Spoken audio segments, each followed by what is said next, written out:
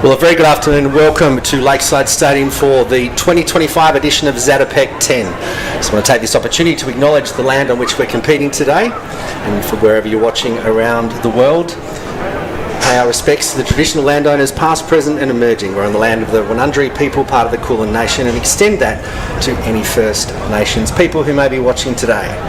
My name is Glenn Turner on behalf of Athletics Victoria, joined with Tim Crosby and the infamous Mitch Dyer, who'll be taking you through Zátopek 10. Thank you, Glenn, and welcome, Mitch. Looking forward to a big night. Obviously, the history of the Zatopek continues. The 65th running of the men's 10,000 metre championships, the 50th running of the women's 10,000. It's going to be a big night. It's a real thrill to be back here. I haven't been in the booth for a Zatopek for quite some time, so beautiful to have your both company, of course. So, no, Tim, it's going to be a cracking night. It looks like the weather gods are going to be on our side. Touch wood, here's hoping, but maybe some history here this evening. There's a few that can go back to back. There's a couple that will be tasting some big titles, so it's sure to be a cracker.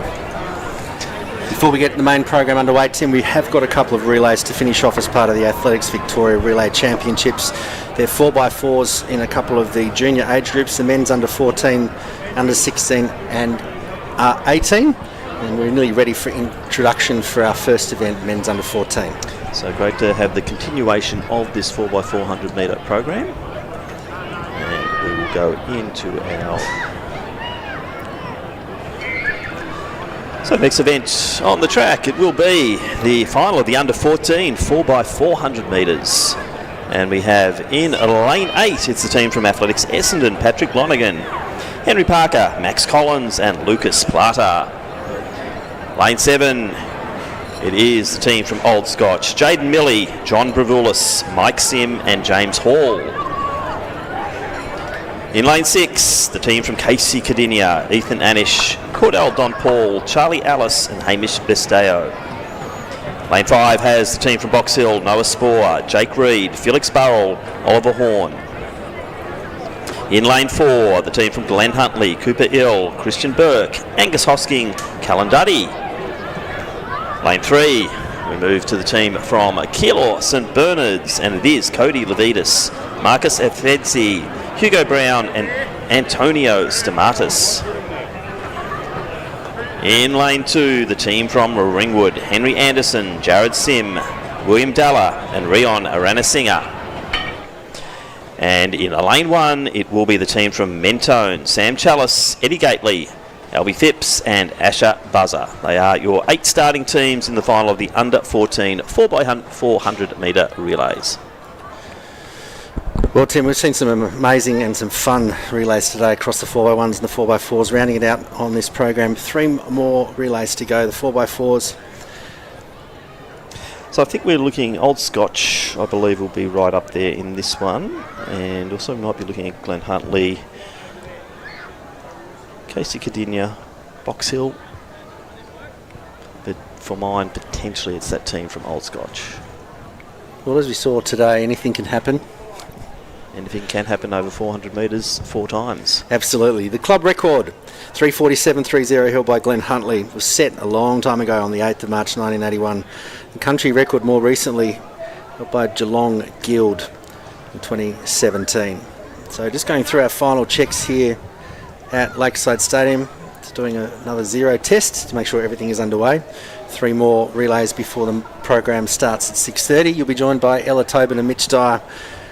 Great events on the card, starting off with the women's 3,000 metre B race. Correct, so a good program of 3,000 metre events. Also the 60 metres, very excited about the heats and then the finals of the 60s. Well, and so far it looks like we have 27 competitors in the men's 60 metres, so 3 heats of 9. And out in the field we're going to have the pole vault teams competition, long jump teams competition, and also a little bit later, and you'll see a spectator zone being set up there for the shot put competition right in front of the finish line. Well, competition's underway under the Steve Hooker pole vault challenge. This has been, must be its 8th year maybe?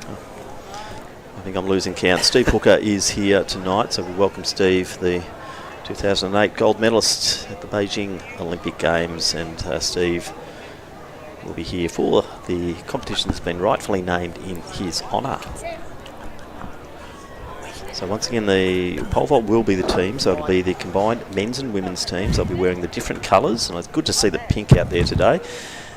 pink, white, blue, yellow, they're all out there, and it'll be the combined men's and women's team. So total height in the combined event will take over the prize money in the pole vault. Just about ready to get underway in this first relay.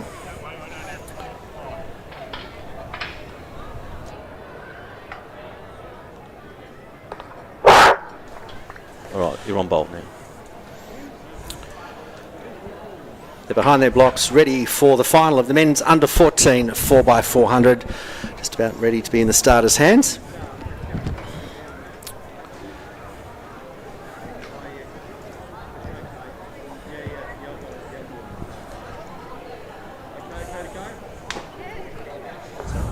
On your marks.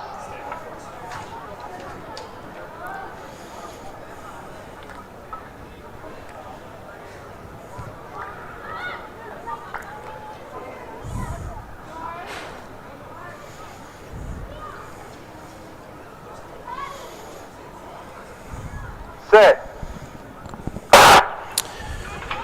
So this event underway, 8 teams competing for the state championship on the outside. Patrick Lonergan from Essendon will lead them out. Scotch running well with Jaden Milley, bringing the stagger back to him. Next to him is Ethan Anish from Casey Cardinia. Glenn Huntley's Cooper Hills running very well down the back straight, saying, I am going to do absolutely what I can to put his team in a great position. But it is Old Scotch, who's run a very fast first 250.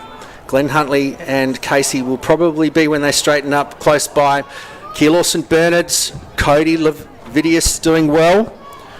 But Old Scotch, this has been a great run from Jaden Milley. He certainly set his team up in the first leg of this under 14 4x4. He'll pass to John Bavoulis from Old Scotch.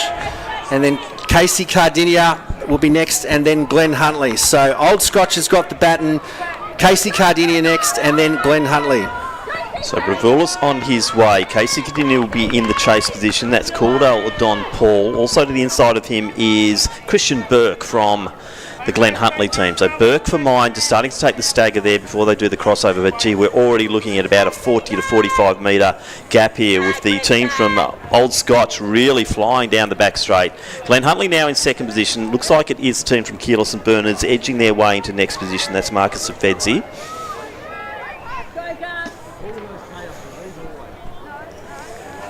But into the home straight, Bravoulis. He'll be handing over to the Mike Sim. So Scotch, I said they were probably my pre-race favourites here, and at the moment they're holding a very big ascendancy over the team now from Essendon. Henry Parker, a big leg from Parker, just trying to pull back in the team from Scotch, but it is Sim now with the baton in hand, as very close on the inside too here. We've got Christian Burke from Glenn Huntley still battling nicely. The team from Keilor St Bernard's, and on the outside there from Ringwood we've got Jared Sim. So Old Scotch just about at the 1500 metre start. They've got about 125 metres. Glenn Huntley, then moving into third will be Casey Cardinia, who's putting a bit of pressure on Glenn Huntley. But let's look at our leader out in front with 200 to go in his leg. Old Scotch running very well. That record of 3:47 might be in trouble, Tim. But Old Scotch, they've got 75. Casey is saying, come on, I'm going to have a crack here. That's Charlie Ellis. For Glenn Huntley is Angus Hosking in third. So 90 metres to go for the young man from Old Scotch, Mike Sim. He's going to hand over to James Hall. The time's going to be pretty handy. So they'll hand over at about 2:51, so might be a little bit tricky to get the record, but Old Scotch have done a great job. Casey Cardinia will hand over to Hamish Bazdeo, and then in third, moving really well from Ringwood, Willem Della to Ryan Ranasinghe. So an 80 metre lead here for the team from Scotch. That's not going to slow James Hall down. He is flying down that back straight. So Hall absolutely going for it. As Glenn said, probably the record a little bit out of touch here for the Scotch team, but it's not stopping James Hall from really motoring around that top bend. Second position at the moment, but boy, there's some chases coming. We're seeing Essendon, courtesy of Lucas Plata, going beautifully down the back straight. He's now being chased by the Glenn Huntley runner in Callan Duddy. They are really looking at that Casey Cardinia runner, and they're sniffing a big change here. As we see into the home straight, James Hall brings home the team here from Scotch. Time check, gee, it is going to be close to that record. just missing the the Victorian State Club record, but 3:49.66 for the mile there, as we see a great competition. Duddy up against the Essendon runner there in Plata. Duddy has momentum. Plata giving everything he can, but it will be Callum Duddy coming over the top. Silver medal to Glenn Huntley. Essendon will settle for bronze. The team from Casey Cardinia, they'll be in 4th position, followed by Keelos and Bernards, Ringwood, Box Hill and Mentone.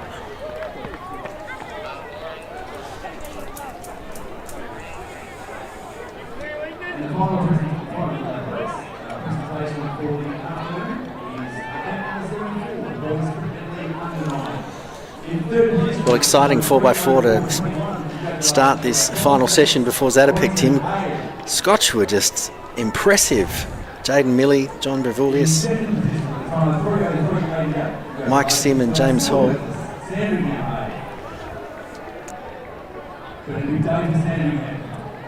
And in first position for the time of 3:02.16, congratulations to our gold medalist and state champion, Diamond Valley A.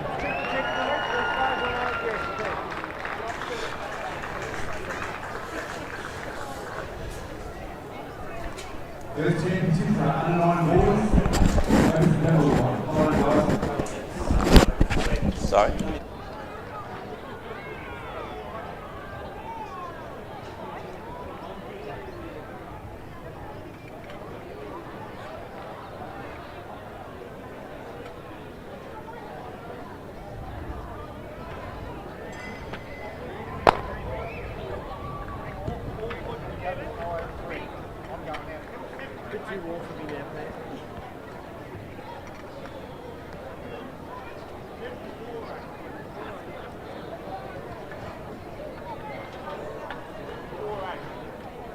Get the second runners in their lane behind the starter stand. When the race starts, they move forward. So put them in their lane.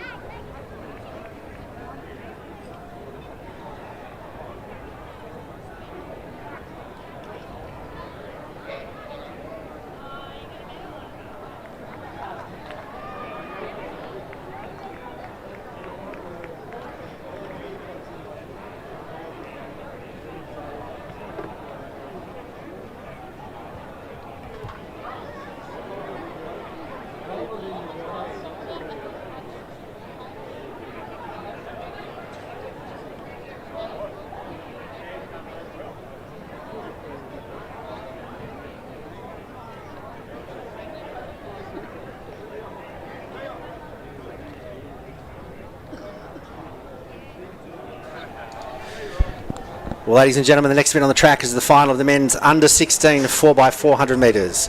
In lane 8, Mentone, represented by Zach Pearson, Owen Roach, Marcel Inkenny and Hugo Mills. In lane 7, Old Scotch, represented by Ted Davison, Edward Barnaby, Henry Hitchen and Joshua Liederman. In lane 6, Sandringham, represented by Oliver Cole, Farid Goyle, Lachlan Meehan and Naruku Kato. Lane 5 is Knox, represented by Luke Fisher, Caleb Legrove, Oscar de Rooseva and Wilbur Francis. In lane 4, Casey Cardinia, Seth Jalia, Navak Siasina, Seth Costa and Oscar Ellis. In lane 3, Diamond Valley, represented by Miles Boyle, Hudson McGregor, Walter Summers and Samuel Thompson.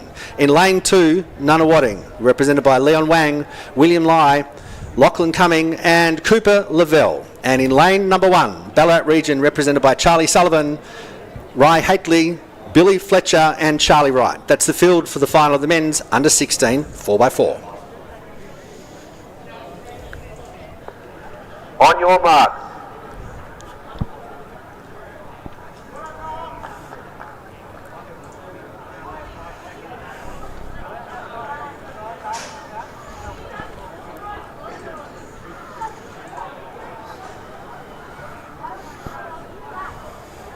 Set. So a fairly even start. Knox runner there, Fisher, moving nicely as they approach the back straight, and in the outer lanes there, Ted Davison from Old Scotch. So Davison going well down the back straight. Chasing though is Fisher. Also Jylaf, for the Casey Cardinia team, and Charlie Sullivan on the inside lane there from Ballarat. Gone a little bit unseen there, but Sullivan moving beautifully for Ballarat region on the inner lane. So as they come round and the stagger starts to do its stuff, you'll see that the runner from Ballarat region really coming into play here. The outer lanes is still Old Scotch, courtesy of Davison. In the middle there, you've got Fisher from Knox, and to the outer lane also you've got Mentone with Zach Pearson. So Davison going nicely, but a big finish here from Knox's Fisher, and just tiring a little bit Sullivan from Ballarat region. And it looks like it will be very close here. If anything, Knox changed first. I think you're right, Tim. Knox, then Old Scotch, and then in lane number 1, Ballarat region. So Edward Barnaby's got the baton for Old Scotch, Caleb LeGrove for Knox. So those two are going to battle out for that primary position on the inside. But close behind, Ry Hatley from Ballarat region is not out of the running yet. But as the boys move across into lane number 1, the long strides of Caleb LeGrove is taking the heat down the back straight, but he's not getting that far away from Edward Barnaby, who's right on his hammer, about 2 body lengths back. Then in third, Ballarat potentially about to be challenged by Casey Cardinia. Navik Siasina running a very good 400. But here's the battle between our second runners in this relay. Old Scotch on the outside. Knox up against the fence. And there goes the arm stride. Knox are flying home. Old Scotch still with them. It's been a great leg from these two runners. Knox will hand over first. Old Scotch will move into second. Casey Cardinia has got to go a bit wide based on the lineup. And then the Ballarat region. Oscar Druva leading the way here for the Knox team. Right on his ankles, on the heels there is the runner from Old Scotch, which is Henry Hitchin.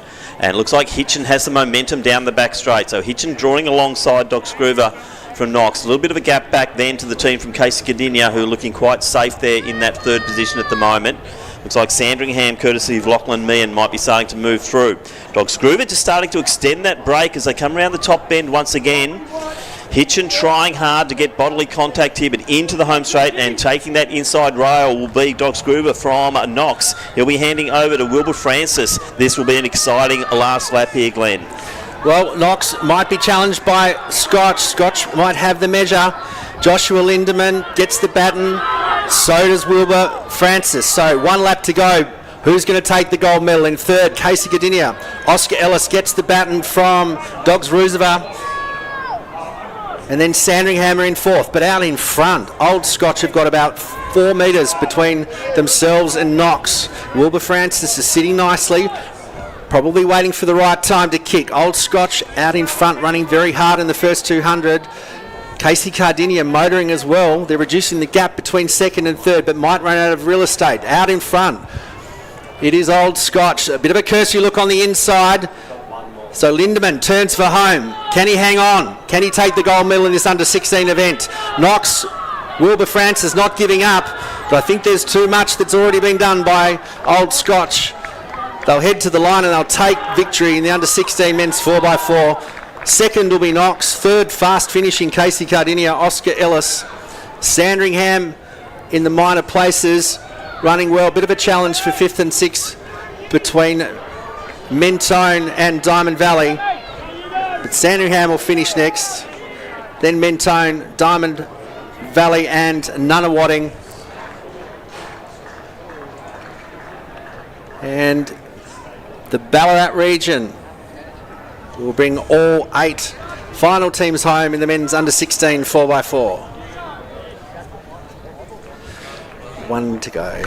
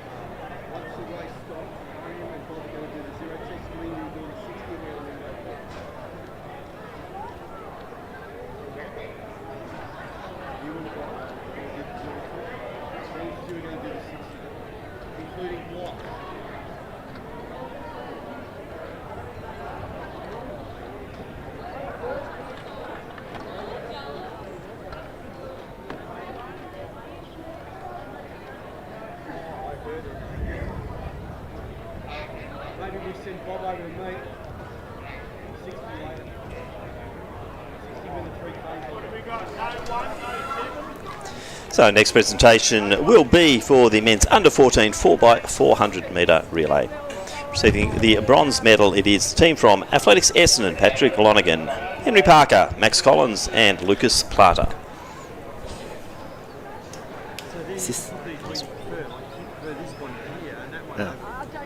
Now go. Let's try that again. Let's do the presentation now for the under 14 men's 4x400 metres. Receiving the bronze medal, it is the team from Athletics Essendon, Patrick Lonergan, Henry Parker, Max Collins and Lucas Plata.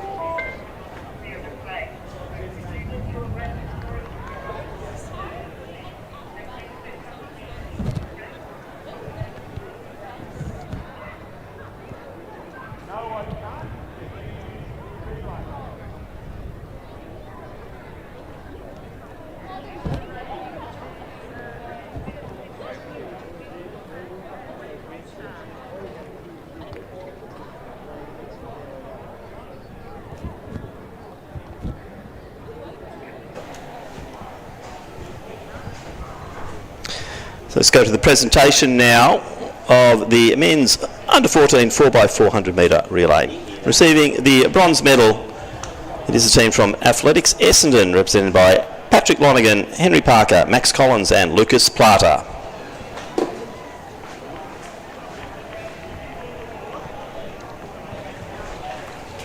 The silver medalists are the team from Glen Huntley, Cooper Ill, Christian Burke, Angus Hosking and Callan Duddy. And our gold medalists and Victorian State Championship champions are the team from Old Scotch, Jaden Milley, John Bavoulis, Mike Sim and James Hall. Congratulations to all teams in the men's under 14 4x400 metres. Next event on the track will be the final of the men's under 18 4x400 metre relay. Next event on the track will be the final of the men's under 18 4x400 metre relay. In lane number 8, representing Essendon, Jesse Lumby, Lucas Harris, Sebastian Moore and Oscar Lichter. In lane 7, Geelong Guild, represented by Jordan Clark, Evan Bainbridge, Noah Mills, Harrison Price. In 6, Nunawading, represented by Aaron David, Andrew Wera Singh, Cyrus Ong, Javel Singh. In lane 5, Frankston, represented by Jackson Knowles, Tyrone Nesbitt, Jet Tripp and Luke Rollinson. In lane number 4, Sandringham, represented by William Tan, William Irving, Jagger Hackett and Archie O'Rourke. In lane number 3, Old Scotch, represented by Lachlan Gumley, Hugo Stubbs, Jack Minert and Oscar Bravoulis. In lane 2, Casey Gardinova, Gunawar Samara Singh, Liam Piccolo, Nate Hall and James Denton. And in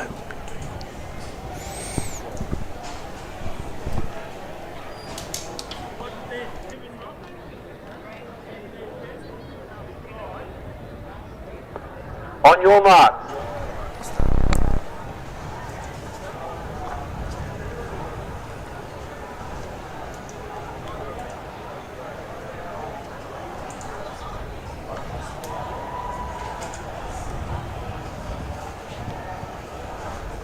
Set. So 6 teams underway, the under 18 4x400 metres. Good start in the middle lanes there from Sandringham. That's William Tan. Alongside him we do have Jackson Knowles from the Frankston team. The outer lanes, Jesse Lumby off to a very good start, and tracking him Jordan Clark from Geelong Guild. On the inside also we have Casey Kadinia, Gunawara Samarasinghe. But around the top bend, looks like the Sandringham team going along nicely here. William Tan leading their campaign here in the under 18 competition. Also in the outer lanes, Lumby from Athletics Essendon going along nicely. A little bit of a chase here from Old Scotch, and that's Lachlan Gumby. But now we're seeing the Geelong Guild team really come through. So Jordan Clark putting it on in that final stretch here, going past the Essendon runner and taking that stagger. But Frankston also will be up there as they do the change. But Geelong Guild first, Frankston in next position, then Sandringham and Old Scotch. Beautiful change there from Old Scotch, Glenn. Old Scotch probably got the sit, but out in front. Geelong Guild are going to lead them out and say, catch me if you can. So William Irving. It's got the baton from Sandringham. For Scotch, it'll be Hugo Stubbs, and out front, Evan Bainbridge. So Bainbridge has won a very sturdy first 200. He's given them something to chase. Hugo Stubbs is being very patient from Old Scotch in second. They know they've got Archie O'Rourke to bring them home for Sandringham as well. So they've got some big names to contend with. So Geelong Guild turn for home. Old Scotch second, Frankston in third, Essendon fourth, Sandringham in fifth.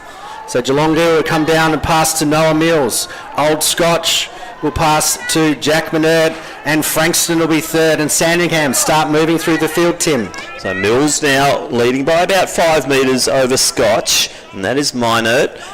And now we're seeing Sandringham into fourth position there, just ahead of Essendon. So Jagger Hackett, baton in hand now, but down the back straight, no real change. Geelong Guild still holding a nice little lead here. Noah Mills, he'll be handing over to Harrison Price. For the Scotch team, Oscar Bravoulis will be taking the baton, but it looks like Guild is starting to just stretch that lead here. So Geelong Guild, courtesy of Noah Mills, a very strong third leg here in the 4x400. Sandringham are coming through though, and they do have Archie O'Rourke as their anchor, so this ain't over yet. So starting to tie up a little bit here is Mills, and now we're seeing Sandringham really come through with Hackett doing a brilliant third leg. So this is a great opportunity. Geelong's Harrison Price. So Archie O'Rourke set sail. We saw him in the heat this morning. He gobbled up the field from 5th place to first to take out the heat. You can see Geelong Guild. You can see Archie being patient. He'll pick up Geelong Guild down the back straight. So O'Rourke challenging Harrison Price in third at the moment. Oscar Bravoulis from Old Scotch being challenged by Frankston. So O'Rourke just sits back for 200 out. Is he playing a bit of cat and mouse with the leaders in this event?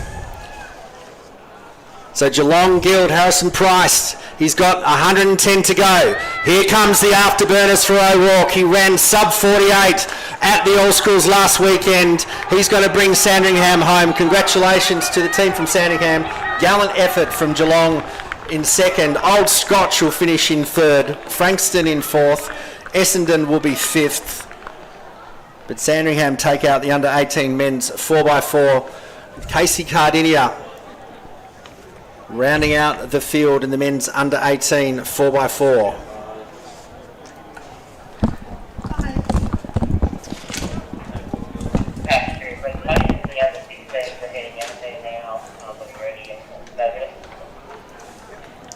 Can you hurry them up? Because we'll go.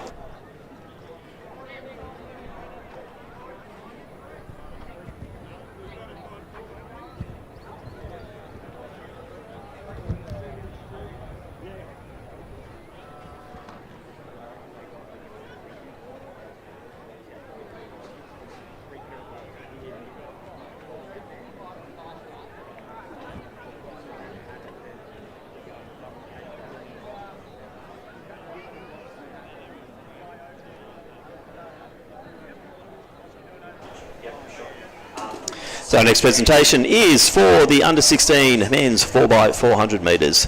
Receiving the bronze medal in third position is the team from Casey Cardinia, Seth Jilaf, Narvik Siasina, Seth Costa and Oscar Alice. Being presented by James Hall.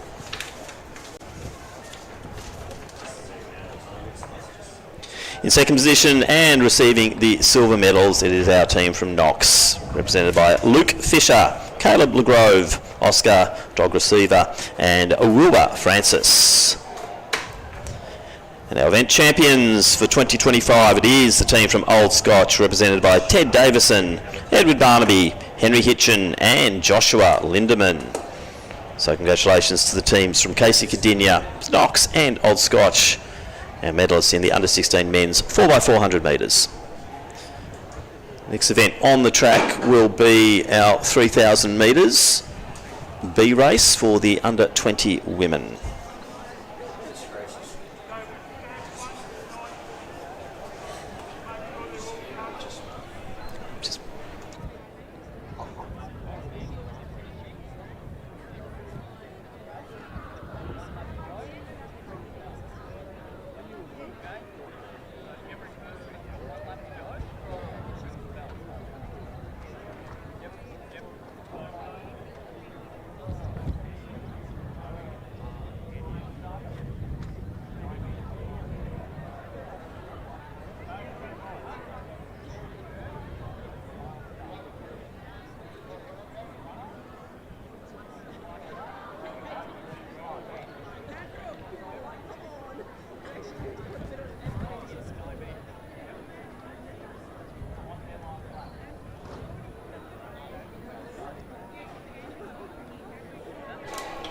So one more presentation, I believe, for the 4x4s, but just welcoming Mitch Dyer to the commentary position here. Mitch, welcome to another Zatopek. Tim, thank you so much for having me, mate. It's an absolute pleasure to be here. And what a beautiful night for the Zatopek. Remains on the Saturday. Hopefully everybody has been here from the relays has stayed on, but now hopefully we're going to be in for a great night of athletics. So first up, Mitch, we will have on the main program here the under 20B race for the Ondieki, the 3,000 metres under 20 for women. Great numbers, so qualifying standard around that 10:30, and to have around 40 competitors making that standard was a good testament to the strength and the depth of 3,000 metre running for our junior women.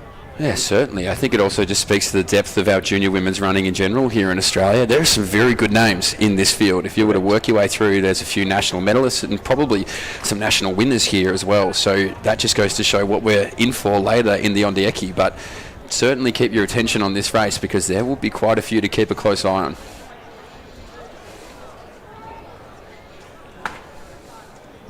Now we're coming off 4 days of the Australian All-Schools here at Lakeside Stadium. And we saw some great talent over the course of that one long weekend from Thursday through to Sunday.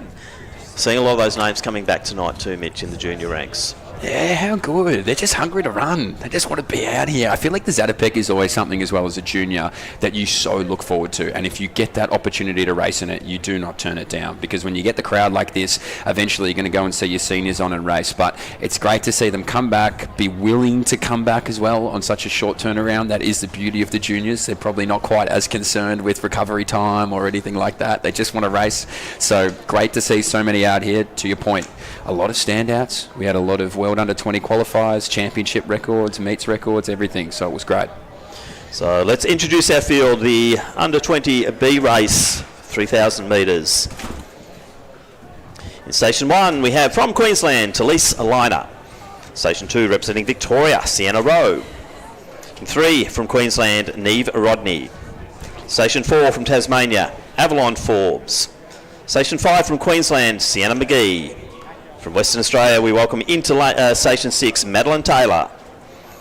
Station 7, from Victoria, Monique Williams. In 8, representing Western Australia, Sophia Brown. Station 9, from New South Wales, Haiwan Wilson. In 10, from New South Wales, Lily Cooney. Catherine Maundrell from New South Wales in 11. Orla Shackloff, Victoria in Station 12. Station 13, from Victoria, Bonnie Burt. Rosie Boyne from New South Wales in 14. Caitlin Garrett from Queensland in 15. Willow Devine, Victoria in Station 16. Alongside her, Poppy Niverovich from Victoria. Charlotte Jackson in an 18 from Victoria. And in Station 19, representing Queensland, Erica Coleman. They are your 19 starters in the under 20 3,000 metres B race for women.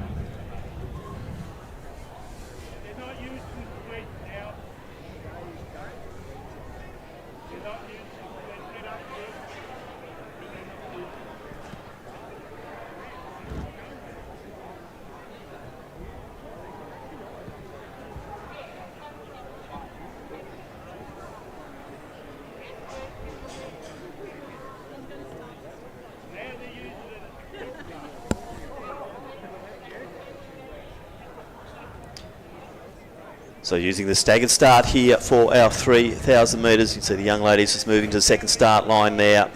So in the starters' hands now for the under 20 B race over 3,000 metres.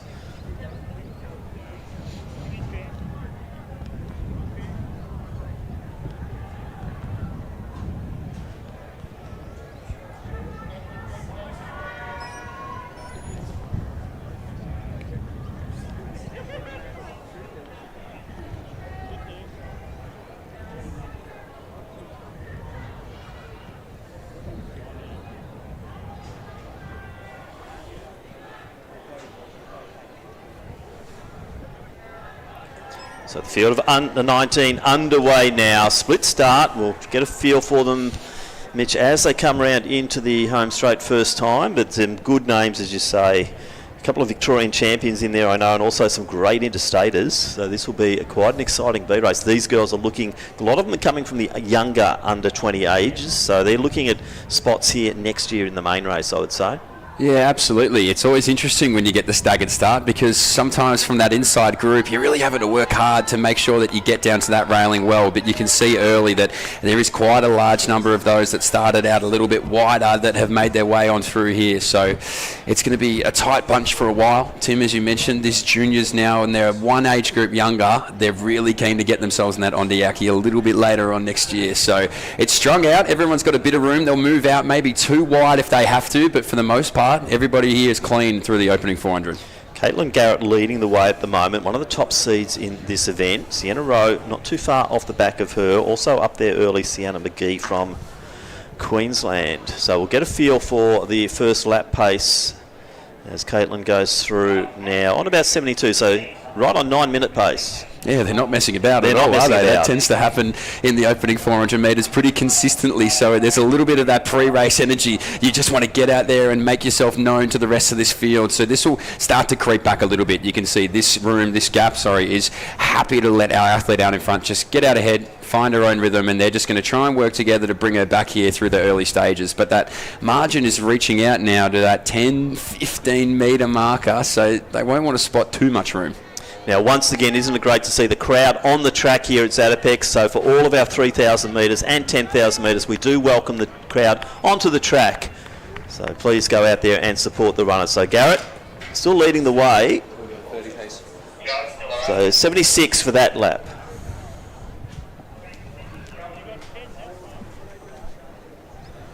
Yeah, so again, just slightly slower than what we saw the first time around from Caitlin Garrett, the Queenslander. But the rest of this field really happy to just allow this to go their own way. So it is a danger at times when you allow somebody to run the race the way that they want to race it. You're not really taking anything out of their kit bag, and this lead continues to just extend.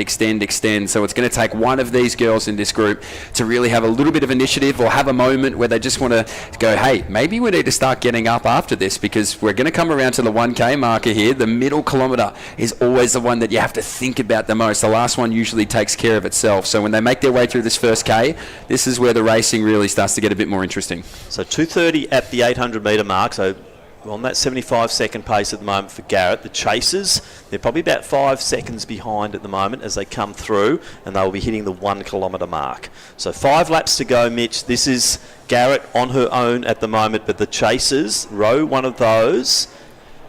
And also we have Catherine Maundrell from New South Wales, 3:10, so 9:30 pace right on the knocker. Yeah, so you can see that's come back from that early first lap pace. But again, this group, they're going to have to work really well together. There's only been a few that have had to stay wide here at the moment, but Caitlin Garrett will be really loving what's happening here at the moment. You get that clean air. You're not really fighting for anything at this point, are you? The only thing that you're really having to think about is maintaining, not exerting too much energy, because when you are out there on your own, it's just you. You don't have any sort of distraction around you, even remotely. It's your own rhythm, it's your own breath, it's your own tempo that you have to worry about. But you can see there's a little bit more urgency in this group now. It's starting to fracture, so it's starting to sort of lengthen out there at the moment, and that pack that was probably consisting of 14 is now just slowly but surely starting to get smaller. The peloton is about to start talking, and I think they're about to start getting up there after our leader. So Sienna Rowe still in that second position. Great to see the crowd starting to fill up on the straight. The girls will be loving this, that little bit of interaction between the crowd and the competitors here, as we see Caitlin Garrett from Queensland just still out by about 20 to 25 metres. Rowe cleanly in a next position. Maundrell was up there. Also coming through, Lily Cooney, one of our New South Wales runners, and also Orla Shackloff. Yeah, and it looks like the Tasmanian Avalon Forbes as well now just moves around. So she's come from the middle of that pack there, and probably senses a moment here. You want to be able to be at the front when the move is beginning to be made, and it's being made at the moment from Sienna Rowe to go and get after our race leader. But you have to give credit to Caitlin Garrett here at the moment. It just continues to go from strength to strength through these phases of the 3K, and the rest of this group now, they're probably going to have to scramble a little bit over the back end here to just see whether or not they've got the kick. Every single athlete in this field, I guarantee you, believes they have the best kick. They believe that when the going gets tough, they're going to be the toughest one in this race. But you're going to have to put yourself in a winning position. You can see Shackloff now just attaches herself to this group of three who goes after Rowe, who goes after Garrett. I think Rowe's going to want that company behind her to get Garrett, but Garrett looks so strong. If you're here in the stands, get out on the track, because this is a rare opportunity to be able to watch athletics up close and personal. Garrett now approaching 3 laps to go, so about to enter into that last kilometre here at Lakeside Stadium. So it's been a front-running performance from Caitlin Garrett. She's sitting on around the 79-second laps. We'll get a fix as she goes through with 3 to go. So nice and consistent. That was an 80-second lap. So we're now looking at a finish time probably around that 9:40 mark, which is going to be a good performance there for Garrett. Rowe's still sitting there, clearly in second position, Mitch. Yeah, so Garrett, 9:49 just last week, so she would love to get under that once more. You're right on it, 9:40, right on the knocker. Now this group, they're just all strung out. Nobody's out wide. Everybody now is just running in a perfect single file, and now Sienna Rowe, she's going to get some company here pretty soon, but Sienna Rowe is doing a great job to bridge the gap slightly back to Garrett, but these closing stages, they're starting to get to the crunch now. This is where it really starts to become a race, and Caitlin Garrett has just commanded it from the gun. I mean, it's a hard performance to run out there on your own. If she can hold on to this, if she can just continue to chip away at the back end of this 3K, she's going to be hard pressed to be beat here at the moment, Tim. So 6:29 there at the 2 kilometre mark. So into the final kilometre for virtually the whole field now. Rowe's still sitting in position, second position, with that chase pack just looming at the moment as they go into that final 2.5 laps. So Garrett coming in to get 2 laps to go. Yeah, and that was Avalon Forbes, who I mentioned, the Tasmanian. She's now in that 3rd slot, but has that group right on her shoulder. They are right on the hammer. We can see Lane now, the Queenslander, go a little bit wider, and there's some more urgency in this group now. There's the movement now. That's Coleman, Erica Coleman, the Queenslander. So it looks like they're all going to hunt well here. We got Queensland, Victoria, Queensland, and now the rest of this field, Sophia Brown, the Western Australian, will make this trip worth it and really see how quick she can go over the closing stages, because as great as times are, as fast as they all want to run, the win's the most important thing here at the moment, and Caitlin Garrett has it well within her grasp. 81 seconds for her last lap here for Garrett. So Rowe might have company soon. So the Queenslander really starting to draw in there. I think that is Coleman. So Erica Coleman, the first one to make the big move, Mitch, out of that chasing pack. And Coleman now fast approaching Sienna Rowe, but no one, I don't think, is going to touch Caitlin Garrett from Queensland. Whoa, you've done the knock, Tim. You've gone early. I like it. All right, so Caitlin Garrett has the faith of the booth behind her here at the moment. But this group, Tim, I like the work rate here of Coleman. She moved around that group, didn't she, about 300 metres ago. She's left them behind. Now she sits right behind Sienna Rowe. And if these two can just work together, if they can just tip away, as we're about to hear the greatest sound in distance running, the bell, I think maybe they can apply some pressure here over the final lap, but it's going to take a lot because Caitlin Garrett has been so strong. Coleman now moves into second position, Rowe in third. Then we have Liner from Queensland in next.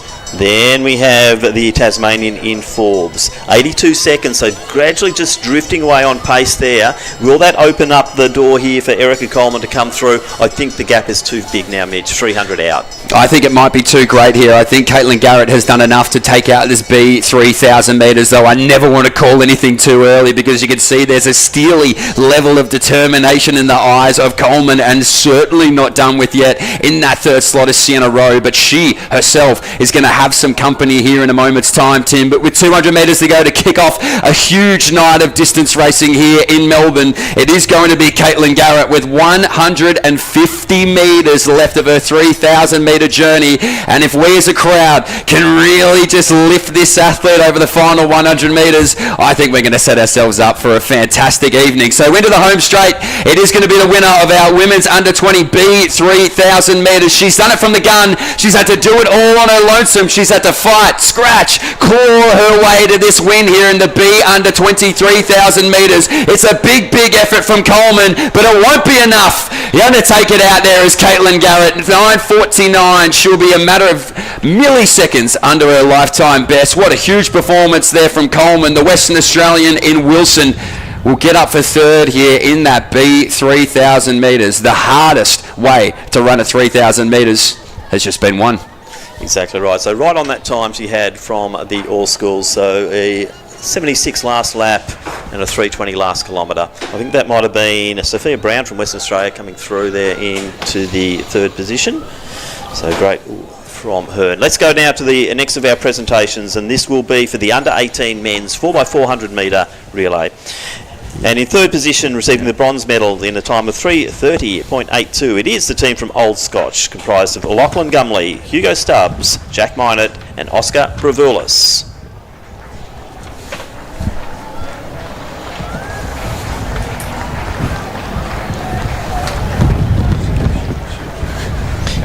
In second position and receiving the silver medal is the team from Geelong Guild in a time of 3:27.85. Jordan Clark, Evan Bainbridge, Noah Mills and Harrison Price.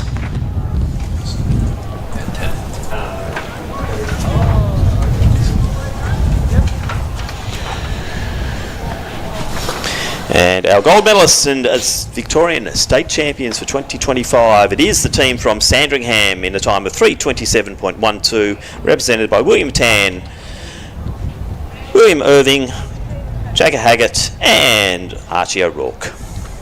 So congratulations to the teams from Old Scotch, Geelong Guild and Sandringham, our medalists in the under 18 men's 4x400. So that stable of Old Scotch is really at the strongest. I would have to imagine the club's been for quite some time. The school itself took out that APS title this year. That was a big win. But they've medalled in all three of those relays there that we've just seen at the start of this programming for the Zatopek. So they'd be very, very happy with that. Yeah, definitely a good program going at Scotch. As we can see, Mitch, they're getting ready now for the 60 metres. So you will be calling these. Take a deep breath and Tim, let it go. You've got about 6 or 7 seconds to let it rip. Blink and you miss them. These are the fastest women in the country here over the 60. So this is going to be it. We've got 2 heats here for the women. I think we roll into 3 for the men, according to the piece of paper in front of me. Now, some of these women have already competed in the relay champs. They've sort of just started out the start of their year, but these will be blistering. So I mean it. Blink and you'll miss them. I have the honour of being able to talk to you for 7 seconds through these races, and we'll allow them to get through the blocks, do what they need to do, and I'll call the field out in a moment's time.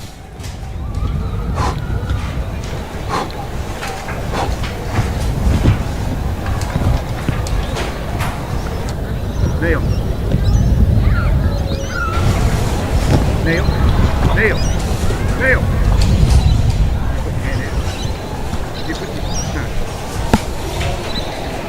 You put your hand out. You put your hand out. You want to set the front? No, I don't know. Yeah, she did. You want to? Oh yeah.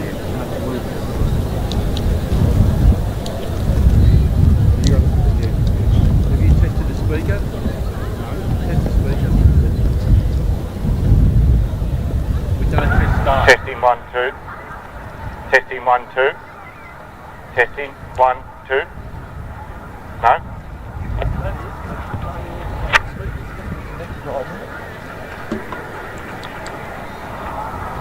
Speaker, yeah, it should be right.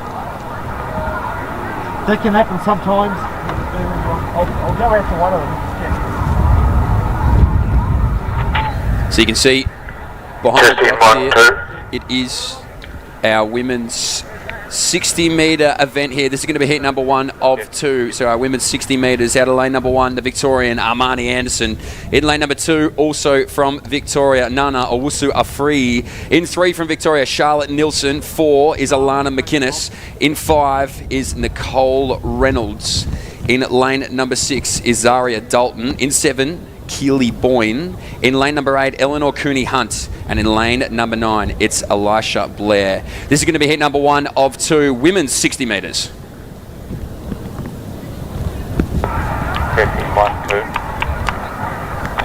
Speak up a bit louder.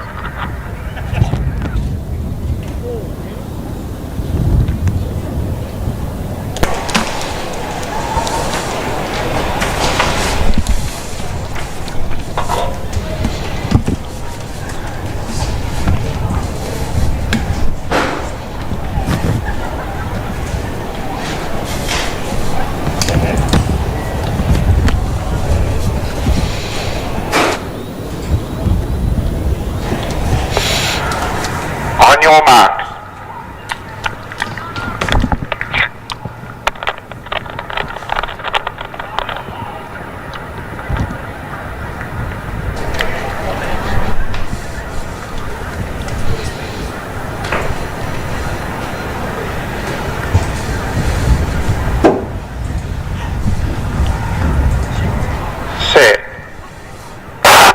Good start on the inside from Anderson. Owusu free will roll with her. Wider than that though will be Boyne, but I think on the outside it will be.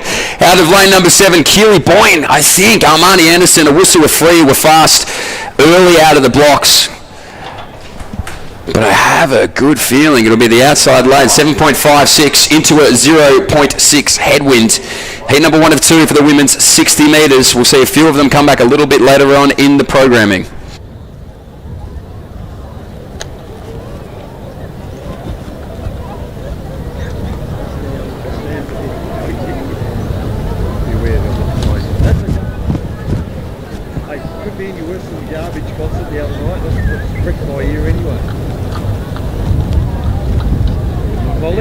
So for our women's event, it'll be the top 3 that go through automatically from both heats, and then we're going to search for the 2 fastest times from there. So it'll be the top 3 and then the 2 fastest times spread across both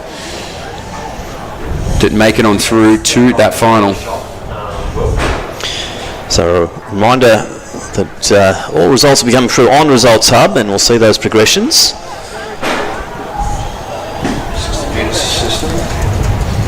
So that's a 60 meters. Yeah, cool. Leave that with. Just hold that. So our next heat, we'll get behind their blocks. We'll announce them in a moment. Can you just stand up to the side Some fast competitors here in this field. and look at them? Like the whole field until we're ready to roll.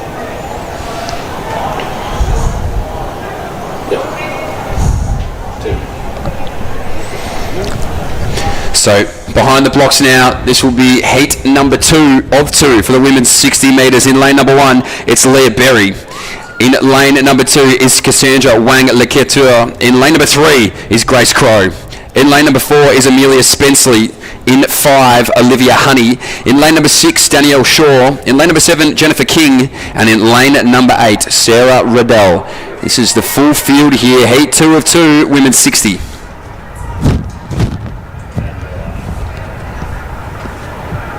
On your mark.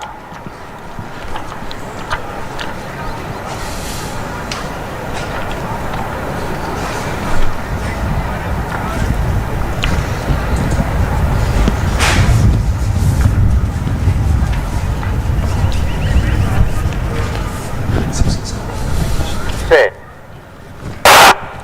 Good start from Crow out of lane number 3. Wanting to roll through with her is Honey, but Grace Crow is away and she'll dismantle this field at number 2. Danielle Shaw, late push there. So 7.49 into a minus 0.2 headwinds. Grace Crow, a really good start from her 100 metre specialist, really strong over the 60, proved it there in heat number 2. We'll see her, Danielle Shaw, and we'll wait for the results. Who will be through to that final? Yeah, very strong performance from Crow, but very big finish there from Shaw. So this will be a fairly exciting final a little bit later on in the evening, and we see now our men getting their block set up for 3 heats, and that'll be top 2 to qualify automatically, Mitch, and next 2 fastest times. Yeah, it's a good spread of seniors and juniors here as well across the men, same as the women, so good to see that they're all mixed in with one another. But your point, 2-2-2 go through automatically here for the men. So it's important to scrap and fight your way through these heats because there's no guarantees. They've spread the talent here incredibly well, so not going to be an easy task to get through to the finals later on this evening. A few to watch out for here in this field. And there was a 60 earlier on in the year at Knox, and we saw a couple of these competitors out there maybe just getting a little bit of a head start on what the 60 might have looked like here this evening.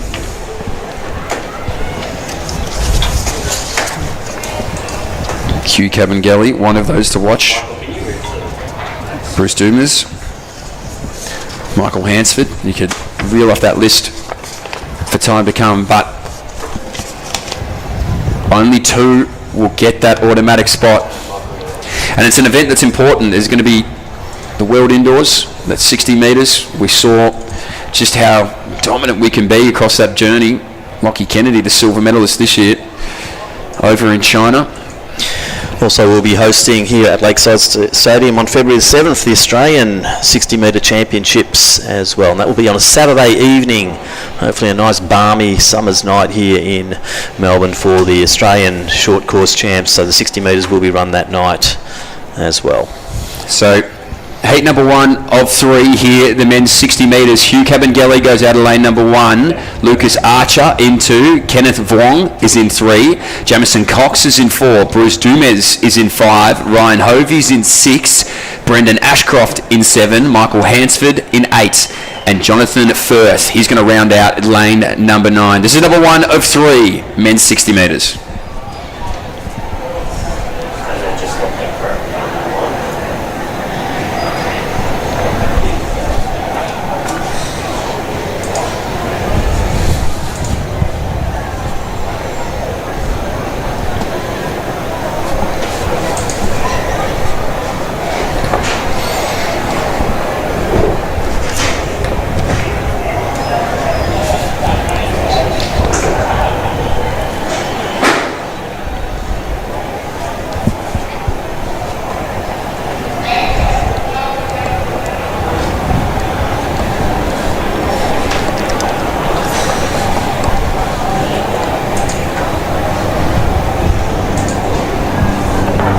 On your mark.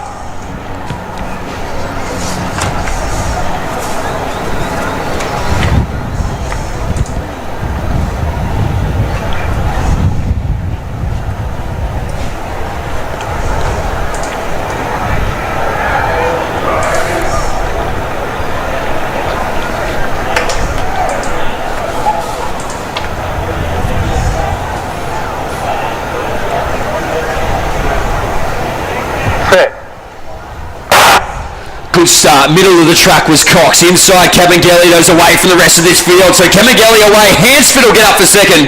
There's 1-2 automatic. Cox was strong at the start. Just faded slightly at the back end of the 60, 6.85. Now we've got a tailwind. Welcome to Lakeside. Plus 0.8 behind these boys. Heat number 1 of 3. Those 2 automatic spots crucial for the sprint here this afternoon. But Hugh Cabangeli will be very, very happy with his first 60 here this evening. That was a very strong performance from Cabangeli. Nice finish though from Hansford. Came home very strongly. Okay, just a little bit of an update from the pole vault competition. We've got the teams underway. The bar in the women's competition currently at 3.95, and we have Kushnal Rangi and also Alicia Kenschol over at that height. Suknal Rangi, also Cassidy Bradshaw, Jamison Harding still in the competition. In the men's competition they're up at 5.05, so the bar is over 5 metres in the men's competition in the pole vault. Lachlan Burns over first attempt at 5.05. And you've still got Alex Arbuthnot in, and Dalton DeMedio, and also Charlie Myers, Johnny Suarez. Great name, Johnny Suarez. So, heat number 2 of 3. Again, just some really good mixed talent here in this field. He got out of the blocks just then in the black and green. That's Archer McHugh. And another to watch will be Jeremy Kariuki in the middle of the track. Just a really strong sprinter out of that drive phase. He's hard to chase down. But McHugh, he has that senior experience or the junior experience on a national team. So out of lane number 1 is going to be Musa Kamara. In 2, who I've just been speaking of, Archer McHugh. In lane number 3 is Tim Ma. In 4, Jeremy Kariuki. In 5, Mason Spikers. In 6, Dumasani Malope. In 7, Kai Morgan-Haler. And in lane number 8, William Hurt. This is the full field. Heat 2 of 3, men's 60.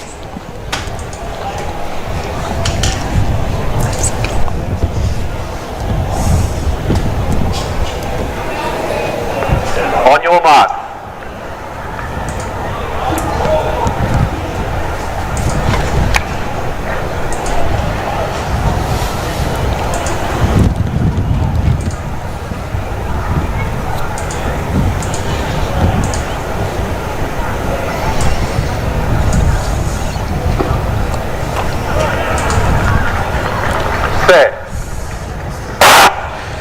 good jump karaoke. Took a little bit of a back step. Mason Spiker's got the best of it, but look at Archer McHugh just power home.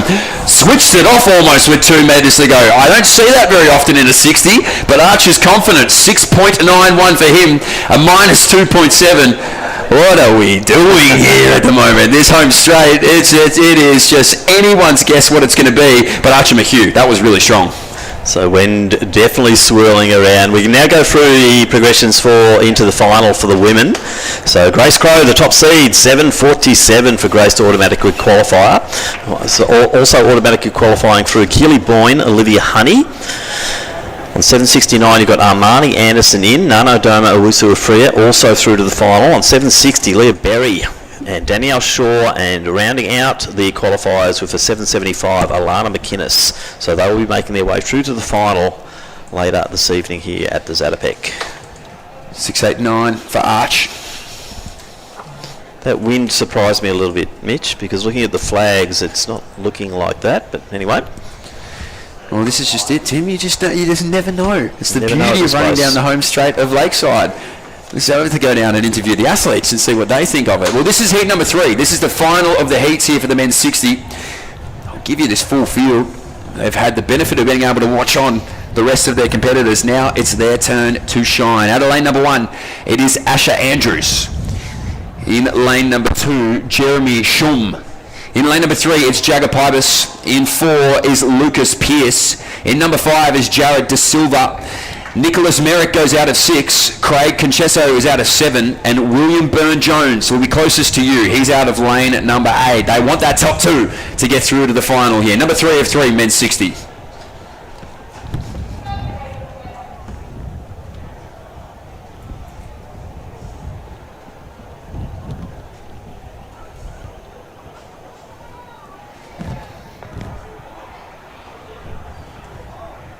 On your mark.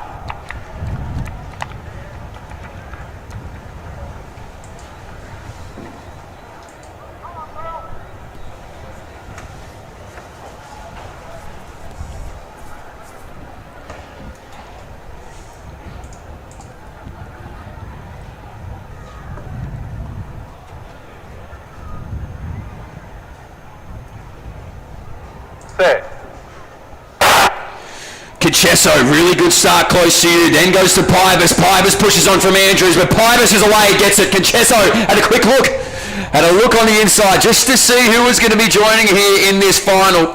I think it's going to be Jagger. Asher Andrews, though, was quick on the inside too. He'll have to wait on time. Those top 2, Tim, they're so crucial. I'm sure they'll come up to us very quickly, minus 1.1, so we're still into a headwind here up the home straight.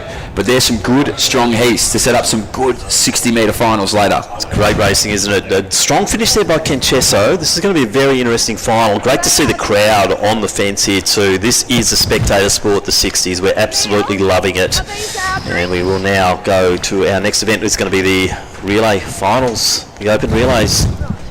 Always an exciting event. Always a big event, Tim.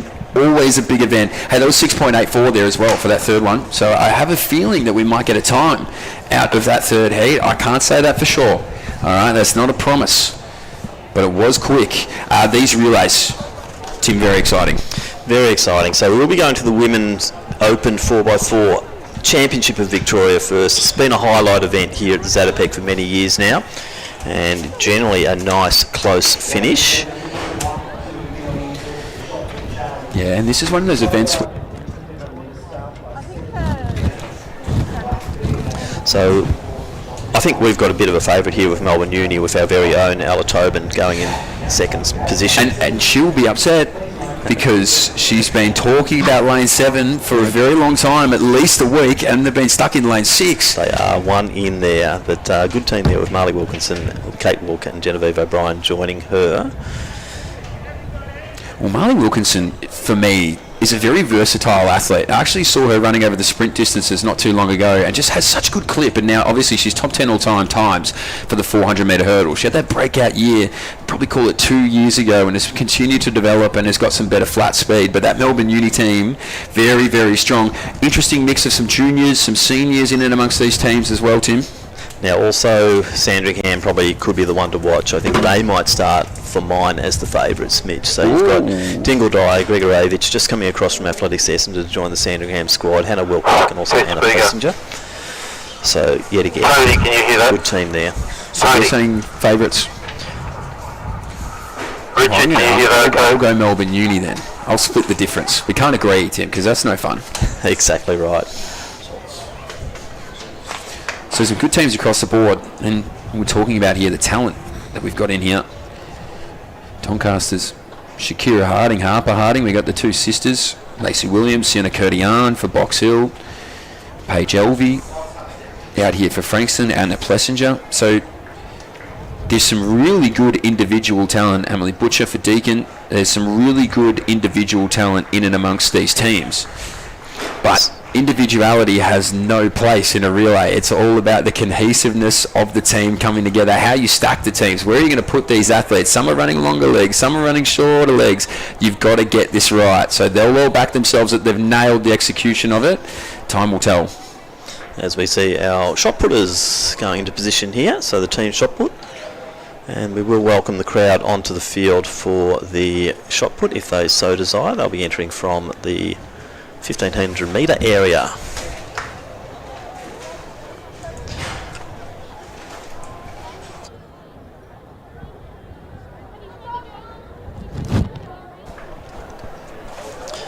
So next up on the track will be the final of the Victorian 4x400 metre relay championships for women. Just talking through the team. Sandringham for mine. Mitch looking very strong here with Dingle-Dye, Gregorovich, Wilcock and Plessinger. You like Melbourne Uni with Wilkinson, Tobin, Walker and O'Brien. I do, and I think it's important that we don't agree, Tim. So I'd like that we're on either side of the ledger here. I don't even think that this is going to be a runaway between two. I think they're the two favourites, absolutely. But I think that pack behind there may be able to shake a couple of things up. I mean, this isn't a Victorian title at the end of the day. There are medals up for grabs here in this 4x4, and there is nothing more competitive than a relay. There is nothing more ego about running a good relay, and this is going to be a cracker here for the women. Now, interestingly, in the Doncaster team, you've got the Harding sisters with Harper and Shakira in with Lucy Kearney and Nia Brown, and Nia being the senior citizen of that group, being born in 04. So the Harding sisters, we saw them a lot last week at the All Schools, and great to see the Hardings back here. And you can see the girls lining up there in their transition zones. We will introduce our field shortly, but I will go through the qualifiers for the men's 60 who have gone through the finals. So Hugh Cabangale, 684, also 684 for Craig Conchesso. On 689, Archer McHugh, and he was on the ease back there. 685 for Jagger Pybus. Michael Hansford, 691. 696 for Mason Spikers. Jamison Cox, 702 and 703 for Brendan Ashcroft. They will be qualifying through. So we'll now introduce our teams for the women's 4x4 Victorian Relay Championships. In lane 8 we have the B team from Ballarat region with Lavinia Mail, Gracie Downey, Olivia Parnell and Eilish Ryan. Lane 7 is a team from Deakin, Ashley Mead, Ida Lady, Emily Butcher and also Laura Kadri. In 6 it is the team from Melbourne University, Marley Wilkinson, Ella Tobin, Kate Walker and Genevieve O'Brien. Lining up in 5 we have the team from Doncaster, Nia Brown, Lucy Kearney, Harper Harding and Shakira Harding. Lane 4 it is Box Hill, Charlie Dixon, Sienna Kurdian, Lacey Williams and Emily Holler. In 3 the Ballarat region A team, Chloe Kinnersley, Lucy Jones, Michaela Shannon and Hallie Martin. In 2 the team from Sandringham, Elizabeth Dingle-Dye, Sophia Gregorovich, Hannah Wilcock and Anna Plessinger. And in lane 1, the team from Frankston, Paige Elvey, Kayla Barrett, Emma Haley and Simone Adelaja. They are your 8 competing teams in the final of the women's 4x4 Victorian Championships.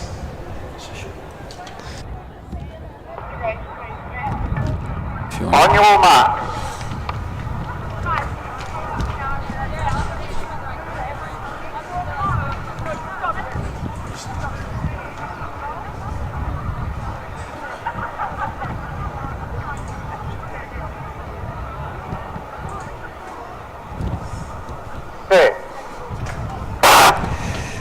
Yes, it's relay time. Frankston, Sandringham, Ballarat, Box Hill, Doncaster, Melbourne Uni, Deakin and Ballarat once again. So we're away quickly. It look to be Deakin on the outside of the track, who are really ambitious to start things off strongly. But have a look at Marley Wilkinson in the white singlet up the back straight. So Melbourne Uni gets a really good strong start here in the opening leg of this women's 4x400 metres. She's been class over the hurdles for a period of time here, Marley Wilkinson, but this flat speed is only getting faster and faster. So Melbourne Uni, they're going to round into this home straight out in front, throw a blanket over the rest of them. Deakin doing a good job to really continue to push here. Now Sandringham on the inside of the track, so they have to pick up this stagger. So what they look like right now isn't exactly how they're going to change over, but Melbourne Uni, Deakin, Sandringham, back to Doncaster, Ballarat region, but Melbourne Uni's going to get a perfect toe from Melbourne Uni here. They're away, and now Ella Tobin with it. So Ella Tobin leading the way here. We've got the Sandringham team now with Sophia Gregorovic now with the baton.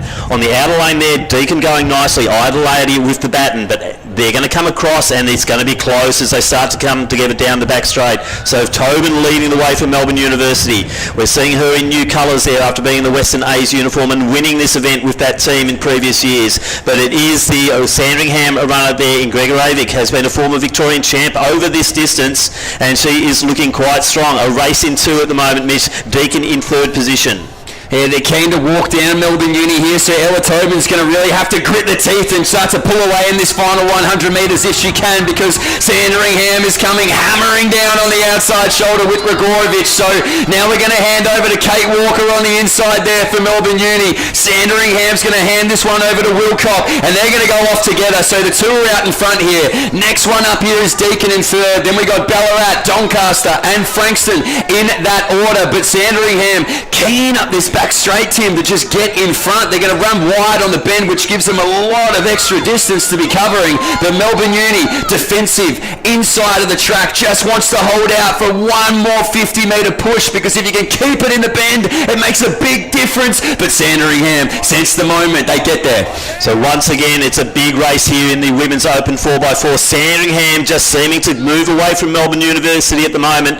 You've still got the Deakin team running strongly with Butcher out there for the third leg. Into the home straight they come, and it is Sandringham, courtesy of Hannah Wilcock. A great run from her, but the Melbourne University runner there and Walker not giving up. This will be all important as they do the final handover. So Plessinger just wants the baton there for Sandringham. She says, give it to me, I need every single metre I can get over the rest of this field now. So they're away. Plessinger, like a bullet out of a gun, is going to give Genevieve O'Brien everything to chase in this final 400 metres. So Plessinger's away. That gap is just growing and growing and getting bigger and bigger.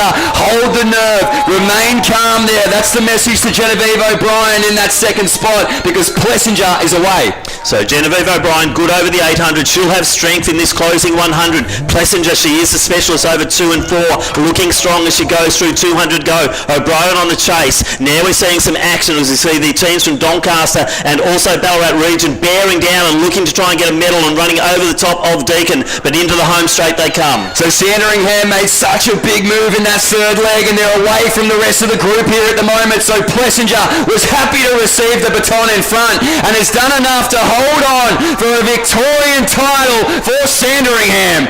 Takes it out over the top of Melbourne Uni. It was a big run from O'Brien to try and get there, and Deakin, they're going to do enough to hold on for third here in this Open Women's 4x4 state title. It's a battle there for fourth. It's going to be Ballarat just over the top of Doncaster. Frankston moves back to Box Hill, and the second of our Ballarat teams will round into the straight.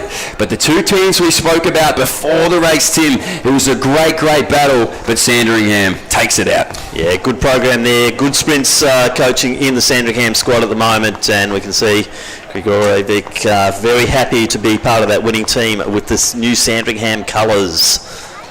Great running also. I thought Deakin were going to get run over the top of there, but they held it together nicely to claim a spot on the podium, Midge. But you can see the girls from Sandy embracing at the end of that race. Awesome to win this event here at the Zatopek. They're on the main stage, and the Sandy girls really held off a great charge and a great competition from Melbourne Uni. And this means that we will be joined up in commentary soon by Ella Tobin after that lovely run of hers. Yeah, so 3:43.9. It's a good performance there from the team. So we get out final sheets here for the men's 60. But like you said, a good battle between the two up front. And Deacon will be happy to walk away with a bronze medal there.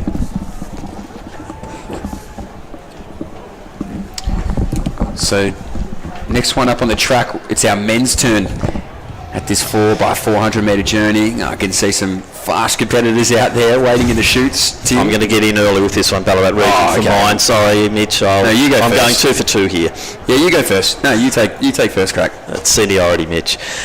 Who else do you see there, though? Look, you're looking at Essendon with the likes of Velton. Also, Vishnu Satish has run very strongly also in the lead up to this event. Doncaster with Thomas Reynolds. Kevin Rasool comes in. Matthew Fryer ran very strong in the heats. And also Christian Zapras, the youngster.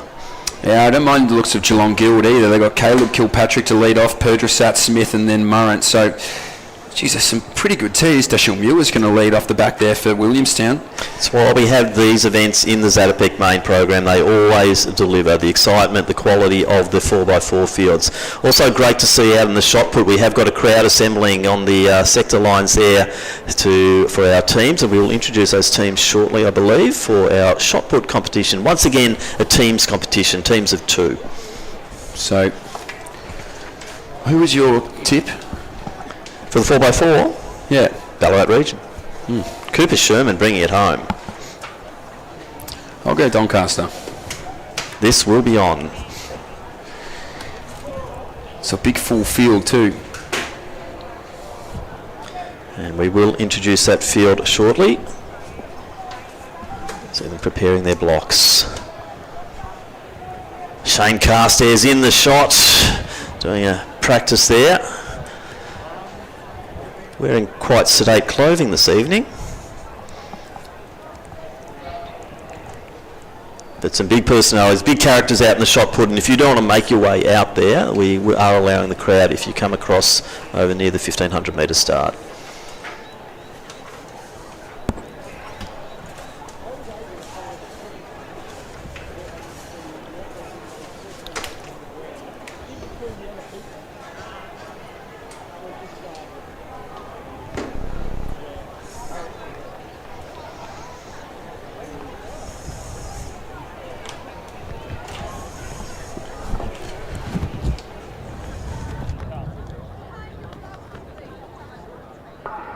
Steady behind your blocks, please.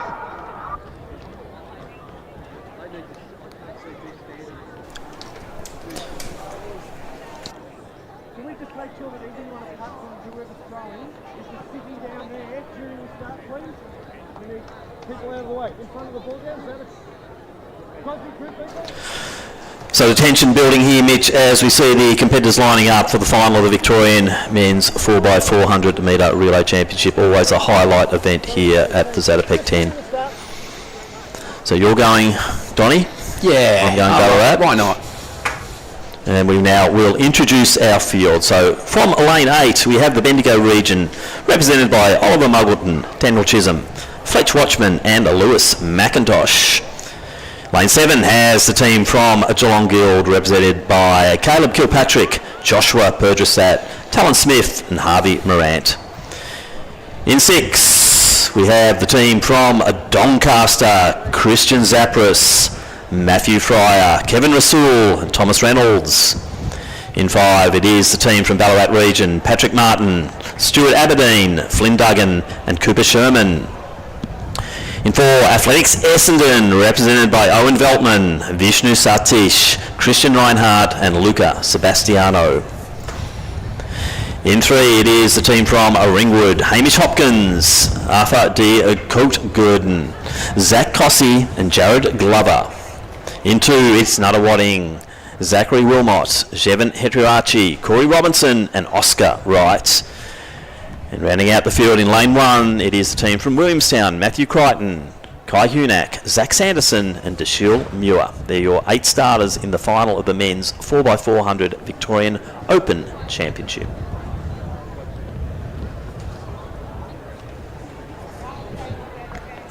On your mark.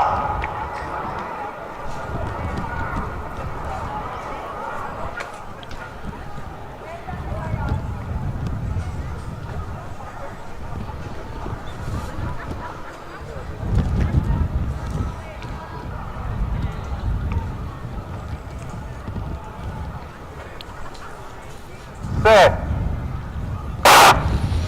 So cleanly away, no more time for talking anymore, only what can be done is what you can do with your feet. So they're out here in the opening stages of the men's 4x400 metres. That Essendon team off to a good start in the middle of the track. That's Owen Veltman. He's got a really good benefit of chasing down Patrick Martin there just in front of him. I can see Caleb Kilpatrick a little wider than that for Geelong Guild, but you can see that margin's already been separated on the inside of the track. That is going to be a really, really good strong point for Essendon. But out in front here, moving around, Caleb Kilpatrick, we can see company next to him and Christian Zapris of Doncaster. Now they get well on past there. Oliver Muggleton from that Bendigo region, but pushing on strongly as well is going to be Patrick Martin. These three, Tim, are going to change pretty close.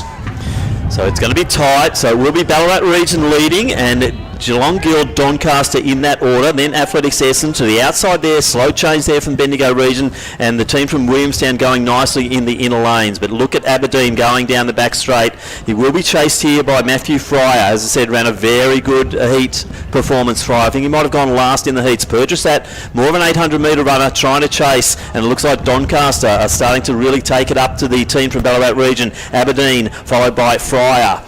Well, Tim, have a look at Matthew Fryer. He is just stalking him down in front of him here at the moment, Matty Fryer. So he is gliding along this track for Team Doncaster. He's going to have to try and get around this shoulder if he can, but doing a good job to keep him out there is Aberdeen. So Aberdeen to Fryer. This is a big leg. These two are going to change over right on next to each other, and we can just see Doncaster with the step. Just gets in front there, so just moved his way around. That's a really good change over there. Kevin Rasool, he's no stranger to these types of events. Then it goes back to Flynn Duggan there in that second spot. Look at Geelong Guild, just slowly but surely, that low centre of gravity. It's almost going to sneak up on them here, I think, in this backstage, the third leg. I think we're going to get a three-man changeover. This is going to be an awesome finish to this third leg here, but Rasool, that experience at the changeover, just to get the leap on the Ballarat team, that was important, and Rasool knew what to do. We're seeing that beautiful stride pattern now of Rasool coming into the home straight. He's being chased by Duggan, and as you say, the team from Geelong Guild with Talon Smith, they're bearing in. Essendon in fourth position. Just a couple of Australian representatives demanding the baton here for the final leg. So here we go. Doncaster leads out now from Ballarat. It's going to be Thomas Reynolds who gets it just ahead of the Shermanator. So Cooper Sherman has it in his hand now. He's going to go and chase down the big looming figure of Thomas Reynolds. Thought it was a little bit cold, so I'm going to leave the long tights on and just see whether I can burn the rest of this field. This is going to be a battle. So down the back straight, Sherman not making much of an indent. Thomas Reynolds still striding beautifully, but now we're seeing Sherman coming into the picture. You've got Morant for Geelong Guild holding down that third position. Challenging will be the team, and that's Sebastiano from Essendon, but around the top bend, Mitch, call him in. Timmy the Shermanator, he loves the 200 metres, so into the final 100 now. Thomas Reynolds is going to have to find every ounce of what he has to hold off a fast finishing Cooper Sherman. Don't worry about the medal, it's pride on the line, and Thomas Reynolds, 1 metre longer, wouldn't have it, gets it. Doncaster out there from Ballarat. He had to hold so tough. The Guild take third, but Thomas Reynolds bragging rights. It's a hug for now, but I think there'll be some words exchanged. Beautiful running, great excitement once again in the 4x4 final. I'm going to give the plaudits there to Kevin Rasool. That changeover where he leapt into the lead, changing second but taking the lead, Rasool really made it. What an event. So we're now going to introduce, going for the excitement of the 4x4s. As always, it delivered, Mitch. Always does, Tim. Always does. And now let's introduce our field in the mixed shot put teams competition.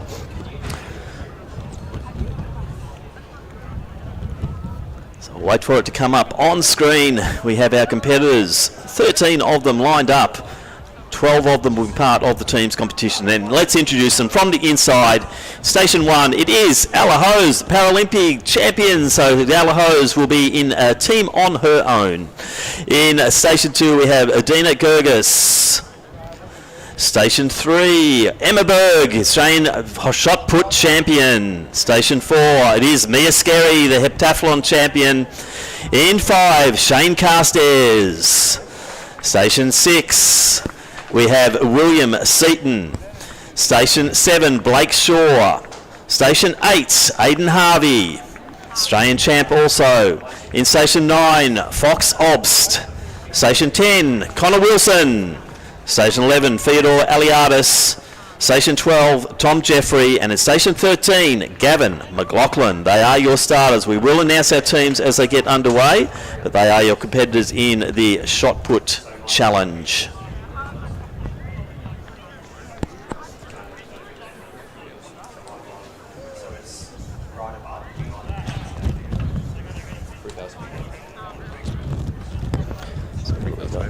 Yep.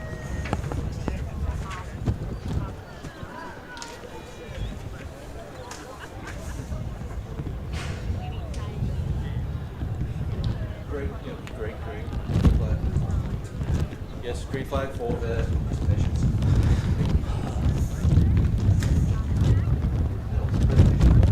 We got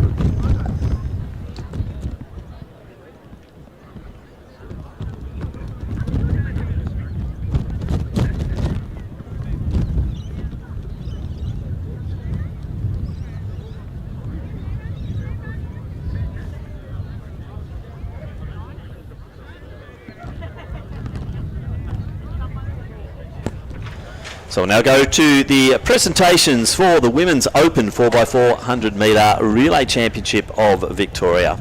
And receiving the bronze medal is the team from Deakin, represented by Ashley Mead, Ida Laity, Emily Butcher and Laura Kadri.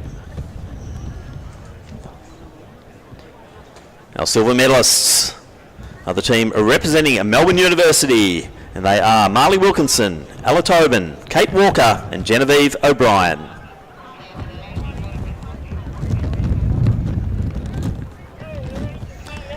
Our gold medalists and Victorian champions, it is the team from Sandringham, represented by Elizabeth Dingledye, Sophia Gregorevic, Hannah Wilcock and Anna Plessinger. Congratulations to the teams from Deakin, Melbourne University and Sandringham, our medalists in the Women's Open 4x400 metre Relay Championship. Yep.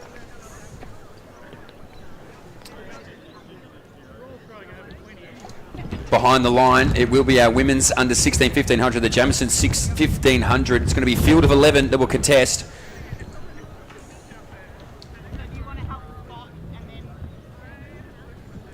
So hip number 1 will be Aria Violini. Number 2 will be Heidi Kappler. In number 3 will be Beatrice Garnies. Number 4, Sadie Bird. Isla Jennings is wearing hip number 5. Hip number 6 is Georgie Lindsay. Number 7 is Madeline Kearney. In 8, Isabel Daniel. 9, Asha Morrow. In 10, Chloe Grund. And rounding out the field in number 11 will be Paige Tuddenham. This is our field here, the women's under 16 Jamison 1500.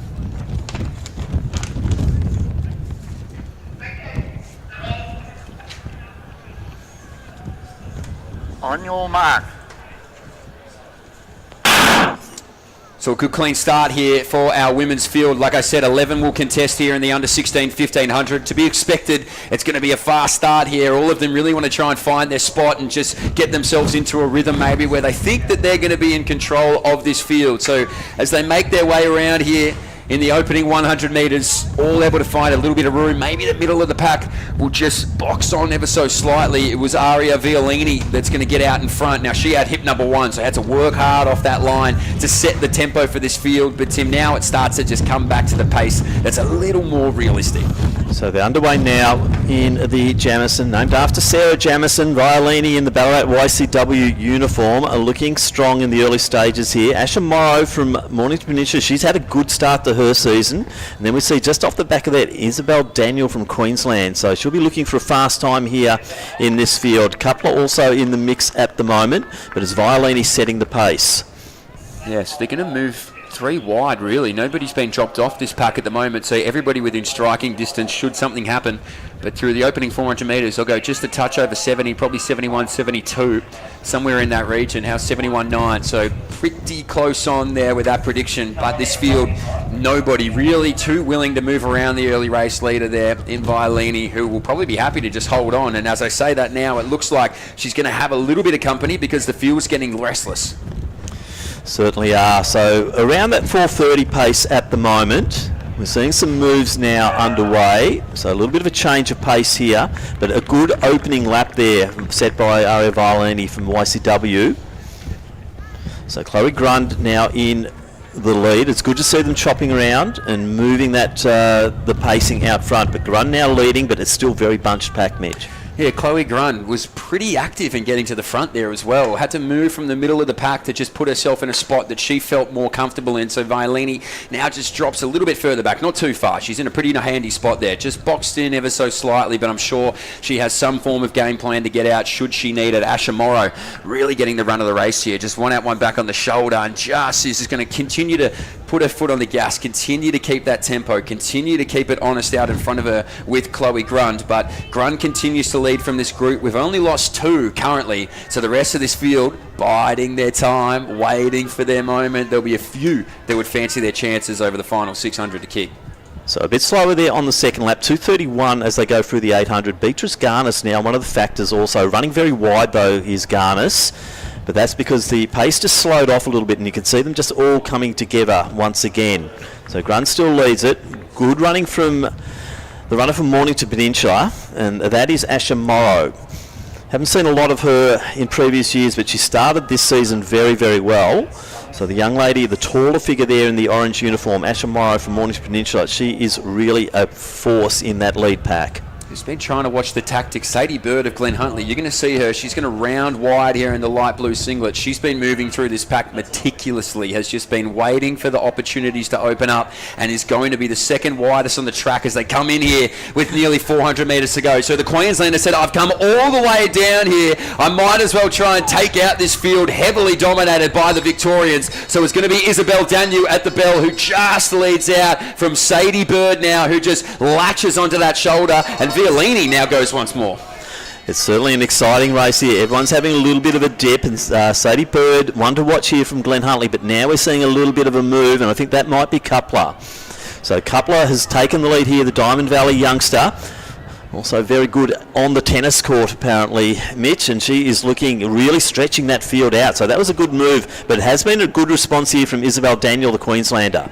Yeah, so Coupler just really wanted to put the volley down and see he could get over the net, but now we just see Daniel, who, like we said, the Queenslander, comes down here for a reason and wants to win this under 16 women's 1500 metres. So allowed the kick to happen just ahead of her, knowing the final 200 metres is where I really fancy my chances, though Heidi Coupler has maybe just done the same. It's been a battle of cat and mouse over the final 250 metres. So the Queenslander has come down here. Will just start to push to the arms here and get away from the rest of this field. Isabella Daniel just waited for her moment and bided her time to perfection. And the Queenslander will come into Victoria and take out the under 16 1500. 4:42.66. Coupler strong, and a booming finish. Asha Morrow got over the top. Yeah, strong run there from Isabel Daniel. So that was a good move down the back straight. It looked like Coupler really wanted to take it as they went into the last lap, as we see the runners there, Isla Jennings and also Georgie Lindsay finishing off the Jamison 1500, but a strong run there, Isabel Daniel. Coupler in second, as Mitch said too, a very strong finish there from Asha Morrow from Mornington Peninsula to take third position.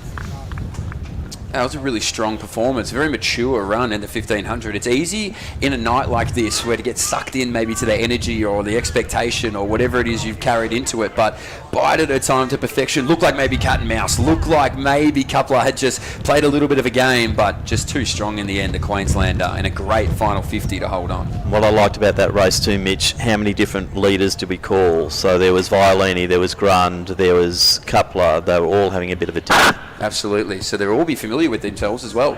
Right? They would have raced on the national circuit plenty of times before, though there's always a couple of new juniors in that under 16 age group, but that's a great run there for our women.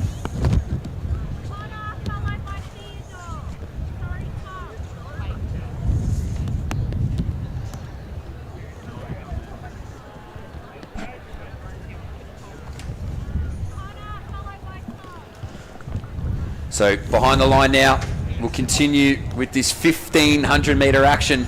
The men's under 16 Hilliard 1500. Owen Jessup wears hip number 1. Henry Kerr-Lewis is 2. Joel Dean hip number 3.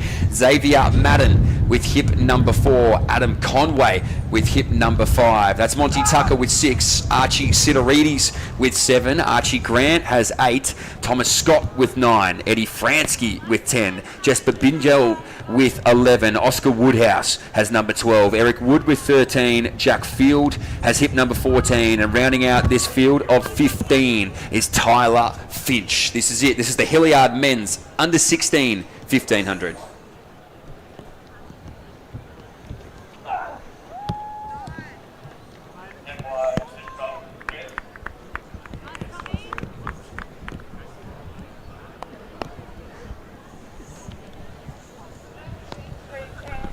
On your mark. So good clean start. You'd be rare to find a false start in a middle distance event, though some fellas do get Toby out here to really get their races underway. So the field makes their way on through, and it's pretty well bunched up here. I mean, everybody is going to get out quickly. It's always fascinating to watch what the first 200 metre time is for these junior 1500s, because they'll start to rein it back a little bit. Always the quickest 200, just about. It is Archie Sidorides. Probably not unsurprising that Archie has gone to the lead. Thomas Scott is chasing him at the moment. Then I think we've got Wood, the young man from Albury.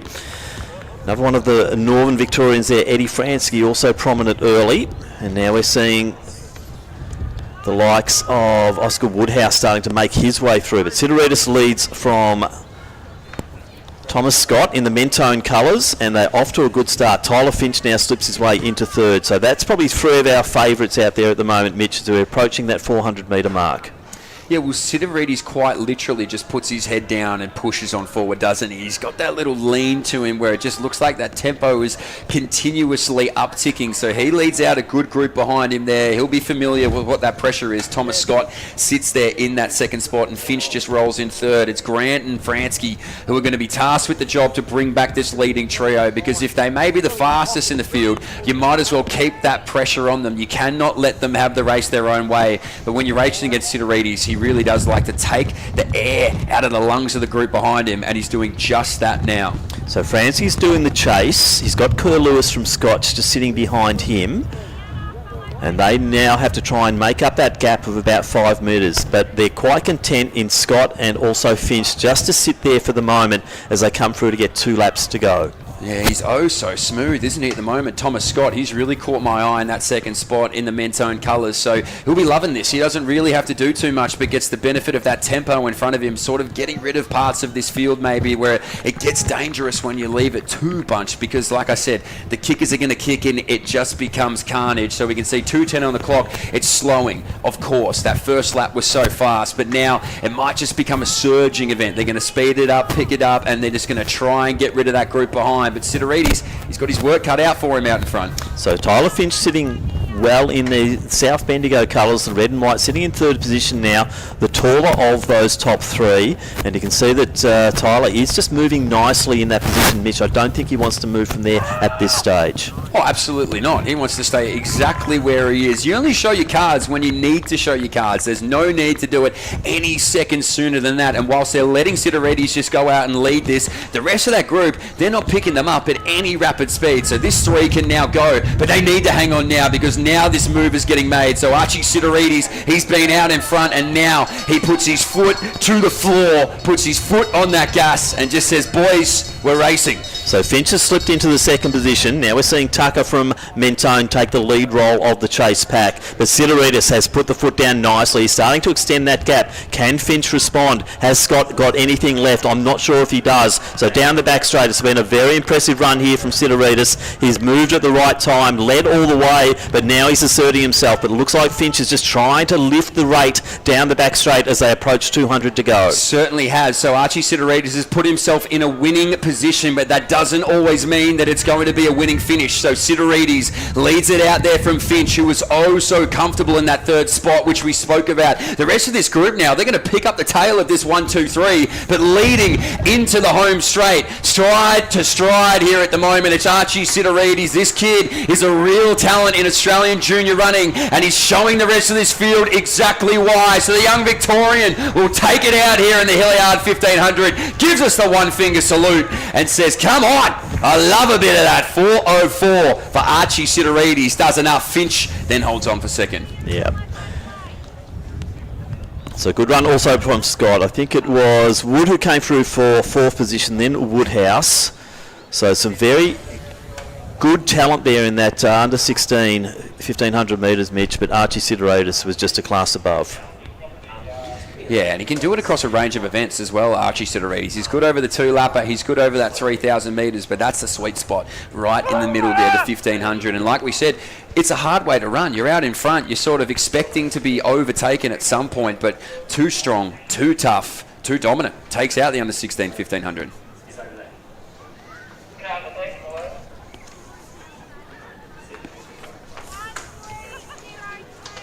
So if you're an Archie Sidorides fan, you'd be very happy.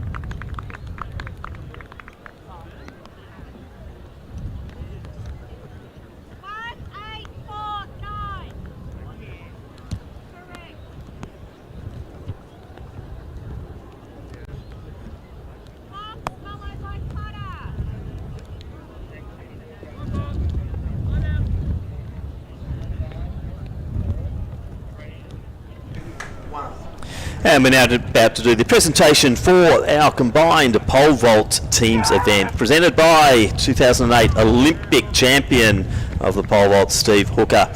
And our winning team with a total of 9 metres, it is the Team Red, which is Alex Arbuthnot and Kushnor Rangi. So congratulations to both Alex and Kushnor taking out our team's challenge for the pole vault, Steve Hooker pole vault competitions. Big thanks to Steve Hooker for once again being at the Zatopek here. As you can see, the orange team also up there. All results will be up on Results Hub, and congratulations to Team Red, Kushnor Rangi and Alex Arbuthnot for taking the competition.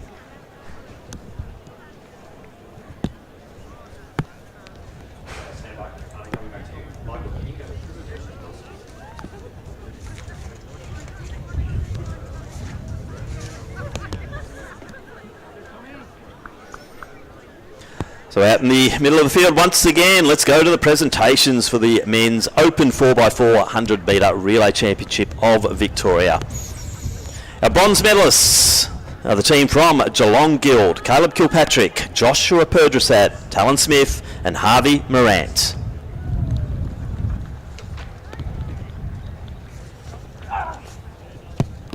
Our silver medalists, it's the team from Ballarat Region: Patrick Martin, Stuart Aberdeen, Flynn Duggan and Cooper Sherman. And our gold medalists and Victorian champions for 2025, it is the team from Doncaster, represented by Christian Zapris, Matthew Fryer, Kevin Rasool and Thomas Reynolds.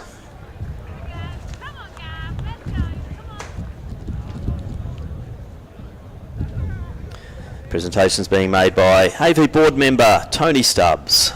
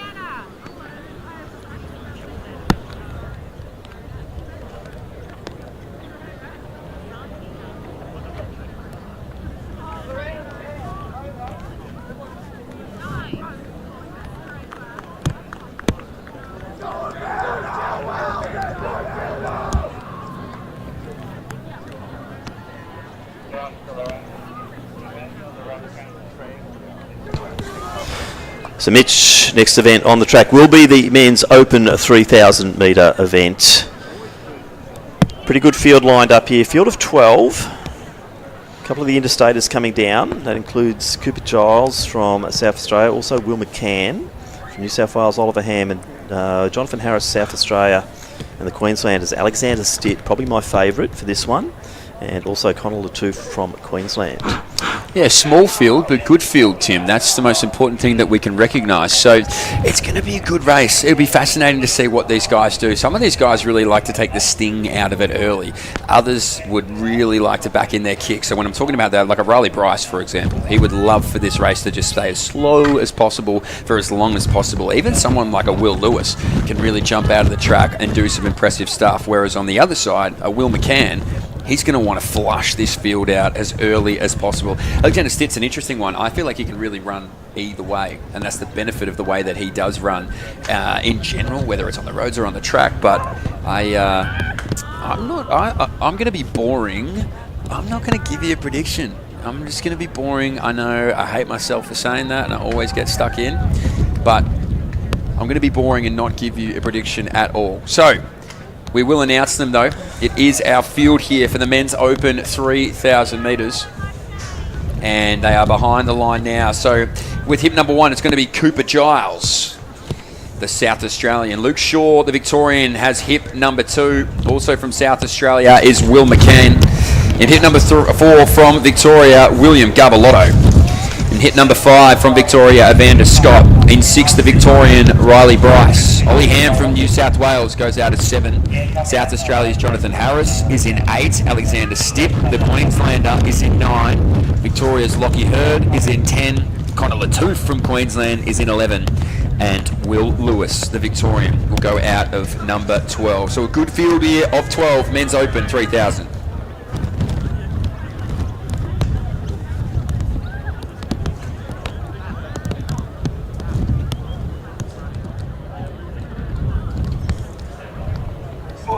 A little bit of drizzle, I think, Mitch, for the start of this trying to work out. Looks Yeah. like everyone's feeding back into the grandstand here.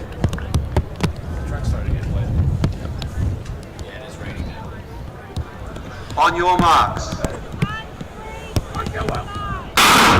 So light rain descends on Lakeside Stadium as we do start our 3,000 metre event. We will invite the crowd back onto the track if they wish to do so in the slightly inclement weather. That'll test their spirits. But there, split start here, field of 12.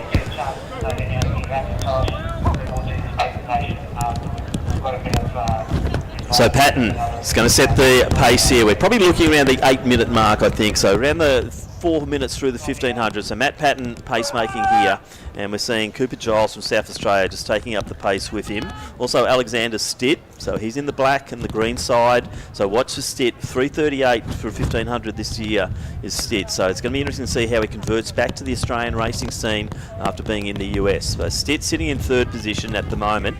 Looks like that might be Garbelotto in next. But a good pacing here from Patton, and he's really got the pace off to a good start here. We'll get that first lap soon.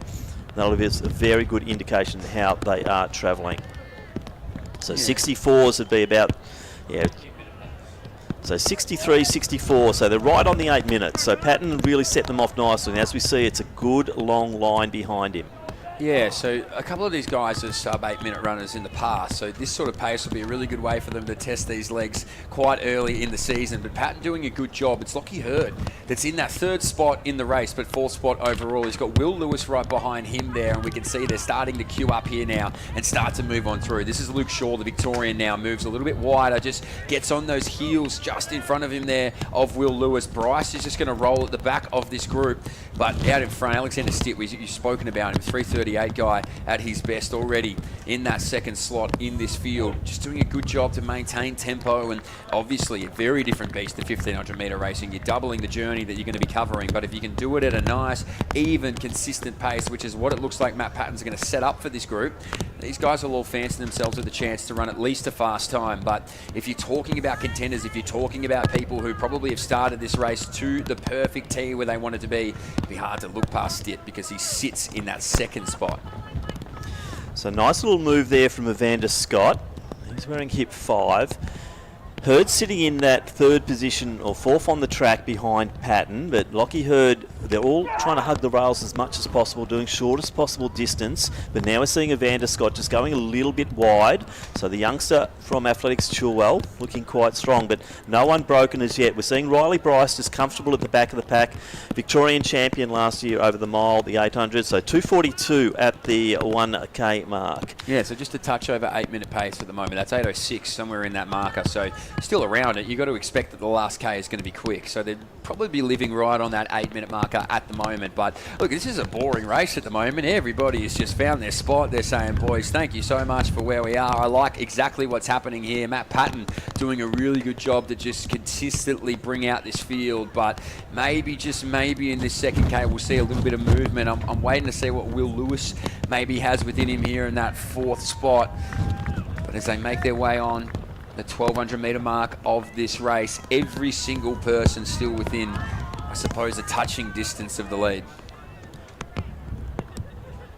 So sitting on about the 65-second laps at the moment, so just shy of that 8-minute schedule.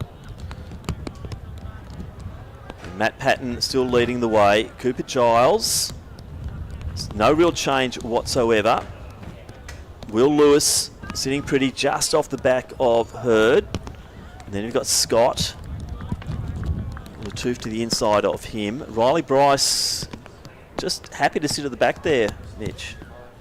Yeah, well, unsurprising. I would have been shocked if I saw Riley Bryce leading out this 3,000 metres. So exactly where I thought he would be. Again, we talked about it earlier. A lot of the youngsters often think that they have the best kick in the field. Well, Riley Bryce actually may just have the best kick in this field. So he's just going to hang on at the back, allow this group to just roll through the carnage and just hope that he's there when it gets to the harder part of the back end of the 3K.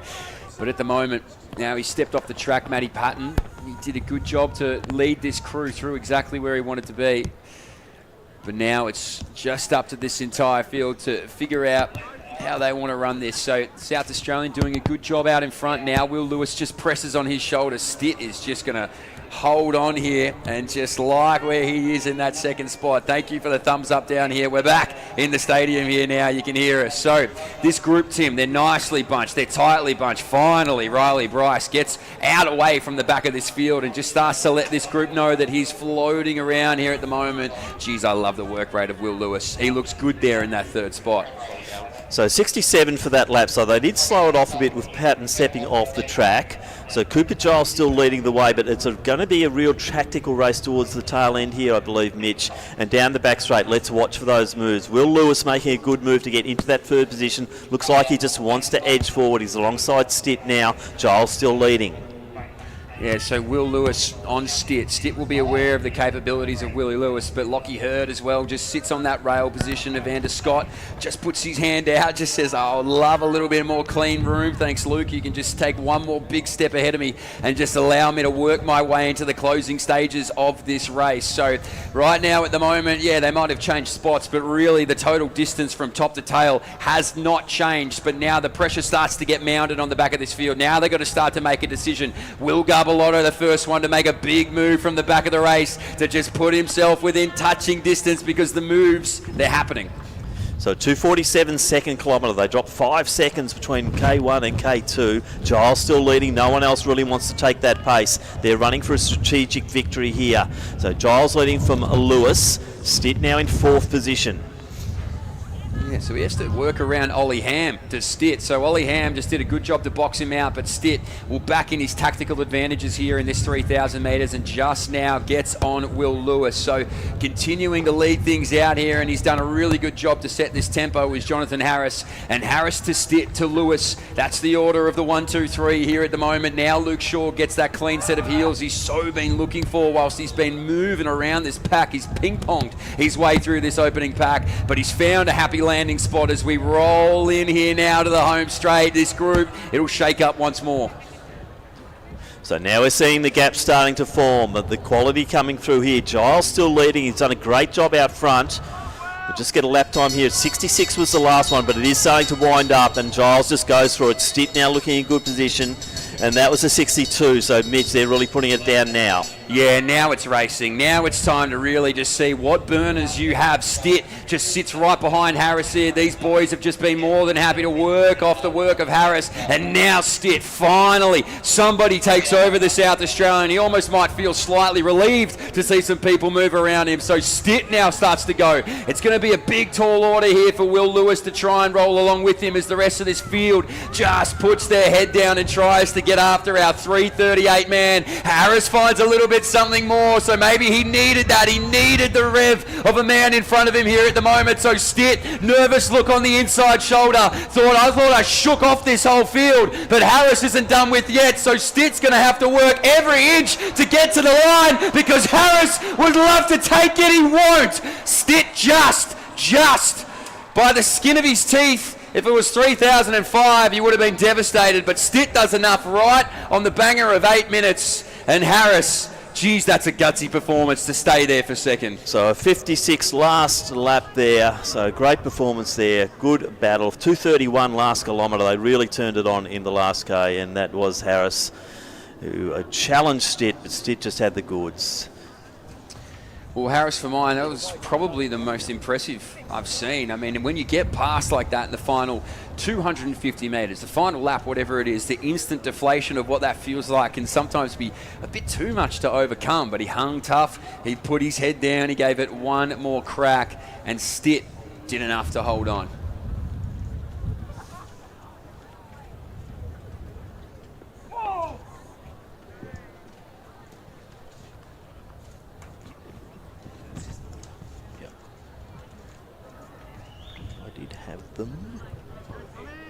So the winning time on the clock there, 8 minutes, 0.71.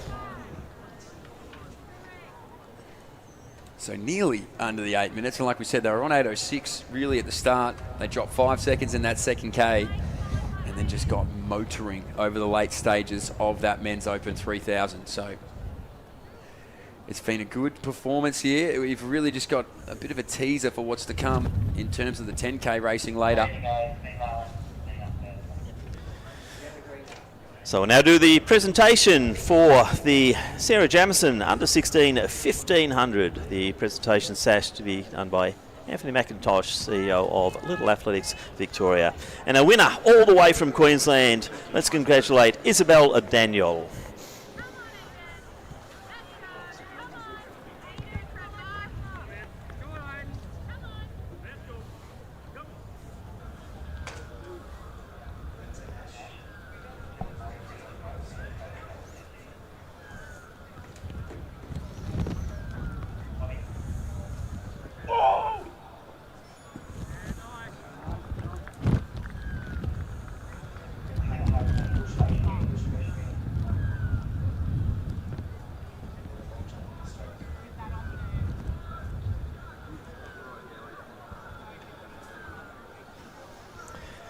So now do the presentation for the Mike Hillart under 16 1500 metres. Once again, Anthony McIntosh to do the presentations. And a winner this evening, representing the Glen Huntly Athletic Club, it is Archie Sidoritis.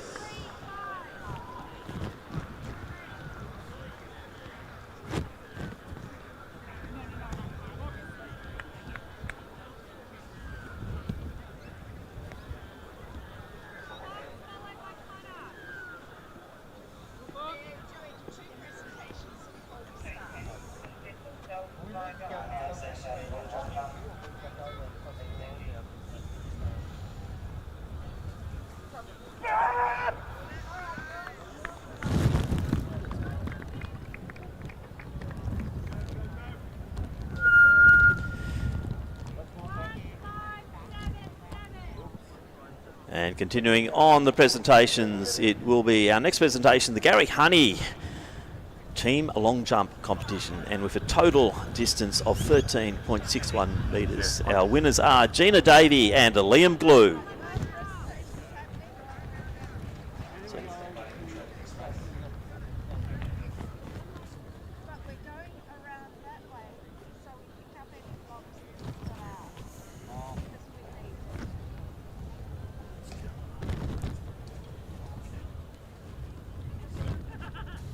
We can see behind the line here now as well. We'll go back to track action. This is our Women's Open 3,000 metre event. In lane number 1 from the ACT, it's Zoe Melhush. Hip number 2 from Victoria, Stephanie Kelly. Number 3 from Victoria, Mia Rue. In number 4 from Queensland, Brielle Urbasher. In 5 from New South Wales, Jayla Hancock Cameron.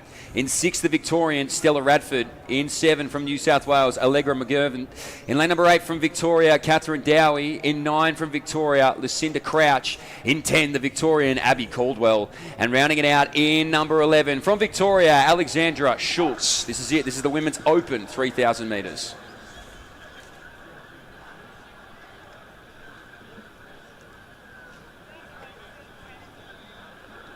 On your marks.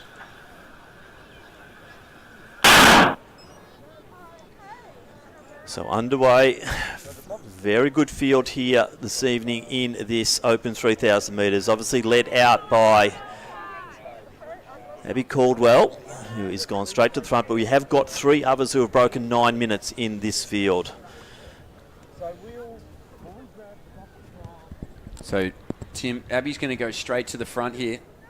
Our multiple-time Australian representative, Commonwealth Games medalist, obviously will refocus her attention to that in 2026. But Jayla Hancock Cameron just sits there in the second spot. One of the main threats, one of the main dangers you would think in and amongst this field. Mel Hughes as well, just behind.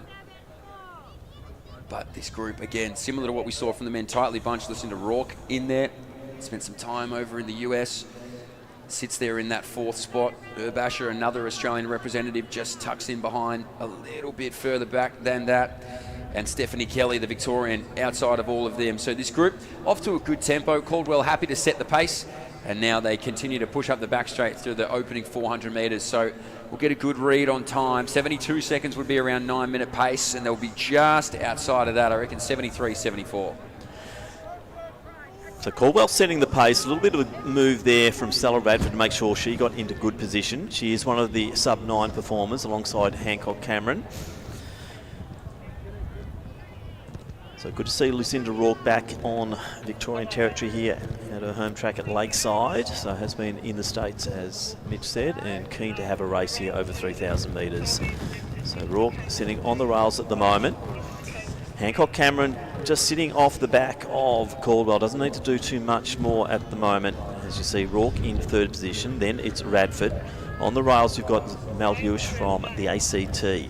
So in hip number 2 there, Stephanie Kelly from Victoria, forming from the ACT. She is the reigning Victorian 5,000 metre champion. So stepping down to a more comfortable 3K distance here for Steph, as she's sitting midfield, the taller figure. So it was a really good year last year. So now we see Brielle Urbasher just launch out of the middle of this pack and gets herself towards the front again. An Australian representative in the steeplechase now splots herself into 3rd. But Abby Caldwell just happy to lead out this group. If no one's going to really put the hammer to her and try and push the tempo, I'm sure she's more than content to be able to sit at a pace that's very comfortable. Really just the infancy of what her 2026 will be. Jayla Hancock Cameron took out a national title this year on the roads and has just gone from strength to strength, lifetime best across a multitude of different events in 2025. So we'll look to improve upon that in 2026. Lucinda Rourke on the inside there in the all-black colours, just in that 3rd spot, has really just stayed there, just in that position really the whole way, as now Brielle Urbasher just gets on that shoulder now of Caldwell. So the first real amount of pressure to be put on Abby Caldwell comes from Urbasher. So now we have a new race leader, Urbasher to Caldwell, then to Hancock Cameron, Rourke, and sitting there comfortably as well, who you mentioned, Tim, Stephanie Kelly. So about the 9:40 pace as they go through. So 79 last lap there, so the pace just went off, which just allowed Brielle just to edge forward and do her own thing there to get into the lead, with Abby now sitting there in 2nd position. No real change behind that, because you've got Jayla in 3rd position, and then Lucinda Rourke, then Steph Kelly. So So look at this now. It's completely straightened out this entire race, and this is the point. If you're going to slow it down, look, you've got one of the fastest 800-metre women we've ever seen in this country, as well as a 1,500-metre time to suit too. So you leave someone like Hancock Cameron in there as well, then that kick's going to get devastating. So you may as well just take a punt and push the tempo, and that's exactly what Abash has done here, and that'll be a faster lap than what we saw, that 79. Still something that's been able to be run with the group behind, but it just puts a little bit of that pressure. It's not just going to sit sedentary. It's not just going to sit metronomic. It's going to ebb and flow and move up and down as now we start to see Stella Radford move around Rourke. So this group of 4, 5 really start to push away maybe from this field, all just trying to fight to stay attached, because if you can, you will. But leading it out here, Brielle Herbasher, just taking a look at the screen up ahead just to see what's happening behind her. It's a looming figure of Abby Caldwell. That's got to be intense. So Radford's been training well for this event, so Stella really keen to get a big time on board. A 76, so the time did just pick up there with Brielle taking the lead. Only one casualty at the moment, but the rest are still together, and that includes Kafdawi, the Ballarat girl too. So she's sitting mid-pack there, just off the back of Steph Kelly, the Victorian 5K champ.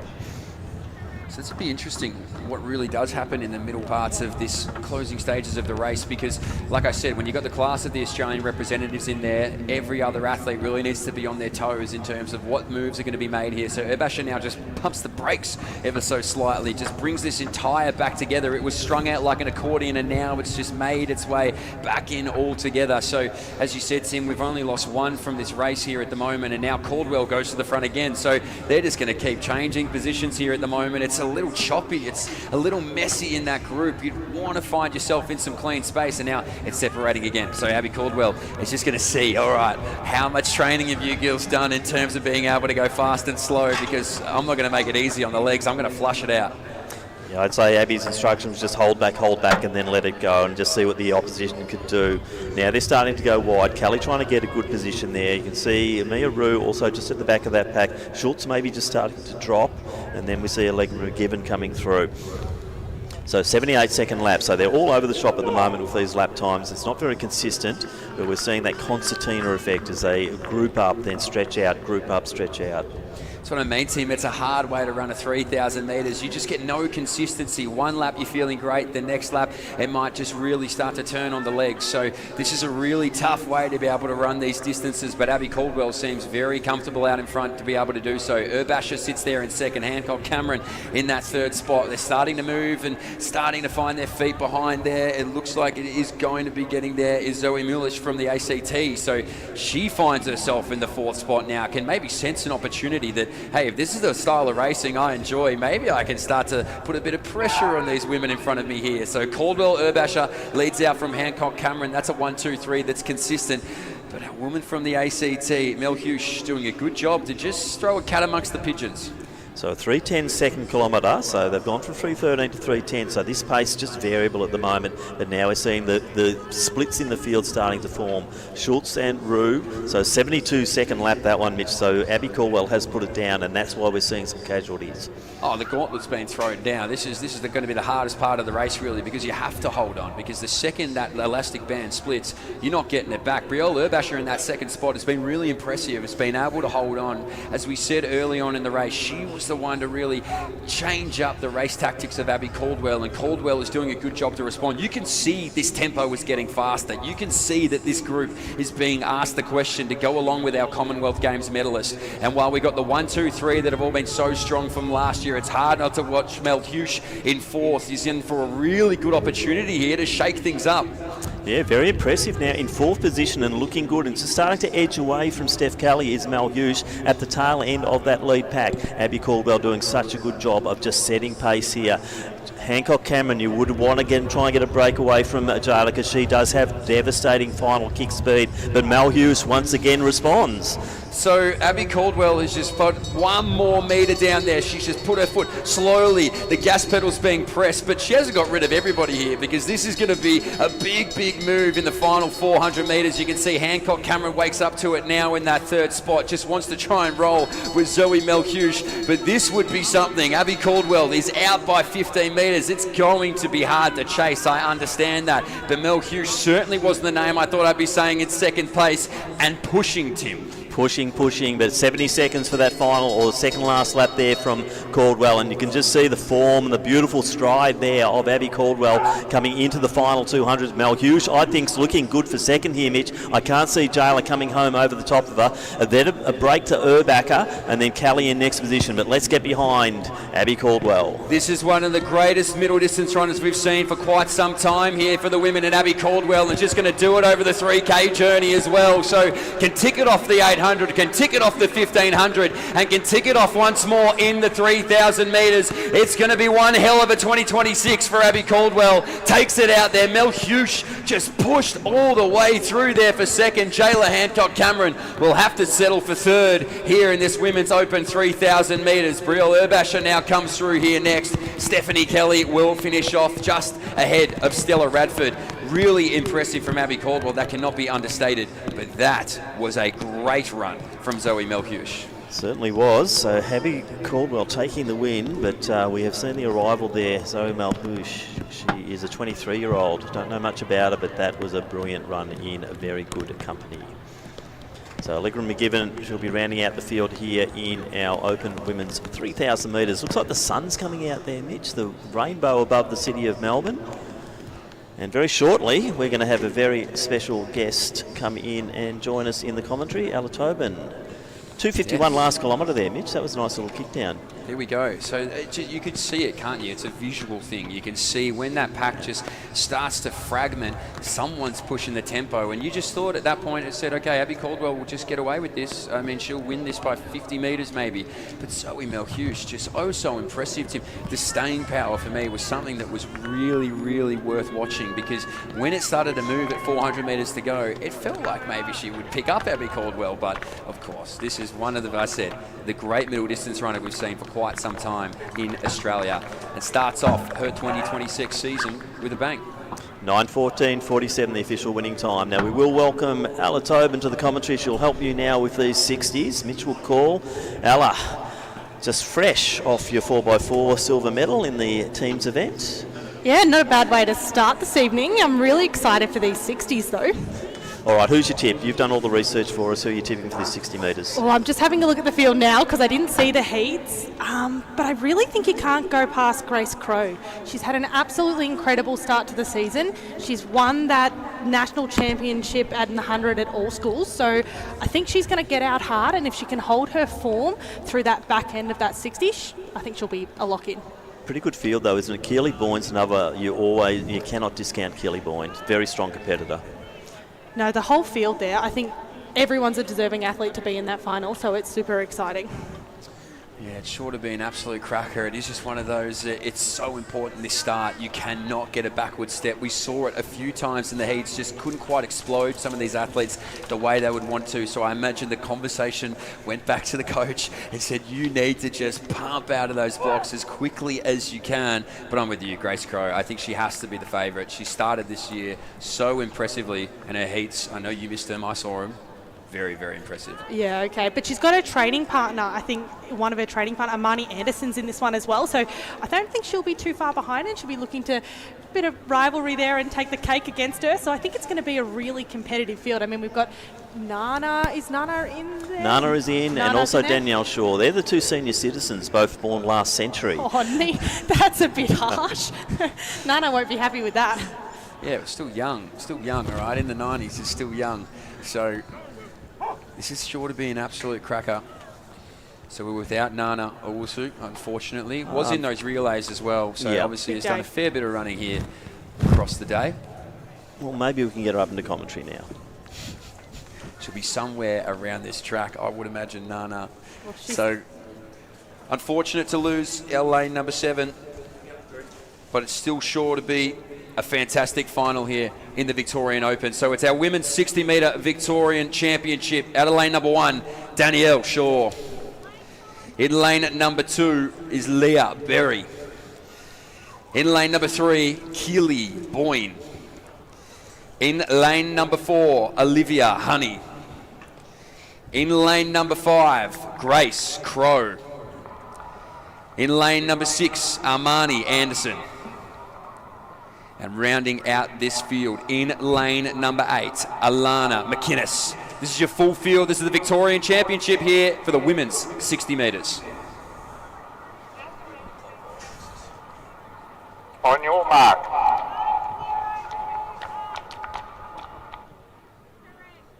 Stand up, girls.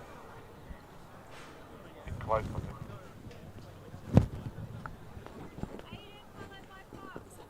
On your mark.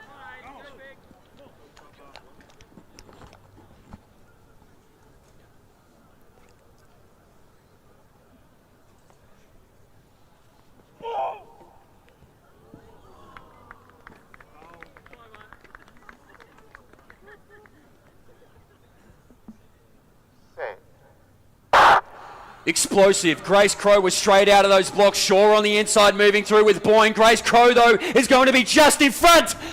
Gets there. Victorian title, number 2. Grace Crow in the middle of the track, 7.54. A minus 1.9 headwind, so really had to work. Had a challenger on the inside of the track, but who we thought would do enough, 7.52.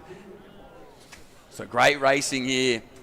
Ella, what did you think? That was exciting, like super exciting. She did an exceptional job. She just held it from the start. She got out hard. Those first 3 steps were aggressive into the ground, and she held her form. And that was the key, staying relaxed, because the field starts to catch up on you and you do start to tighten up. So to hold her form through that last 10 and hold off the likes of Danielle Shaw, who is a fantastic 100, 110 hurdler, 200 metre runner, she's done an exceptional job. Boyne got off to a good start, but just couldn't hold, and that's where Grace came through at the end. But also, Danielle, that was a very strong backhand over the last 20 metres. So Grace Crow proves the pundits right, takes out the 60 metres. And to the point, when the start is that explosive, it's so hard to chase down. But Danielle Shaw is always good over the back end of her hurdles as well. So it's not surprising to see her be so strong over the back end of the 60 metres. And some more 60 metre action to come. We're not done yet. We still get one more chance to watch these 60s go down the track. Ella, we're going to turn to you because you're our professional here for sprints. For sprints? Oh, this field is stacked. I have my who I think will win, but you... Oh, this is a bit of a hard one. I mean, I was going through this field earlier today, and I do think I love the squad rivalry there with Archer and Hugh. I think that's a really good one. They were 0.02 apart in that 60 run at Knox, and Hugh let Archer know all about it, so I think he'll be wanting to get that one back. But I think Michael Hansford's had a fantastic season so far. He won that Mortlake 70, so I think he also knows how to get out fast. He'll start quick, so I think this is going to be close. I don't know if I have a favourite. Okay. I don't want to pick one. Well, I'm going to throw in Craig Concesso as well, former Victorian 100 metre champ. So he looked very impressive also in the heats. That's the beauty of these 60s. You can probably make a case for 5 of them. Give me Arch. I think his heats were impressive. And to your point, he'll rise to the top, I think, when the pressure is most important. So here we go. It's time for our men's Victorian 60 metre final. Out of lane number 1, Brendan Ashcroft. In lane number 2, it is Michael Hansford. In lane number 3, the Tasmanian Jagger Pybus. In lane number 4, Archer McHugh.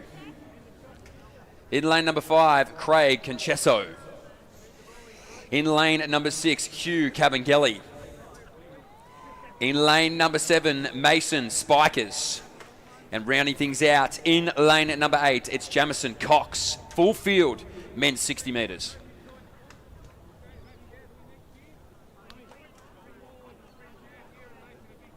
On your mark.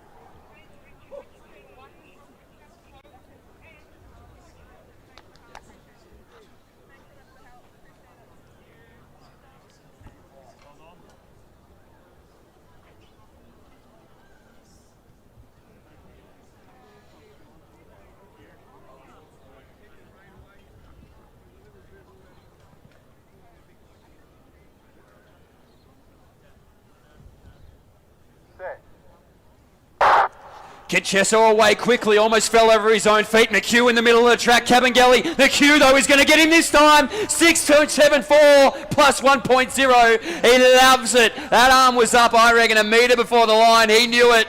And Concesso, God, he was explosive out of those blocks, but almost fell over his own feet. But Arch, when it matters most, takes out the Victorian title. He was pumped, and he'll know that this one means more than that 60 in Knox. He'll know that this is the Vic State title on the line, so he'll be very happy to have that one. He's explosive, isn't he, McHugh? We can see the clock, 6.72 on the board there. Well, that slips under the one at Knox as well, so he's got his training partner by time as well. So great emotion, great feeling in that 60 metres, and it's short, it's sharp, but it is drama. Great for the crowd too to be engaged in that event. So really wonderful running there in the 60s. Archer McHugh, what a win. Cabin Galley, I think he'll be buying pizza tonight.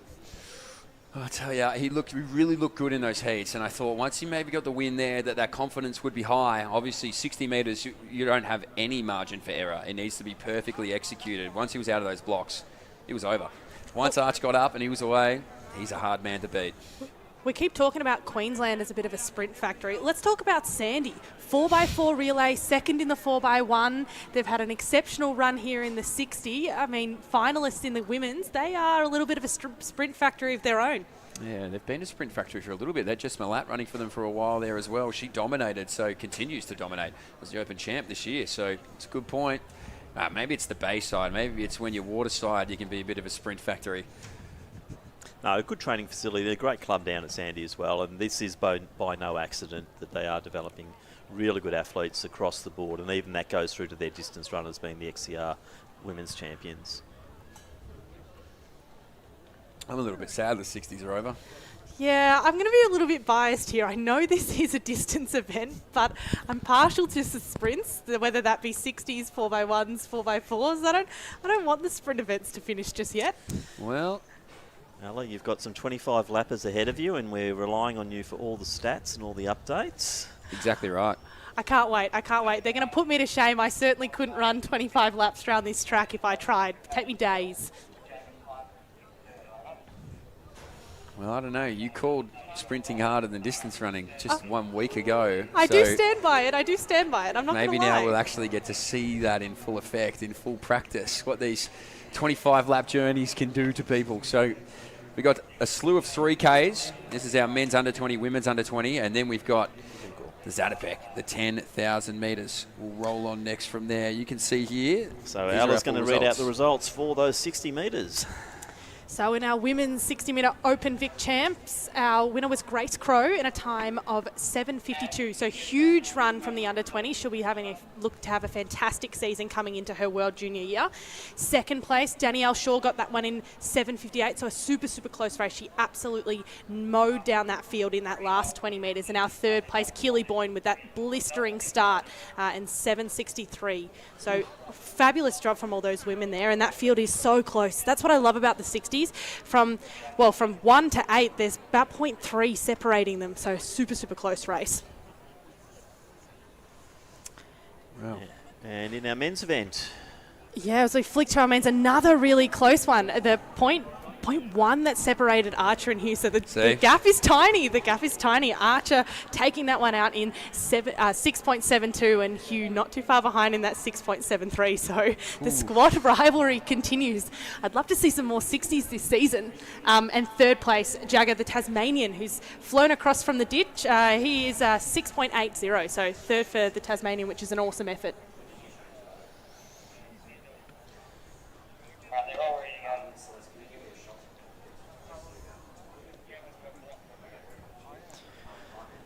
So presentation now for the Victorian 60 metre championship for women. And in third place, receiving the bronze medal, representing Diamond Valley, Keely Boyne. And her time, as Ella said, was 7.63 seconds. Receiving the silver medal in second position, representing Ringwood, it is Danielle Shaw in a time of 7.58. Now, event winner and Victorian Open champion, it's the young lady from Ballarat, Grace Crow, in a time of 7.52 seconds. So congratulations to Keely, Danielle and Grace, our medalists in the Victorian Open 60 metres championship.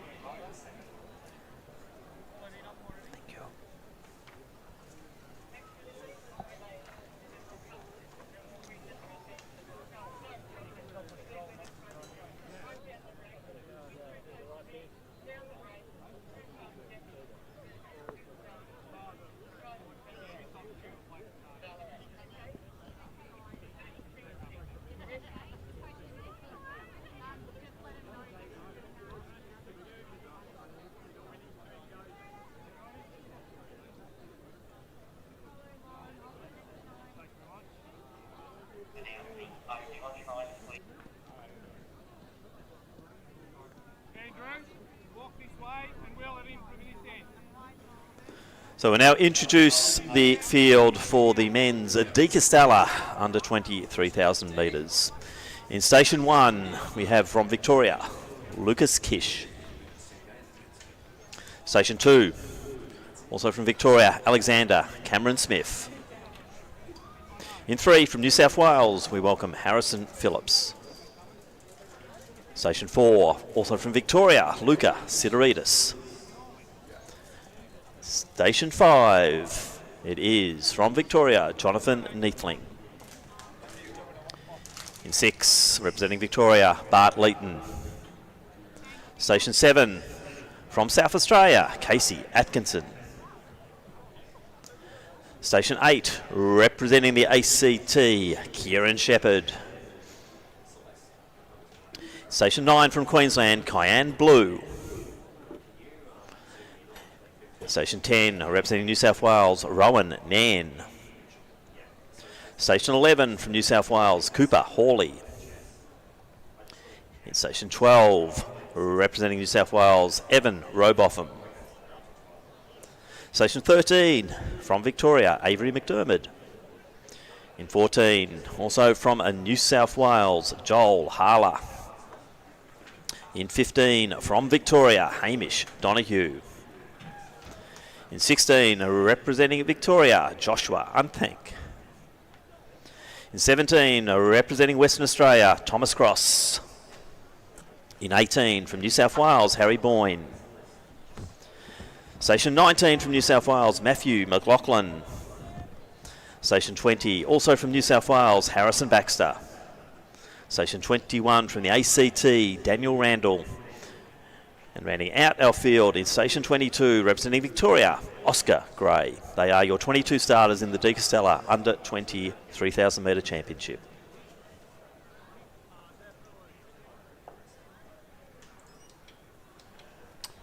So away, and as you said, Tim, it is a big field here in the men's under 20. It's a big stagger of 22, so they'll all know exactly what type of race plan is about to play out. Lucas Kiss, he's a man in demand here at the moment. He's obviously just coming off the back of a niggle. He did enough to win a national title at the All Schools just last week, but as they make their way on through here, the pace is going to start off relatively in control.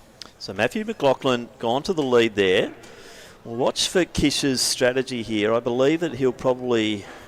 He does respect the finishing speed of some of these runners. They include the likes of Kieran Shepherd, who can really come home strong over that 1,500 metres. So Kish has to be careful not to be caught too far back here, but it is the young man from New South Wales, Matthew McLaughlin, is setting pace out early.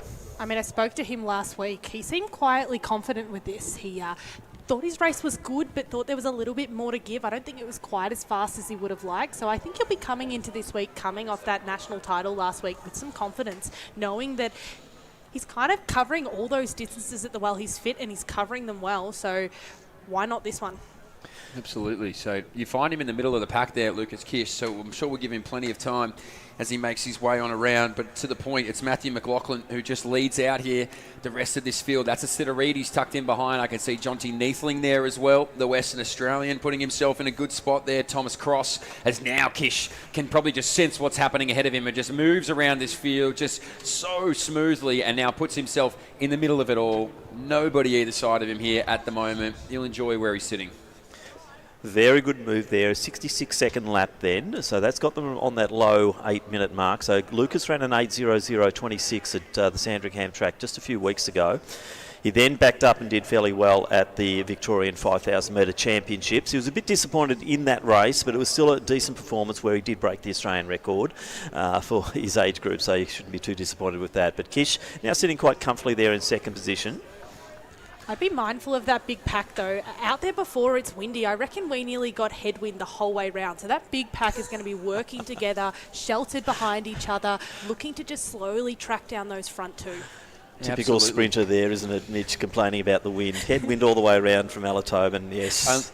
Only 7.5 laps of it are left head for these guys. So we can see there, Kieran Shepherd is someone that's been really, really good for a long time. He's the 10th fastest under-20 athlete we've had. He's only 16 years of age. So you can see him with hip number 8 there. He's one of the tallest in the field. He's been selected for that World Cross Country team well as a junior. And he sits in about the 10th spot here at the moment. But doing a good job is Matthew McLaughlin to lead out. It's hard when you know you've got someone just clipping at your heels that is the calibre of athlete that Lucas Kish is, but he's doing a good job to just hold himself composed, stay in the moment there as McLaughlin, as we see Jonty Neathling tasked with the job to try and bring back this group. Alexander Cameron Smith just on his shoulder. I can see Donahue there as well, just ahead of Shepherd. And on the inside, Boyne there with the Newcastle Flyers singlet on. So they've come from everywhere. They always do, all across the country for a chance to race in this race. There's been so many storied winners in time gone by, and somebody here would love to add their name to that list. They certainly would. Race record is held by Ryan Gregson. 8:05, I don't know, 8:02. We'll check that out, but it is a fairly fast time. I think you can't count out the Western A's athlete. Alexander, he's reasonably new to the sport, training out in Werribee with Berkey, and he's just has such an aggressive kick. So if he can stay in this race, then I think you really need to count him in, particularly in that last lap. Well, talking to Lucas earlier, and Alexander was one he did mention, you've just got to watch that kick. He's very good over the 1500. We're seeing Donahue getting himself up there. He's an 800-metre specialist. Did run well over 3,000 metres at his home track at Sandringham at Milers Club, but Donahue, a little bit of push and shove there. Yeah, it was a strange move. I mean, put himself to the front, slowed it up. Obviously was about to get past and maintain his position. Listen, once you've got a position, I can understand you want to hold on to it, but in terms of energy levels, probably not something that you want to be doing at this part of the race. So McLaughlin did well, though. He stood his ground. He stood 10 toes down on that track and said, I'm just not going to be pushed around here by the Victorians. I've flown down here for this. I would love to make this race my own. He's got Lucas Kish just bearing down on his outside shoulder. Donahue in third, and the rest of this field, well, because of that push and shove, and you start to lose a little bit of attention as to what's happening around you, they've dragged about 9 guys back into this race, and now they've all reattached at the hands of a 16-year-old in Kieran Shepherd, who's just going to pick up this field and picks up Cameron Smith now. Now, Kieran Shepherd also off to the World Cross Country. Alongside him at the moment, you've got Harry Boyne also on that team, but it's come right together. So we're 3 laps out, approaching the second kilometre, and it's going to be interesting to see what Lucas does when they hit that 2K mark.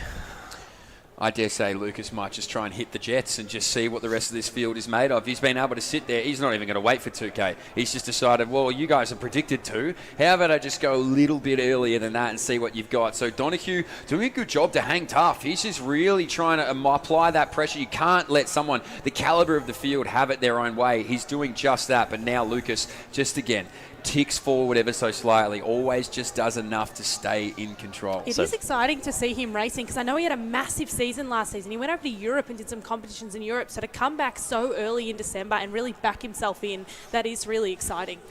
Now, Cameron Smith is the one who's making the move as well, Ella. You'd be interested in that with that uniform he's wearing. Absolutely. Berkey does a great job down there, and he'll know that Lucas is the one to watch. He's tracking his every move, sitting tight. He's got a big kick, so he just needs to stay relaxed and comfortable, because I really think he can outkick him. Now, that second kilometre was a little bit slower at 2:48. And that's allowed this field to really, there are a lot of competitors still up there, Mitch.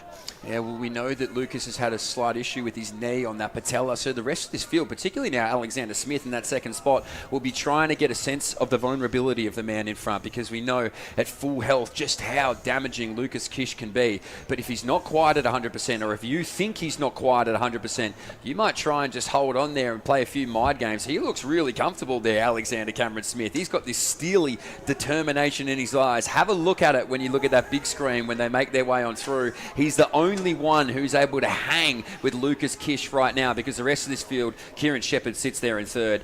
They won't catch them. This is a race of 2. He's just so gutsy. I think being new to the sport is such an advantage. He just wants to take out every race and have a crack. And I think not having those nerves and feeling like you've been in this sport for such a long time does really help.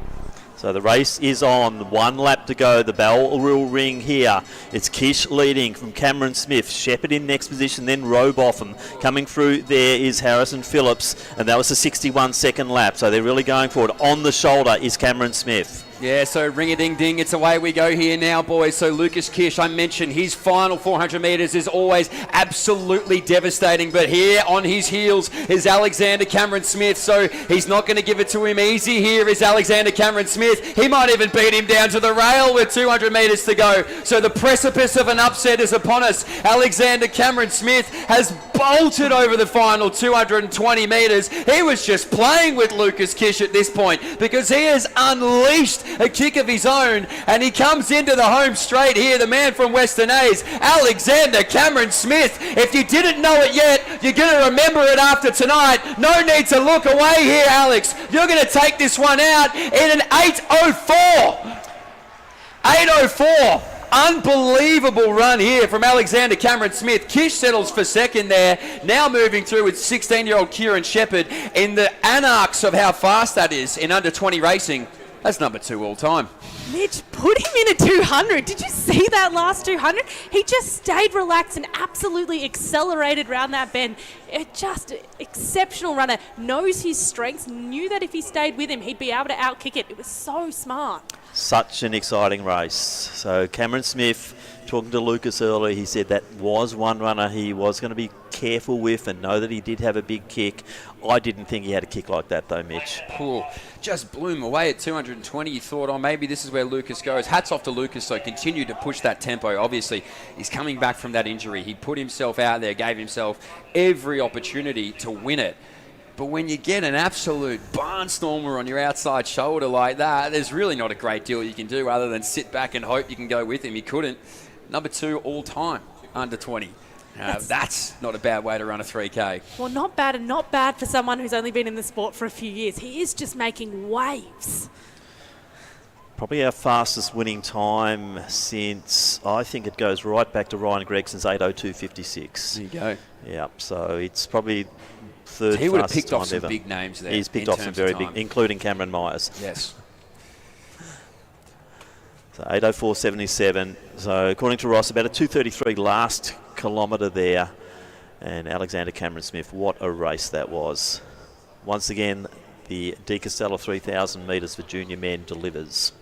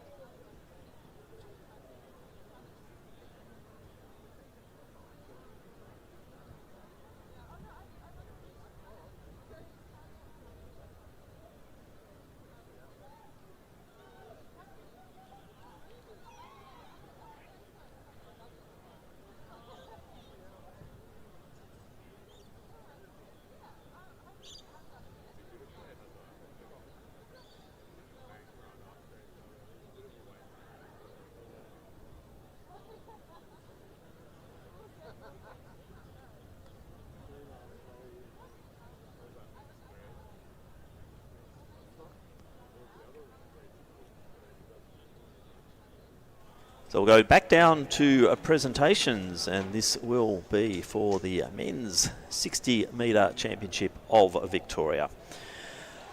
Receiving the bronze medal in the Victorian Championship in a time of 6.82 seconds, it is representing Dandenong Springvale, Craig Concesso.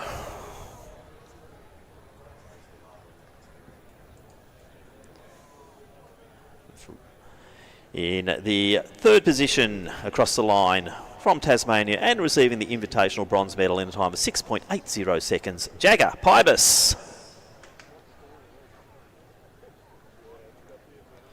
And now we will see AV board member Ruby Holton doing the presentations to two of her teammates here in the silver medal position in a time of 6.73 seconds. Representing Sandringham, it is Hugh Cabangale.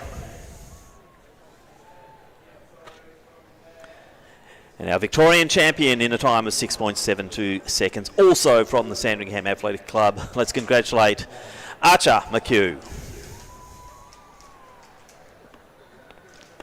Congratulations there to Craig, Jagger, Hugh and Archer, the medalists in the Victorian Open 60 metre championship.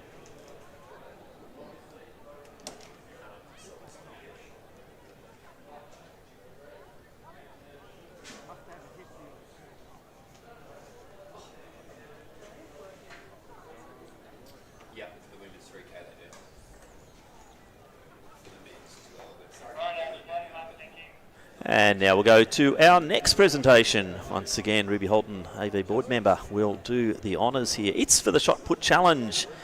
And our winners were Team 6, Dina Gerges and Gavin McLaughlin. So congratulations to Dina and Gavin, the winners of the Shot Put Challenge.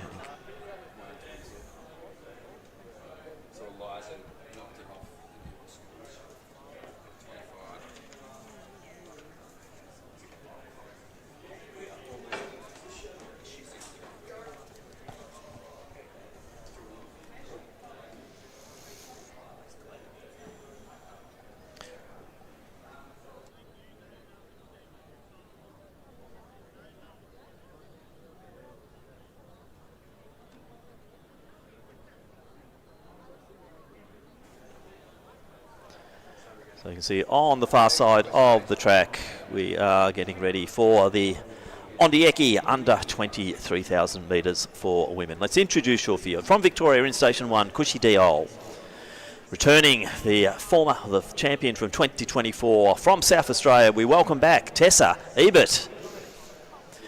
In Station 3, welcome from New Zealand, Scarlett Robb. Station 4, from New South Wales, Matilda Cole.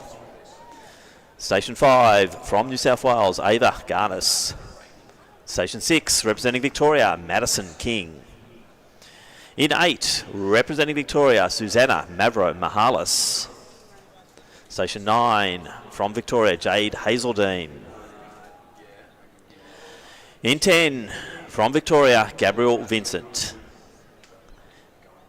Station 11, also from Victoria, Ali Brooks. Station 12, we welcome from Western Australia, Leah Waters.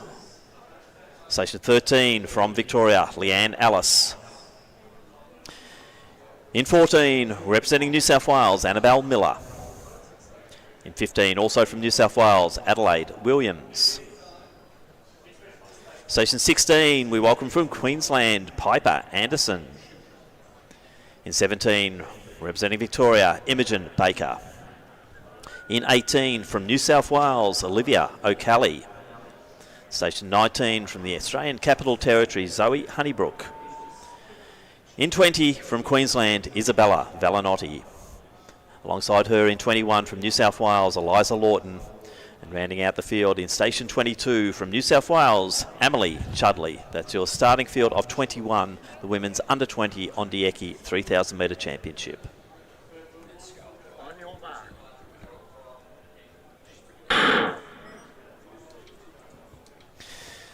So split start once again. A very, very good field here, Mitch and Ella, and this will once again be a great Ondieki championship. Yeah, certainly is, Tim. There's sort of storylines everywhere. You look across this field. I'm fascinated by Scarlett Robb, the New Zealander. I really feel like she's going to shake up a lot of these Australians here, but obviously we're looking for World Under-20 qualifiers as well. Now, he just missed in our last race by less than a second, and apologies for the statistics. I was calling out 2025 times, not all-time times, for our man who won here. So these women will fancy their chances to run a fast time because it is a quality field. Now, 3 of them will be going to Tallahassee just next month, and the rest of them, a lot of them would have competed at that World Cross Trials, but only 3 will be in that team. Now, 1 has the World Under-20 qualifier right now. That's Eliza Lawton, who got that at the All Schools Championships. But as they make their way around here, it is Eliza Lawton who's out in front and just setting a pretty nice tempo for this field. So we have the 1-2 from last year's event back again. That is Ebert and Baker. So quality field, as we keep saying, and at the moment, quite a strategic race. They're all bunched. I mean, that puts everyone in it, which I love. So 74 opening lap there, Mitch. So they're sitting around that 9:10, 9:15 pace, probably what we'd expect. Yeah, that's quick. I mean, that's definitely quick. I mean, a lot of this field, like I said, it's an opportunity for them now to run a really quick season opener for a few. It'd be fascinating if Tessa Ebert can go back-to-back. We haven't seen it since 2013-14, Kate Spencer, the only other woman to go back-to-back in an Ondieki. So just watch out for Ebert there. It's got a hard task ahead to be able to do it, but she ran such an impressive race last time. I really wouldn't see it as something that's impossible. As the new leader of this race, Piper Anderson, the Queenslander, who's pretty comfortable in there because the rest of the field is really just, at the moment, scattered. They're just wide. They're trying to move around. Probably a lot of energy being used that they really wouldn't want to be used, but Piper Anderson doesn't have to worry about that out in front. She's just moving along nicely here with the field of, 21, all just queued up behind. But an 80-second lap there, that's slowing down to over 10-minute pace. So I think someone's got to try and move this field, or else it's going to be a real kick down over that last kilometre. I think these girls would have looked at the race beforehand, gone, if you can set yourself up well, sit behind that person that leads and then kick home, maybe that's the way to do it. So I think almost the whole field at the moment looks like they're kind of tossing up leaders. I know we've got our leader out the front, but it has changed a little bit and they're not too far away. So I do think they would be looking at the men's race thinking, is that the way to do it, a kick home? So Madison King in that second spot. Again, this is one of the most perfect ways you can run a 3K. If you can just sit in second, you can sit on that shoulder. You're kind of in real cruise control there at that point. On the inside of her is Eliza Lawton, who's just on that rail. She's in third. They're going to move and put the elbows out and find a bit of room. Tessa Ebert in the middle of that pack. That was last year's winner we've spoken about. Cole is on the outside of her, and moving along well there as well is Isabella Valenotti. So, look, everybody that we thought would be a hitter in this field is right, probably in the realm of being able to take it out, but all have found themselves in very different places. Now what we're seeing too, Leanne Ellis would have seen her teammate there from Western Athletics take out the De Castella. She's sitting in third position there. She doubled at the Australian All Schools and won 2 gold medals there. So she is looking fairly comfortable. Does she have the top end speed of the others? We'll find out a little bit later, but Leanne Ellis certainly putting her best foot forward in the early stages of this Ondieki.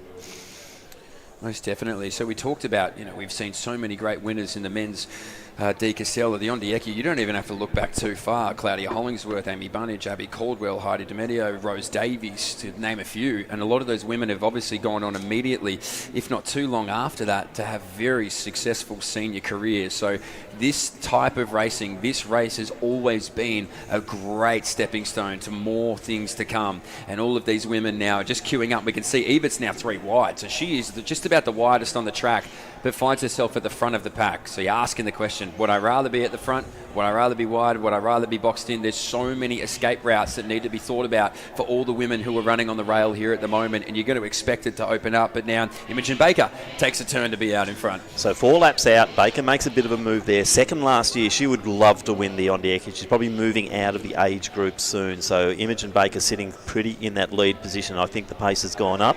So it's an 80-second lap, but I think with that move, we're now going to see them going back into the 70s. Tim, they're running 3 to 4 wide around the bend. That must mean it's a little bit slower because those athletes are able to keep up with that pace, having to run that slight little bit of extra distance around that bend. Let's say it was slower, because I think Imogen Baker's now injected that pace, and what we're seeing, Ella, is that long line stretching out. So not as bunched now, and Baker's decided she wants to go quite early.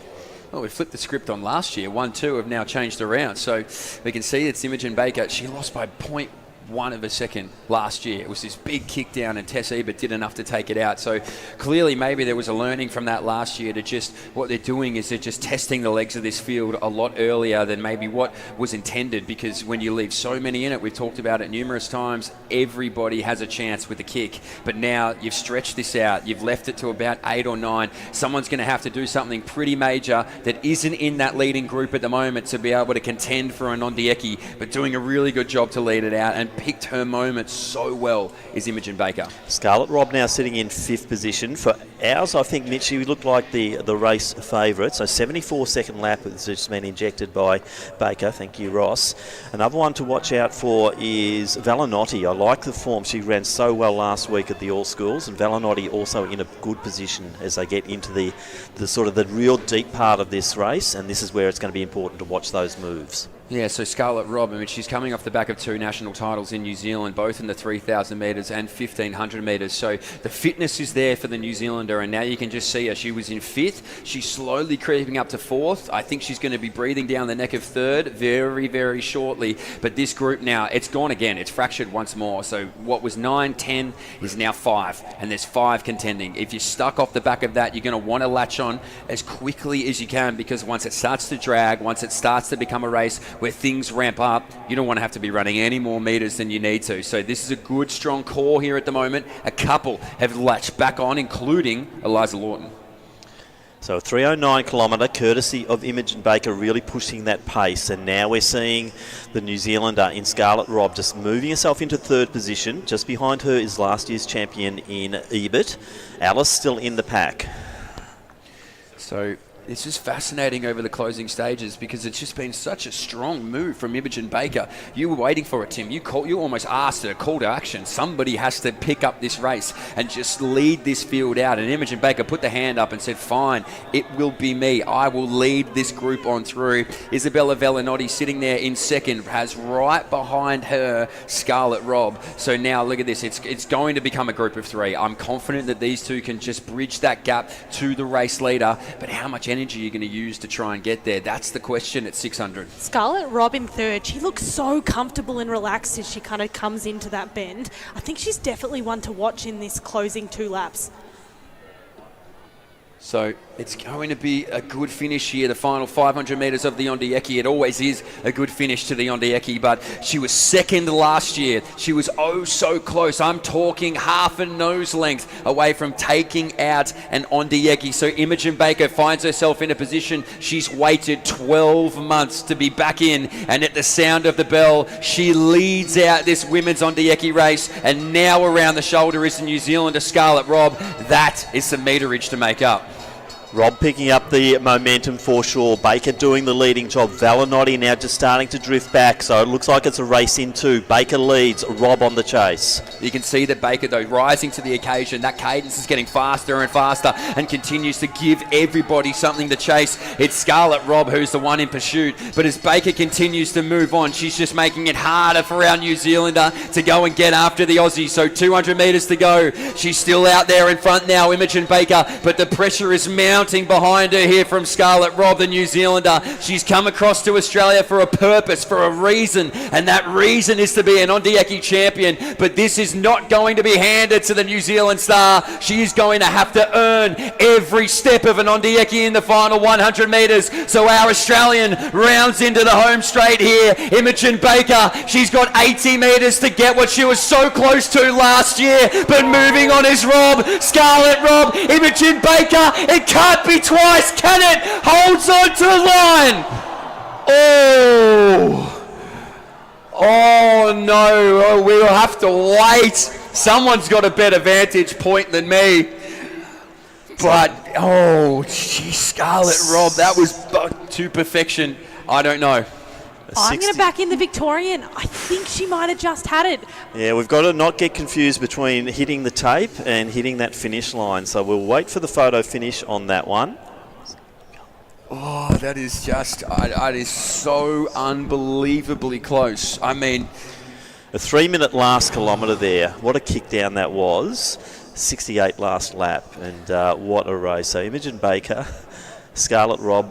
We've sent Ross into the photo room to have a look at the image. Hopefully they'll have that up for us fairly soon. But gee, what a race. But as you say, a hard way to go down if it's happened twice. Scarlett Robb launched late.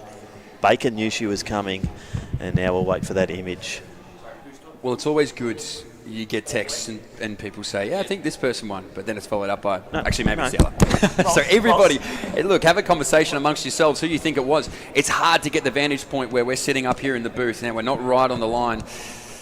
Oh, jeez, I mean, it would be so heartbreaking for the Victorian if it's happened 2 years in a row, but I do think Tim was right, though. There is a difference between that line and the tape. So, yeah, I think Robb got through the tape, but I don't think she got through the line first. Oh, jeez. I don't know. I really don't know. We're waiting here. We're waiting for the photo finish to come through. So we should be able to tell you. doing a good job, the crew up here. This should be a clear indicator of just how close this finish is. It's always hard to imagine, isn't it? You got 7.5 laps to try and put yourself in a winning position, and it comes down to a game of inches, centimetres, on how close it's going to be for a title. So Imogen Baker really knows how to make our hearts race, doesn't she? So 2 years in a row it's got down to that very, very close finish. We're just waiting for the call now from the photo team. So we're getting a call that it could be Scarlett Robb, but we'll wait for the final. So 9:24.88 finishing time, and at the moment we're hearing from photo finish that Scarlett Robb might have taken that one out. Mitch has got his head in his hands here. It's high drama, that isn't finish it? time is going to be, it would have to be, if it's not identical to last year, it was 0.10 was the separation from being a potential 2-time champion of the Ondieki. Like I said, Kate Spencer was the only one who had done it back in 13-14. If you're telling me that the difference between 2 titles and 2 silvers is 0.2 across 2 years, and having your name on the Ondieki trophy as well. But we will throw down now before we go to, Scarlett Robb has taken it, 9:24.88. Imogen Baker, 9:24.93. Eliza Lawton in third, 9:32.47. Just behind her, Piper Anderson, 9:32.61. We now will throw down, Megan Sloan will present the De Castella 3,000 metre under 20 championship for men. And in third place, with a time of 8:11.35 from the Australian Capital Territory, Kieran Shepherd.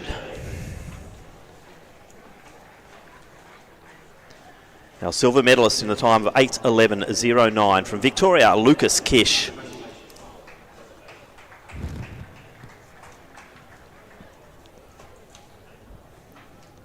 The De Castella champion for 2025 in a time of 8:04.77.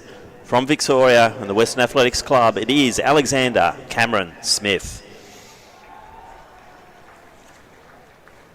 So congratulations, Megan Sloan, making the presentations on behalf of the Fred Lester Scholarship Fund, and all 3 place getters will be receiving money from that fund. So let's see if we can go for an even closer finish here in the women's. Oh, my heart couldn't handle that. Zatopek 10,000. This is the 50th running of this event, and we will introduce our field.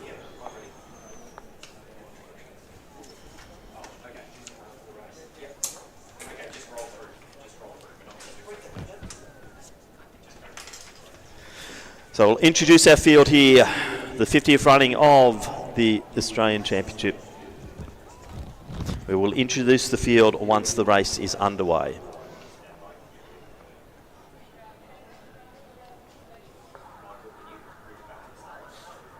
On your mark.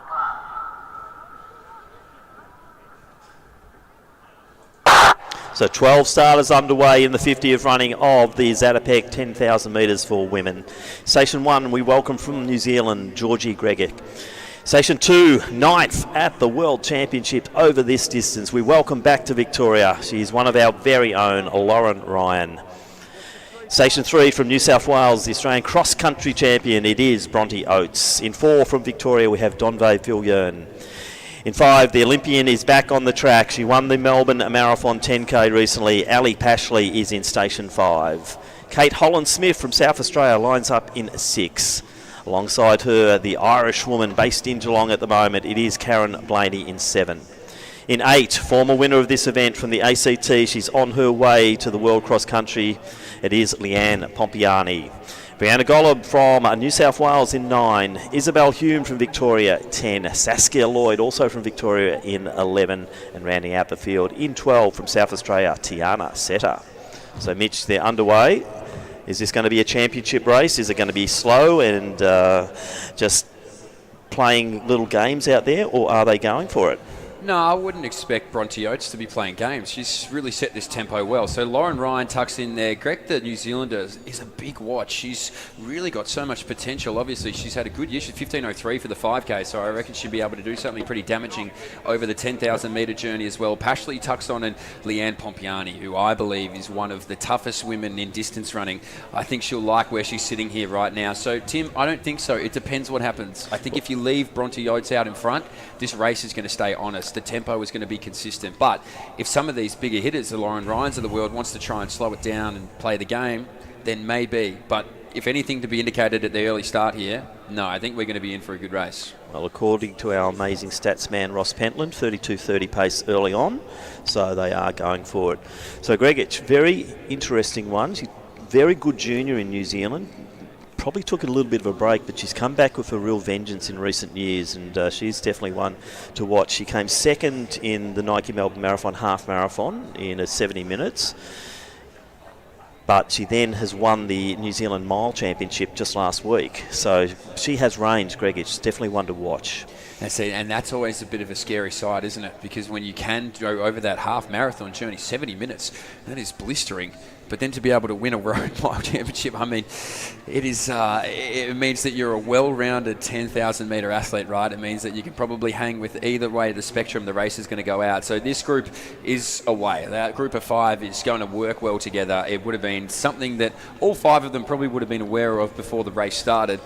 But you just have to put so much respect on the likes of a Lauren Ryan, who has just been so class over the past few years. Now, she's won this title before, and she won it in a big kick down, you remember, over the top of Rose Daisy. Rose got her back, but that kick is real, but her ability to hold and sustain as well, equally as impressive. We have 2 former winners in that lead pack at the moment. How good to see Ali Pashley back as well, though. Just back after the birth of baby number 2. Took out a win over 10 kilometres recently, and that's the only form we've got on her, Mitch, in recent times. A 10K road race. Not a real quick one at the Melbourne Marathon Festival, a 33-minute performance there, but Ali definitely backing herself in by just sticking with that lead pack. Yeah, absolutely. And why not? Swing for the fences here in a Zatopek, right? I mean, you've got to put yourself in it to win it. So Ellie Pashley, as you said, she's an Australian representative. Another one of those that is just such a tough competitor. One of that mum brigade. I mean, it just feels like our Australian women, every time they seem to have a baby, they come back even bigger and stronger and better. We just saw it with Jen Gregson over in Valencia. What she rop off at 2:28, somewhere in that marker, not long after her second child. So these women are just moving at a really good clip, and Bronte Oates doing a good job out in front. I don't think she would have any fears or reservations with leading out this group. In fact, I think she'd find it quite comfortable. But Lauren Ryan tucks in behind there. Gregich just sits there in third, and Leanne Pompiani. Maybe she thought that she would have to be further up. Maybe she thought that she might have to be leading parts of this field early to be able to keep the tempo consistent. But if Bronte's going to do it, she'll be very happy to sit back in the early stages of a 25-lap journey. Now, a bit of a question for you guys, and probably some people in the crowd who aren't distance fanatics like I am. 1,500 all the way to 10K half marathon, are those easy things to be able to be good at, all those distances, or are we just looking at some exceptional athletes? Can take a bit of a rare beast to do it all and do it all well, but we have had history before where people can be good from 800 right the way through to marathon. Gregich, I sort of put into that category. Bronte, we're yet to see her career really be exposed yet, so she's fairly new on the scene. Obviously won the Australian cross-country champs. Not really tested over the half marathon yet, Bronte, and we're just seeing her emerging. But Lauren, she has also run very well over the half marathon distance as well. Yeah, and Lauren, I mean, she's the second fastest 10K woman we've ever had, don't forget. And she only just lost her title to Rose Daisy this year, and that's by, what, a second, I think Rose got her by. So, you know, that's been a really good battle between the two of them. It's unfortunate that Rose is injured and she isn't here to contest again for an Australian title, but Lauren Ryan, another one who sits in that group. Now, she ran a 1,500 metre PB this year. She's just changed hands over to Stephen Haas being her primary coach, who's, you know, such a great developer of talent on an international scale. She lives and trains over in Flagstaff. She's sort of made these moves in the past 12 months, and she's really seen dividends for it. She had such a great run in Tokyo, just a hard effort to be able to contest and compete over there and put herself in a top 12 position in the world. So, you know, she's coming into this season, into 2026, I would think, with, I suppose, a renewed confidence in what she can do. It's hard to do them all consistently. It's hard to be able to rip, you know, a 3 3/4 race and then also come out and run a 30-35 for 10K, which Lauren has done. So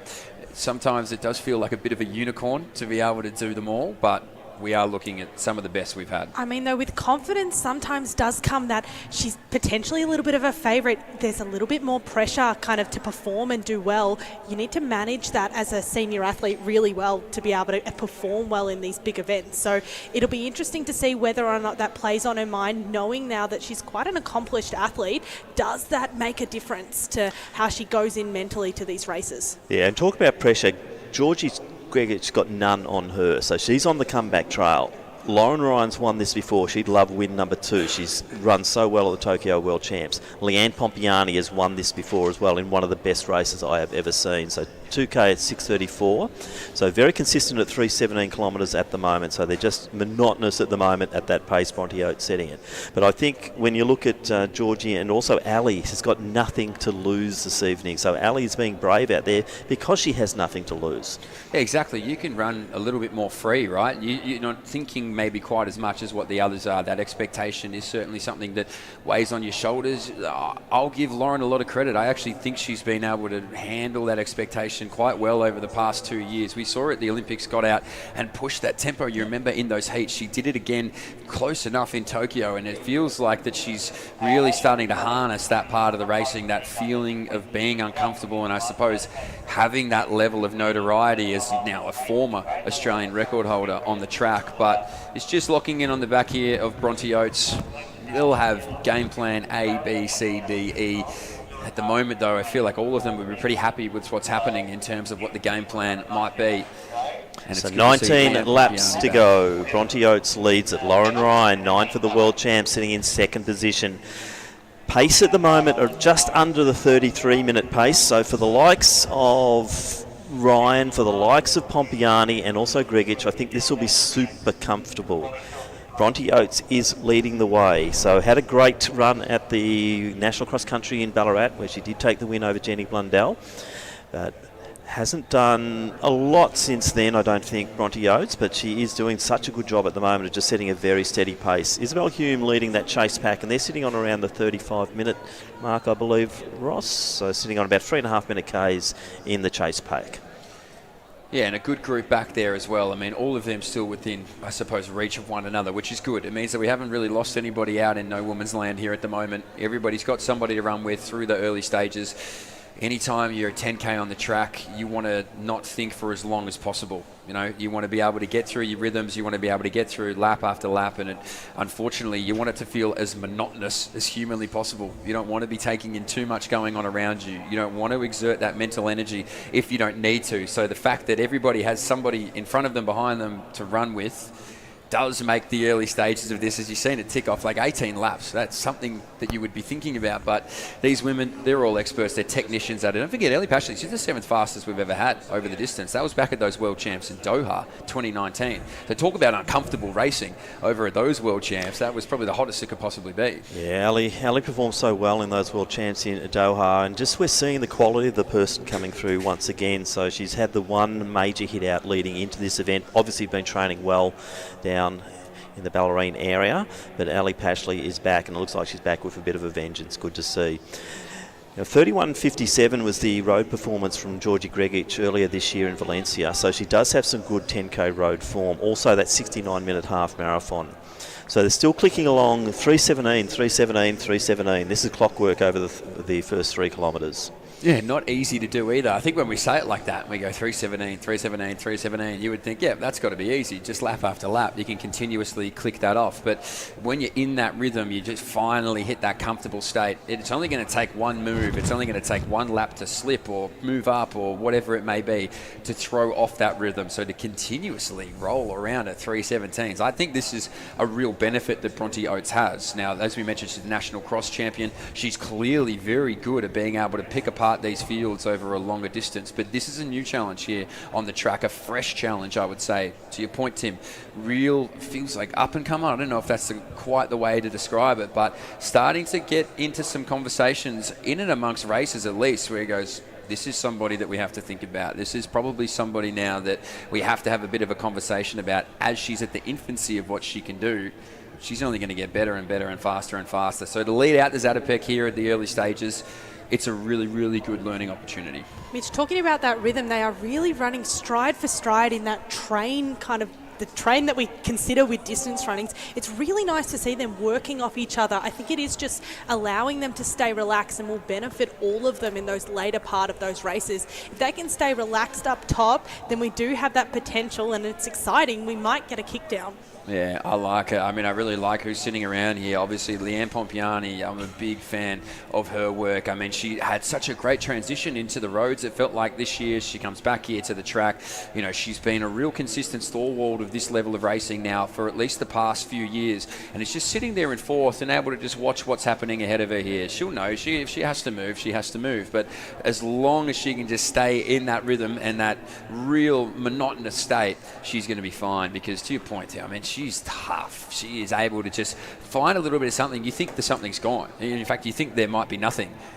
Always something. Now, bear in mind too, Leanne's transitioned to marathon this year, so she debuted 2:24.53 in Nagoya, which is a great event, and then she's run 2:24 once again in Sydney, which isn't such a fast course. So Leanne's coming off the back of marathon racing. She's also run a 31:46 in Burnie to take the win there, and that was in October. So she's shown some very good form over 10 kilometres in the last couple of months. I just wonder if they're winding this up a little bit. I don't know whether it's getting just slowly but surely a little bit faster. It's just to the eye from up here, that's what it feels like. I mean, it's obviously stayed in that train. Of course, they're all just staying out of each other's way, really, and clearly happily to do so. Pashley now just takes a quick look around the shoulder just to see what that separation is back to this field. Long way, just look ahead. They're moving around here now, still all together. But this group of five, clockwork here at the moment. No real moves, no real changes. Everybody stayed in their spots. It's now just a question of who and when is this going to be moved. So 15 laps to go, the 4 kilometre mark. Bronte Oates goes through. Leanne Pompiani sitting in fourth position. Lauren Riding once again just clocking off and splitting her laps each lap. So that'll be downloaded later for the coach, and the sign there will be it was a 79-second lap. So they're sitting around the 78, 79s quite religiously. A 3:18, oh, they've broken the streak there. 3:18 for the 4th kilometre there. Well, Mitch and I were talking last week when we were watching some of those junior ones about those, watching them tap their watches as they go round each of those laps. We are seeing another one of our very senior athletes doing that. Mitch, any thoughts? Well, over the 10K journey, I can understand a little bit more. Over the 1500, I found it hard to believe that we'd be stopping watches lap by lap. But over the 10K, when you're trying to, I suppose, collect some data and you're trying to just see, okay, where are my lap splits actually at here? How comfortable am I feeling at this rhythm? I can let that one go. I can allow that. And Lauren Ryan is far superior athlete than me to be critiquing anything she has to do. So as she just moves on around, we'll just watch, stop the watch, have a look at the data, have a look at the splits, and just see how we're moving along. Because at the end of the day, this is the start of a big year for a lot of these athletes, right? I mean, it is only December. I mean, we've got a major championship all the way back there in July, August coming up this year. There's plenty of things on the docket. We've got the World Cross Country coming up. That's going to be the first thing. And then a few of these athletes will try and get themselves on a Commonwealth Games team as well. So as they make their way around this track continuously, it has to be sitting around still that 17 to 19 marker. Yep, so 79 for that lap. Just a bit of an update on our chase pack. Tiana Setter and also Isabel Hume leading the way there. They're still sitting around that 35-minute mark. So Setter, the young lady from South Australia, Hume, the former South Australian, now resident in Victoria. They're going stride for stride, and a few little cracks forming in the chases at the moment, but no cracks in that lead bunch of five. Nah, and they're just, it's clockwork.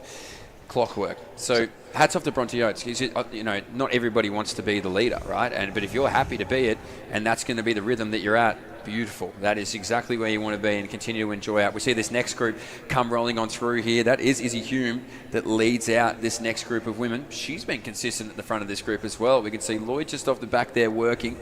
That's with Donby. But as they make their way through the start-finish line, our attention goes back to it, and this is our leading group continuously. Finally a move, a little bit of a shake-up has happened now in this 10K. Oh, it's hard for me not to get excited, Tim. Now we got a little bit of change. Leanne Pompiani says, okay, I will lead it now. Now you can all start to come with me. So the race is now on. So Leanne makes the first major move. I was looking at facial expressions on the screen there, and Bronte's still looking fantastic. Now Lauren decides she can't. She's got to counter that move. She can't let Leanne get too far ahead because this is potentially the main opposition, and also Georgie Gregic just goes. Now it looks like Ali Pashley might be under pressure. Yeah, so she's wound it up now, hasn't she, Leanne? I mean, the observation's been made. Okay, this has been great. This has almost been my toe into the race. I've been able to use the first 12 laps to find that rhythm. That's fantastic. But I know what Lauren Ryan is capable of over the closing stages. I mean, she had a devastating kick just a few years ago to take out this title. Now it's down to this group of three. So Gregic is the next one to be able to hold on to the back of Ryan. Bronte Oates just going to sit back and forth. Did such a great job to tow this field into it, but now these two were quick to respond to the Leanne Pompiani move because they know what she's capable of, and once she's in rhythm at a fast clip, good luck. This is crazy to me. We're talking about winding up and there's 12 laps left on the clock, so that is insane. They're into the second half, Ella, so they are getting excited. So 5K is down, and we're seeing this lead group of three. So Ali Pashley now just sitting a little bit off the back of Bronte Oates, but Leanne Pompiani. So Lauren Ryan just content to sit in second. Good move by Georgie Gregic to get back on. So a 74-second lap, that one, Mitch. That was the difference. Yeah, and that's just it, isn't it? And it doesn't sound much when you're sitting here or we're standing up here and you go, 5 seconds. Oh, is that a big discrepancy in a lap? That is huge. That is a devastating feeling when you've been rolling along the 78, 79s. It's all feeling okay. And then you're dropping down 5 seconds. I mean, that's 2.5 seconds over the 200 metres. That is a big way to just test what this field is made of. And it's unsurprising to me that it comes at the feet of Leanne Pompiani because this is only getting faster, it feels like. This is going to be another faster lap. So this surge in the middle of the race is a tactic that so many across the world tend to employ in these 10,000 metres, right? They know that they're fit enough. They know that they have the aerobic capacity to be able to take out a race like this. But how quickly can we get rid of the rest of this field? That's what this move is trying to show the rest of the field. And Gregic now just has to hold on to the back of Lauren Ryan because this is grit and grind stuff with just over 10 to go. So when Leanne won her event a few years ago, the description there, she just wound it up, wound it up, wound it up. And when you thought she didn't have another gear to give, she gave another one and she took the victory. So she's doing just that here. So that was another good lap of 73. So they are starting, as you say, Mitch, this is a wind-up race here. So Ella, you must be getting excited. Oh, absolutely. I mean, 10K is not normally one I'd switch on to watch, but I am excited for these 10Ks. The women's, the men's, I love Zatopek.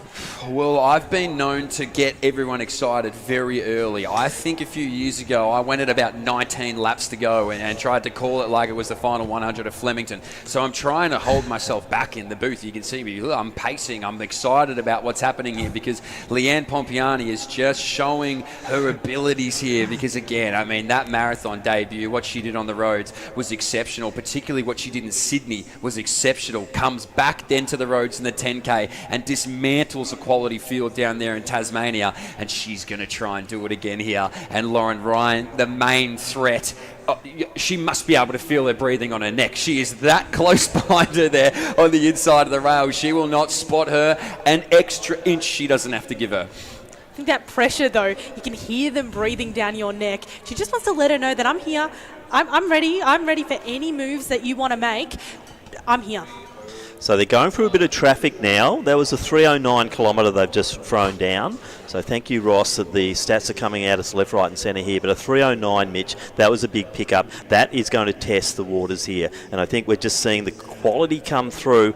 Gregic, I'm not surprised she's still there. I think this girl does have range, and she is running well in that third position. Yeah, hats off to Gregic. She's been able to hold on with this move. It's not easy. That's a big K jump down there from Leanne Pompiani. Now, again, I expected that from Lauren Ryan. I expected her to be able to roll along with that. You look at the times that Gregic has run, it shouldn't be surprising. I just haven't seen enough of the New Zealander racing with my own eyes. But if there's anything to lead off where she sits there in that third spot, she kind of yo-yos ever so slightly, spots them a couple of metres, almost composes, and then reattaches herself completely to this leading duo of Australians. So Gregic, you'd be nervous having her on that shoulder. She's doing a really good job, the New Zealander. Leanne Pompiani, Lauren Ryan doing an exceptional job to lead out this tempo.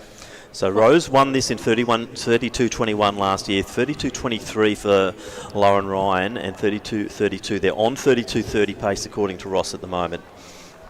Well, with 9 laps to go, I do think it's okay to get a little bit excited. I mean, you can come down onto the track. Let's give our ladies a little bit of support. It is 10K is a grueling race. How much support can we really lift them to push that time in those last 9 laps? You're asking me. I would blow the speakers off the joint if I was allowed to, but I keep complaining every time I do that. So if you want to get down on the track, I would recommend it because you can only get up close and personal with these 10K runners at one event in Australia, and it's the Zatopek 10, and these three are putting on a clinic. You'd have to think about Leanne Pompiani's psyche here. She's seen what Lauren Ryan's done to take out the title. She just missed it from Rose. She flipped the tables on her last year, and you would think that Leanne is just trying to lead her out and get that kick out of the legs as best she can. But Gregic as well, just sitting there, the little surprise package in third. Oh, it's going to be a great finish here. The New Zealander would have watched her junior compatriot in that 3K be thinking, I think I can take this. I got it in the dip in the line. I saw her do it. Why not me? Exactly right. You've got to fancy your opportunities here. Anytime you're still hanging around with a couple of K to go, it's certainly a race that can be won there. But Leanne Pompiani is just in total control out here. The split's on there for Lauren Ryan. Checks it. Happy with it there in second. And Gregic is just along for the ride here. She's on for the toe. She doesn't need to move out of that third spot. In fact, I'd be staying there as long as possible. Only at the singular moment that you think a move's going to be made should you ever really have to move out of that spot. But this is some great racing here at the moment. And Leanne, I really like the way that she's upticking this. So 100 metres back now is Bronte Oates. Another 10 metres back off her, Ali Pashley. That is 4 and 5 on the track. But all interest now on 1, 2 and 3. Things have hardly changed. Pompiani took the lead. She's driven forward. She's making them work hard. They are splitting a lot more quickly. They've just eased off a little bit, but a 3:08 last kilometre. 3:08 last kilometre. Okay, so they're around what that pickup was from Leanne. So she's not just picked it up and dropped it off. She's picked it up and sustained. She said, this is now the expectation of my tempo. I'm not going to bring it back all that much. If you want to go faster, you're going to have to work around me. You're going to have to start to make the tempo. I can only do this for so long, but now it's slowly. You can see they got so close here, a little bit of chipping of the feet. They just want to move. They are biding their time. Anytime you start to really press up on someone and you're starting to clip feet ever so slightly, you want to go, but you're waiting for the moment, the designated moment you told yourself you would wait for. Everybody has plan number A. I will wait until this lap before I go, but in the moment, in the race itself, it's so hard to keep yourself controlled, but that's why these three are so class, because they are in control there at the moment. And Leanne Pompiani, just doing a really good job in first, but Lauren Ryan hanging around is a scary sight for this leading three. Now, looking at the track, I think a little bit of rain is coming down, maybe just to cool them down just a little. The track's looking a bit spottier than it was before. But also wind conditions not too bad either. So the breeze, I don't think too strong out there. Maybe a little bit down the back straight, but as we've seen at Lakeside here, it can swirl all over the place. But yes, Ella, a little bit cooler conditions for them. I think good conditions for racing, Mitch. Yeah, absolutely it is. Well, for a 10K it is, absolutely. You want this to be, around... Ideally, you'd love for it to be about 14 degrees and a little bit of rain, no wind, just to be able to keep that body temperature down. So I'm sure that they'll be appreciative of it. I'm sure the people on the track who are the painted on track fans are going to be enjoying seeing this level of racing right up close and personal.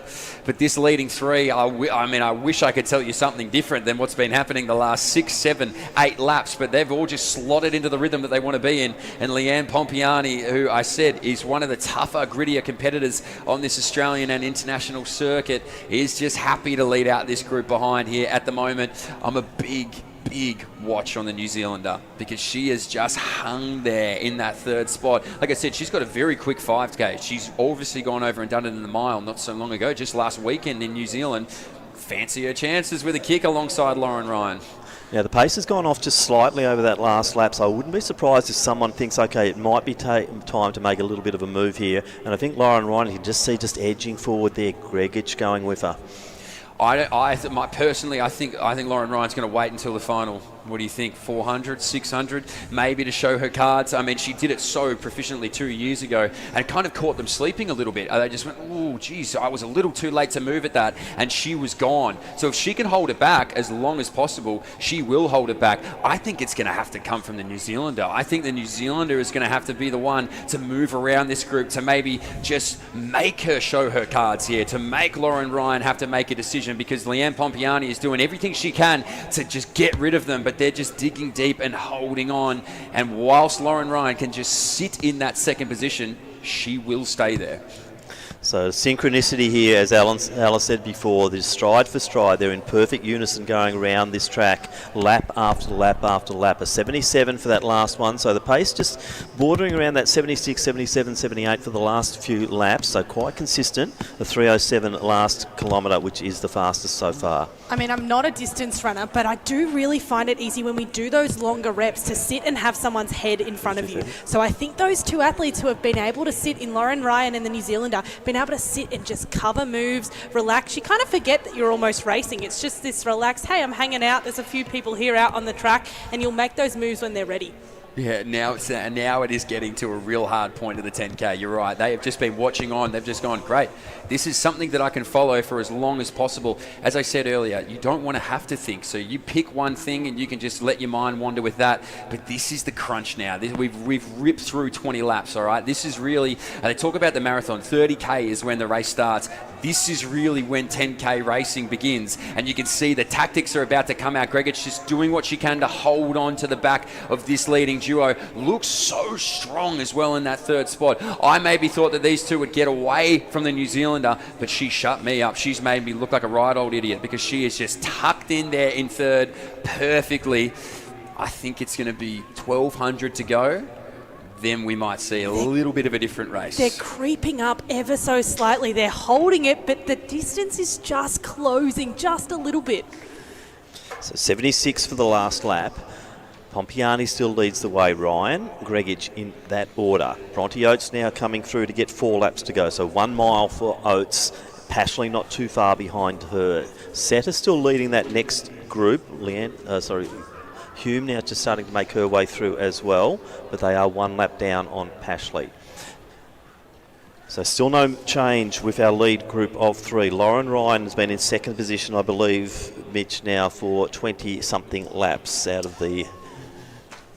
I told you. She will sit. She will stay there as long as possible. So Lauren Ryan's got no problem with sitting in second place, so long as she's not sitting in second place when she crosses the line. She will happily just sit on that shoulder, and it is a little bit of a mind game. You're just continuing to apply the pressure. I'm still here. I'm still here. I'm still going to be pushing alongside of you over this final 1,200 metres. So we can see it now. Leanne Pompiani, Gregich maybe just starting to move up a little bit. This is probably the closest she sat on the shoulder there of Lauren Ryan.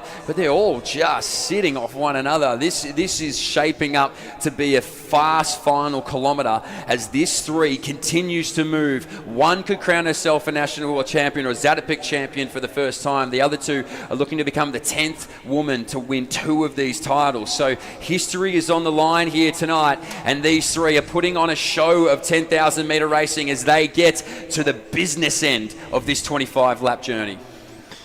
So 1 kilometre to go now, so at the 9K mark, and it's still a race in 3. As you say, Gregich just looking quite comfortable, and we're now really kicking it down to around that 32-minute finish time here. So this race is absolutely compelling. It's similar to when Leanne won it the last time. She just turn the screws and turn the screws. This time she's not dropping anyone, though, of that lead pack as they start to really pick up the pace. So 3:13 last kilometre, took the pressure off a little bit, but now we're going to see this race is on in the last kilometre. If you are still in the stands with 2 laps to go, come on, let's hop on the track. Let's give these women that support to come through. We want them to drag through for a fast race. We want the competition. Let's, as spectators, really help them out. Yeah, absolutely right, Ella. Let's give these women every ounce of energy we have here on a Saturday night. This is ramping up now. You can see the urgency from Leanne Pompiani. She is wanting to get rid of these 2 behind her because they've just let her sit in front. They've just said, said, beautiful. You tell us where we want to be. We will sit here as long as possible. But now it's getting hard. Now the burn is just really starting to hit the legs with 600 metres to go because Leanne has made another conscious decision not to just hand it to the kickers behind. She knows over the closing stages, on paper, they're going to be faster. But how much can I take out of their legs is the question at hand. So as they make their way around into the home straight here for the second last time, ladies and gentlemen, we're going to need as much noise as we can give these women because there is history on the line. One will be a first-time champion. Two will be a second-time champion. We've only had 9 of them in history, Tim. Here we go. We're about to hit the sound of the bell, and we don't have a clear winner. So the pace will now kick down. Grigic looking good. Lauren just clicks off that last time there. 73-second last lap. The pace is really starting to kick down now. No change out front, Mitch. So here we go, 350 metres to go. I told you she will stay there as long as humanly possible. And she said, I've had enough. I want to take out my second title. Lauren Ryan is up the track and gone. Big move at 300 metres to go. Pompiani, so brave, so strong through the middle stages of this 10,000 metres. Finds herself in third. And Ryan throws the arms up almost to get a little bit loose with 180 to go. And would love to celebrate as a 2-time champion. So this is a devastating kick. She waited. She bided her time. She wanted to bring the road into this race. And with 100 metres to go here now, Lauren Ryan makes her way into the crowd on a home track at a home stadium, rolls back into Australia and does what only 9 have done before and becomes a 2-time Zatopek champion. 32.06 to go with it. Grigic, so strong. And Leanne Pompiani, always tough, goes for third. Great calling there, Mitch. 66 last lap. They embraced the 3 of them. What a race that was. What sportsmanship at the tail end of this event. But Lauren Ryan, the champion once again, probably came in as race favourite. But what a last 2:55 last kilometre. That was smoking. Just waited. Just had to wait. That was all she had to do. She had to hold on to the advances of Leanne Pompiani. It looks a lot easier just to hold on the back than it is. So credit to both the two who come through for 1 and 2. But Lauren Ryan, once she got to that 350, she said, all right, this is my cue to go. And if you're coming with me, this is going to hurt like hell. And it did at that. So Lauren Ryan, now a 2-time champion here at the Zatopek 10. She's got that sash and I'd hold on to it. Let's frame it. I want to see that in her house, the sash framed. 2 times is huge. So Bronte Oates coming through, 33.09 unofficially for her. Ali Pashley, good run from her. She'll come through 33.14 to take the 5th position. Good to see Lauren down there with her family. Lauren, hold that sash up. Let's get the money shot here. But she does have to give it back, Ella, because we need it for the men's race. So lap to go now, I think, for some of our chasers. So Hume getting the bell. Also Holland Smith, the South Australian, Setter in next position, then Blaney.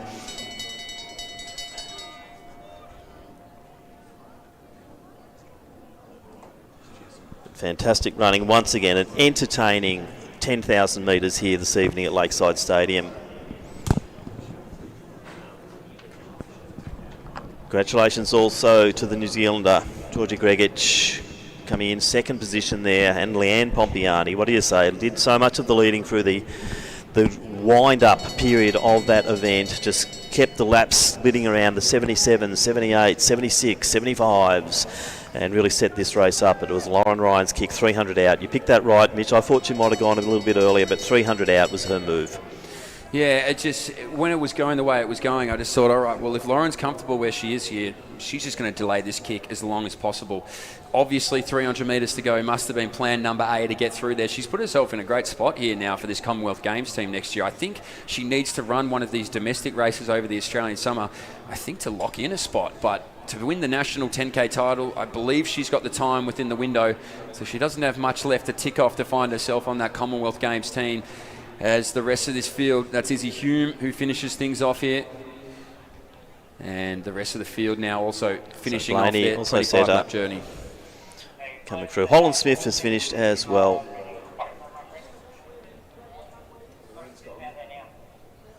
Let's get around these women as they come through for this final 100 metres of the 10K. It has been a grueling race, so let's get around them.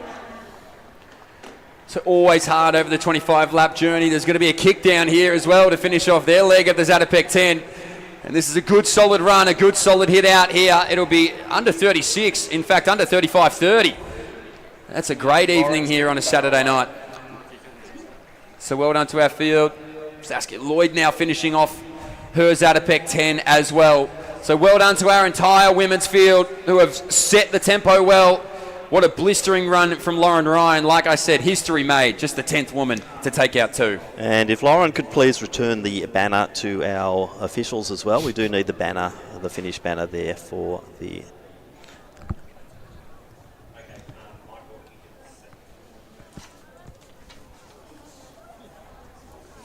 So, our women have just shown our men how it's done to run a fascinating 10K. They've set the table. And what a performance. And this men's 10K sure to be a doozy as well. We will now go to the presentations for the Ondieki 3,000 metres. Just waiting for results to come up on a Results Hub.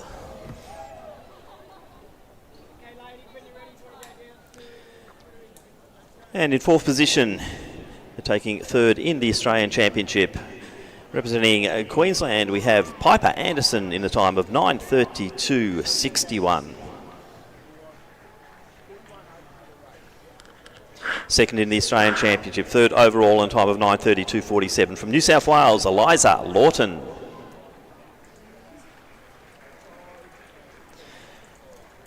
Taken 2nd in the event and 1st in the Australian Championship in a time of 9:24.93. It is Imogen Baker.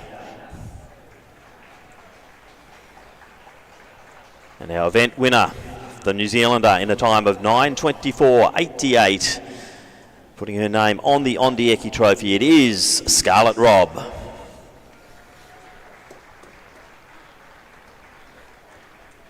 So congratulations to Piper, Eliza, Imogen and Scarlett for making the podium.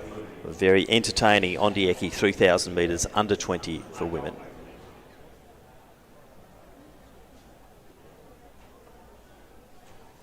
We see our men walking down to the start line.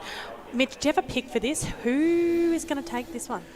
Whew, sorry, Alan, just recovering from the last one.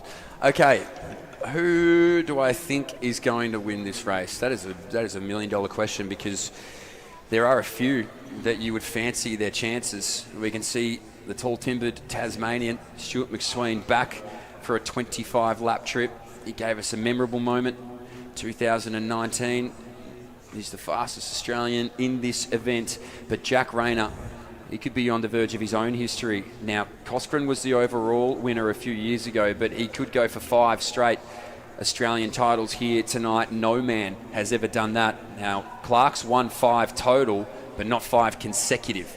So Jack could join a pretty elusive club of 5 total, but he'd be in his own airspace if he can do it here tonight, 5 in a row. So those 2 are ones to watch. Now, obviously, the man who I feel like kind of captured the attention of so many Australians and distance fans, really, not just here in Australia, but I can tell you in Tokyo, he had a lot of people watching on as well, was Seth O'Donnell. Now, he has been... Look, he was a storyline last year, it felt like, Seth, and he came out and he ran such an amazing race, and then fast forward a couple of months and he's taking down Kai Robinson and co to take out our 5,000 metre national championships. That's where he really, I think, cemented himself as somebody to watch here in this country. Now, the beauty of Seth is I have no idea how Seth is going to run this 10,000 metres. I thought maybe, at the 5K championships he'd go out and do what he does and leads it, but then managed to outkick an entire field. So that's a scary prospect. Now, over 10,000 metres, it's different to 5,000 metres. But if I've learned anything over the last year, I'm never, ever, ever, ever going to say that Seth O'Donnell can't do something amazing at the end of a race. So there's a couple to watch here. He's done some serious racing in the last few weeks, month. I mean, it was the cross-country trials where I think he came 2nd to Cam Myers. And then he actually came down to a milers and ran the A and the B race and won both. Tim, I don't think that's ever been done before. Definitely hasn't been done before, and it was a great effort.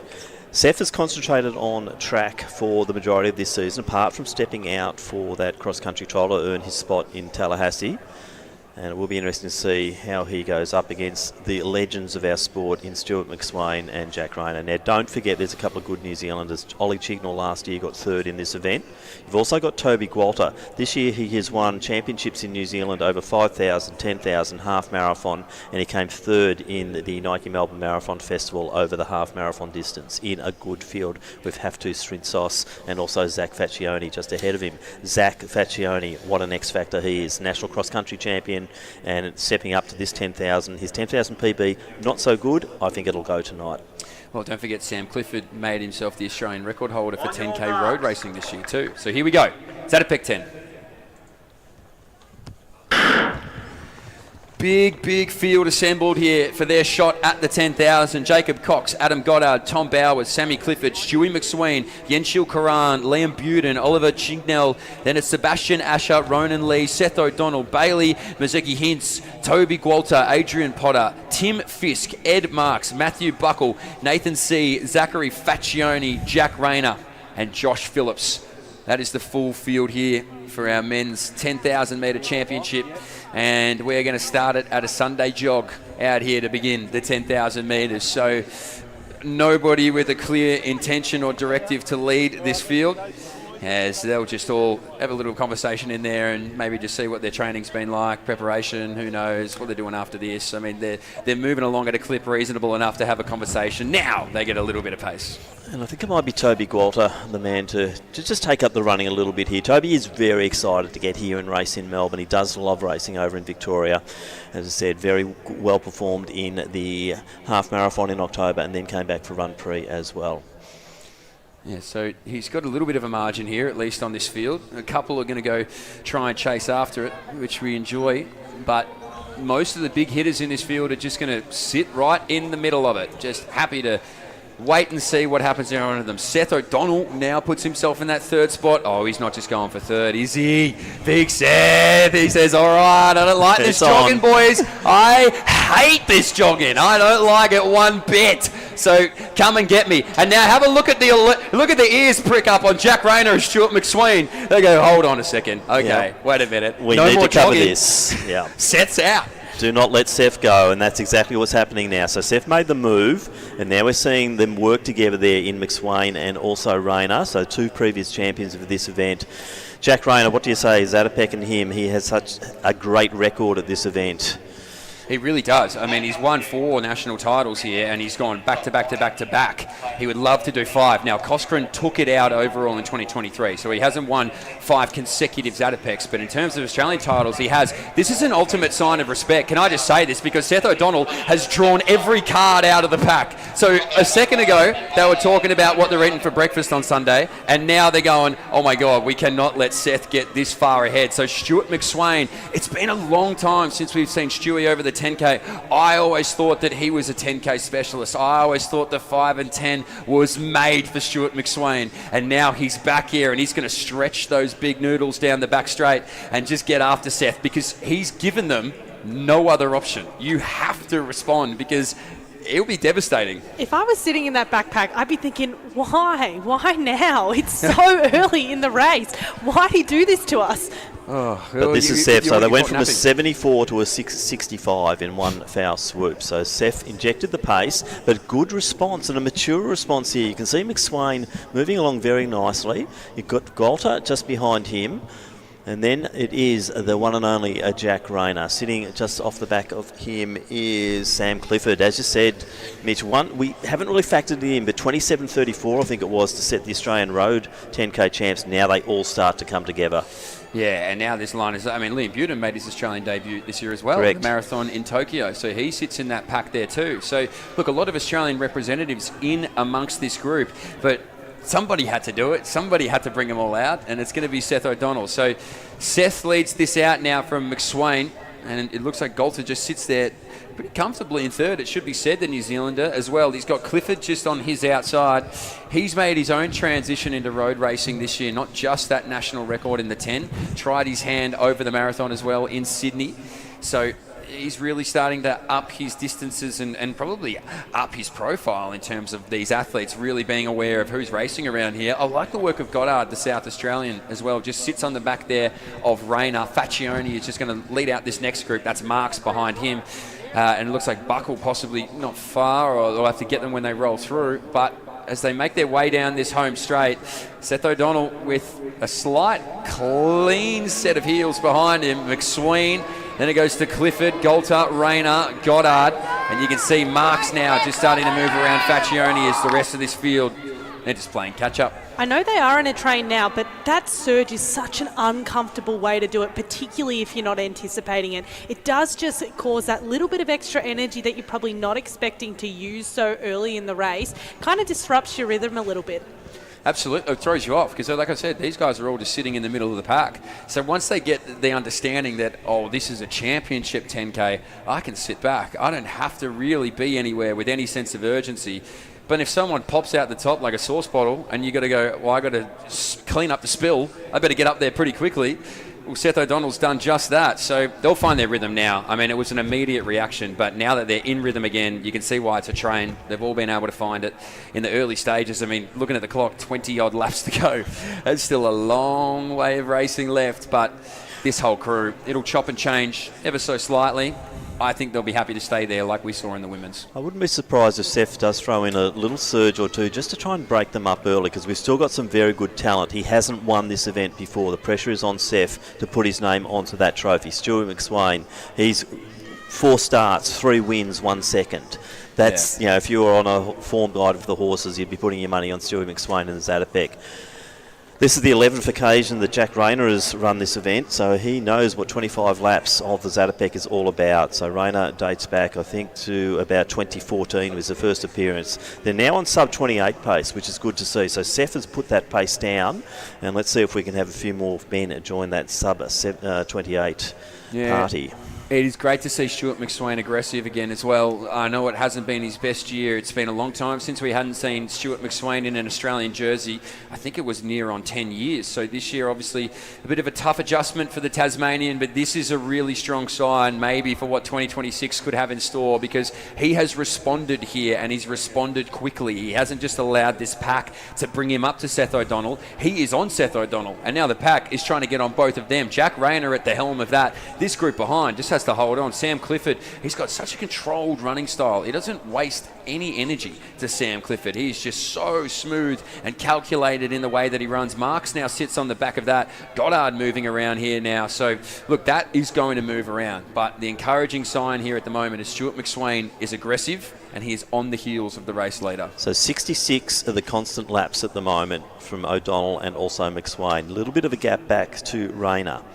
Now, only 23 men have broken 28 minutes for this event, and a big shout out to one of those who's run a 27.59. I think he's in the crowd tonight. Paul Patrick took out the Zatopek back in 1993, and he's here tonight to watch this new generation of 10,000 metre runners do their stuff over the 25 laps. McSwain set the Australian record at Box Hill, 27.23. He's second on the all-time Zatopek list, behind 27.22 from Luke Keith Kosgei, the Kenyan, who won this event 4 times.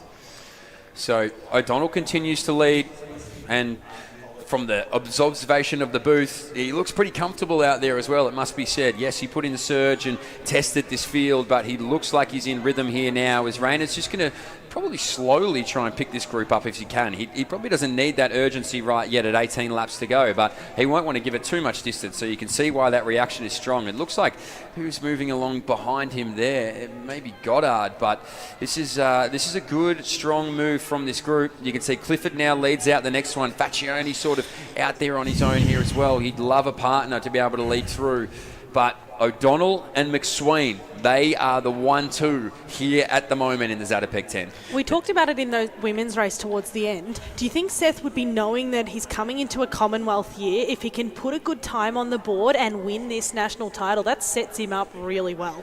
Oh, absolutely. I mean, he'd want to set his year up well. The hard part for the men's 10K in the Commonwealth Games, the qualifiers 27.10.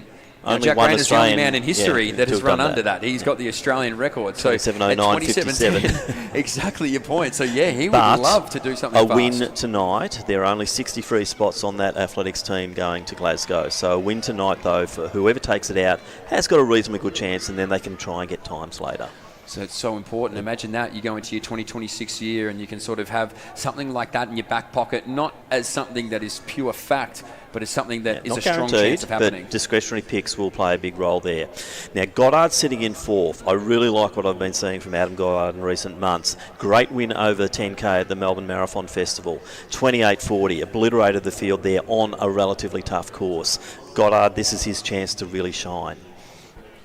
So you always see one in the Zatopek, don't you? Or maybe a handful of stories that really assert themselves and set up their year, or put themselves in a conversation where you think, okay, I remember that run from last year. That was really impressive.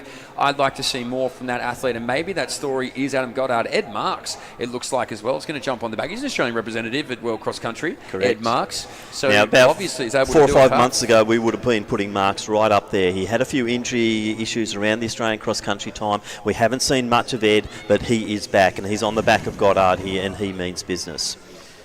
Chignall's in next position. I think he came third last year, Mitch, so don't underestimate how good Ollie Chignall might be. You've got Gwalter in the next position there as well, the Kiwi. Then Faccioni. It is a fascinating read. I'm very fascinated by this second group, just latching onto the back of Jack Rayner. So listen, from what I've heard of the trainings, that Stewie McSween has been very, very fit.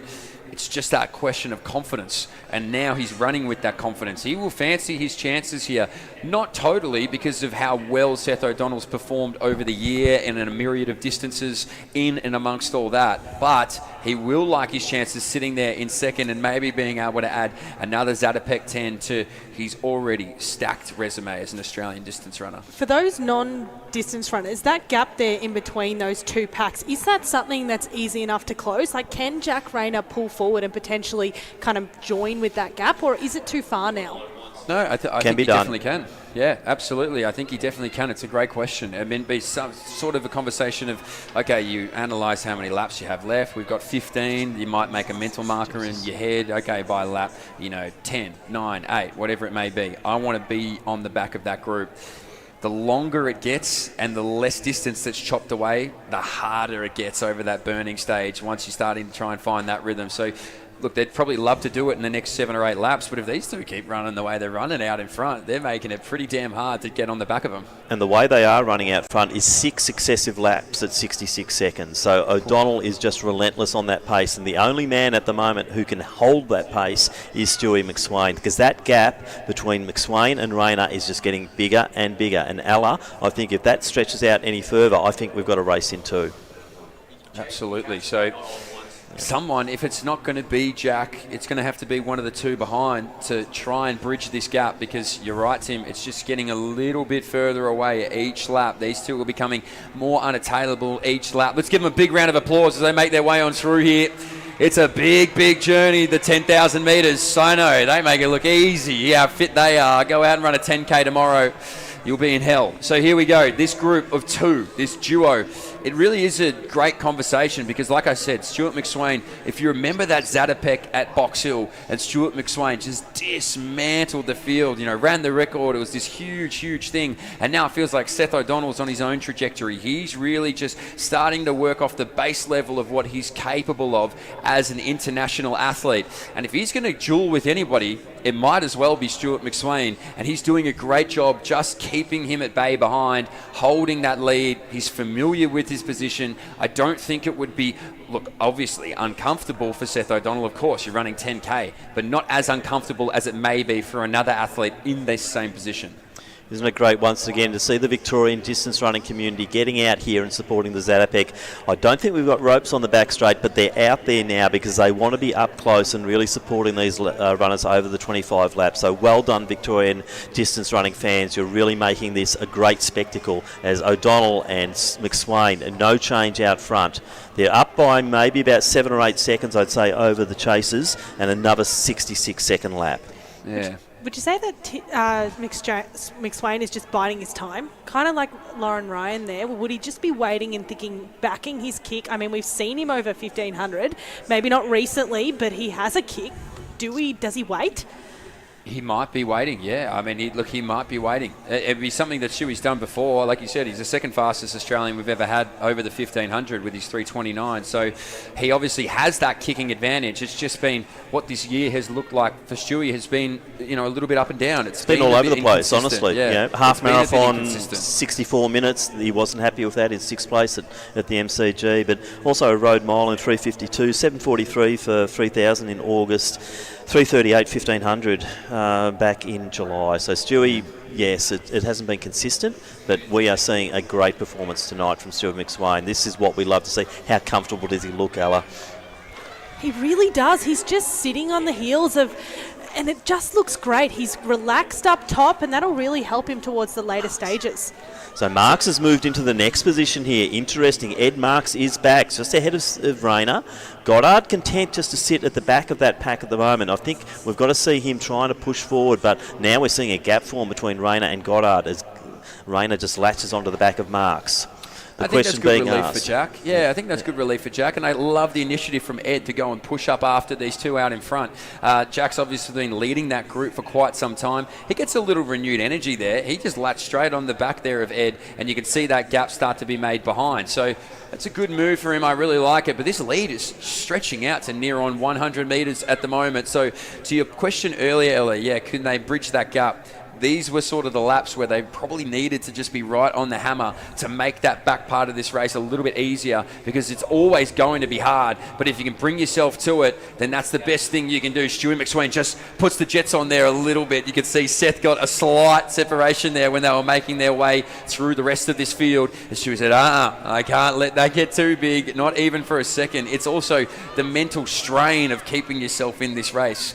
If you can keep yourself latched on and you can keep yourself in what you believe to be a winning position, you'll have a bit more energy when that kick comes, because, as I said, Seth has a kick. So it's a matter of how fit Stewie is. He's better on paper. In execution right now, this is going to be a great finish. So 11 laps, Tim.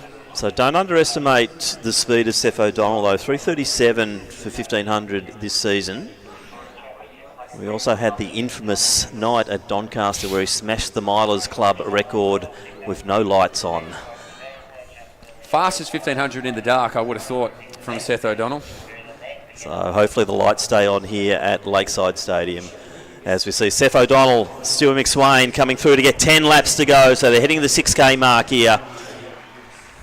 Seth has such a lopey stride, like he's loping down the track, but it seems to work for him. I find Stewie's almost shortening his stride there to try and sit nicely behind her. I wonder whether that will hamper him a little bit in the later parts of this race.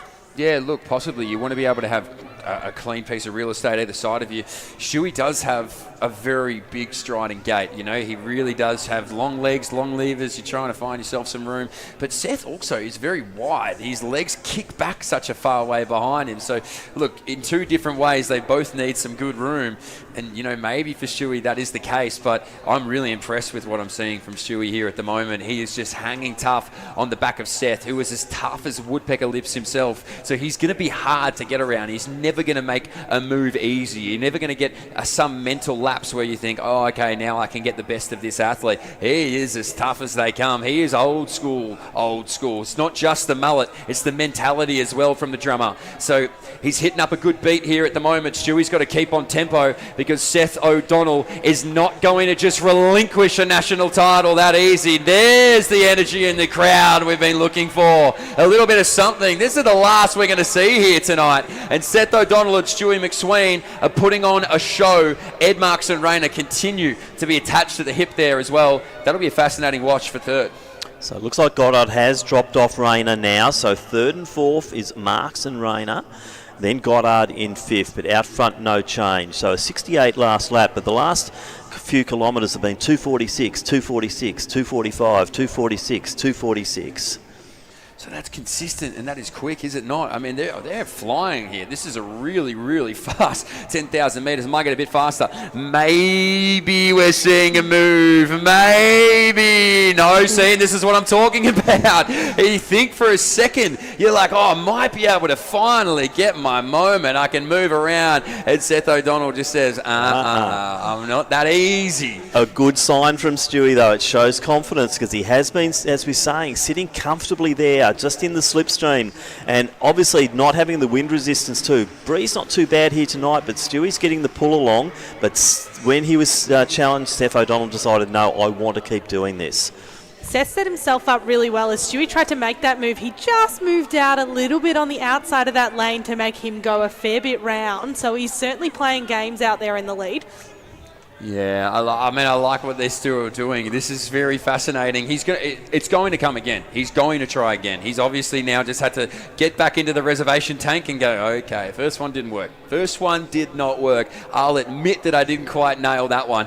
But I'm not done yet. I've got at least a couple more moves up my sleeve. You don't have a 10-plus year international career without having 2, 3, 4, 5 different moves you can play on the chessboard. But he's so we breaking can see away, now, Mitch. no, he's off. So Stewie McSwain, unfortunate, he's just walking off the bend, which means it leaves one man out. Yeah, so one man in front now. I was going to say we had a great race in 3 for the women's race, a race in 2 for the men, but now Seth O'Donnell leads by 80 metres as we come down to get 7 laps to go. He'll know what's going on here. Seth O'Donnell by himself, approaching Liam Buden, the Australian marathon representative. Marks and Rayner. Rayner just has a poke around the shoulder. He won't see much, but Stewie's back in it. Give Stewie McSwain a big round of applause here.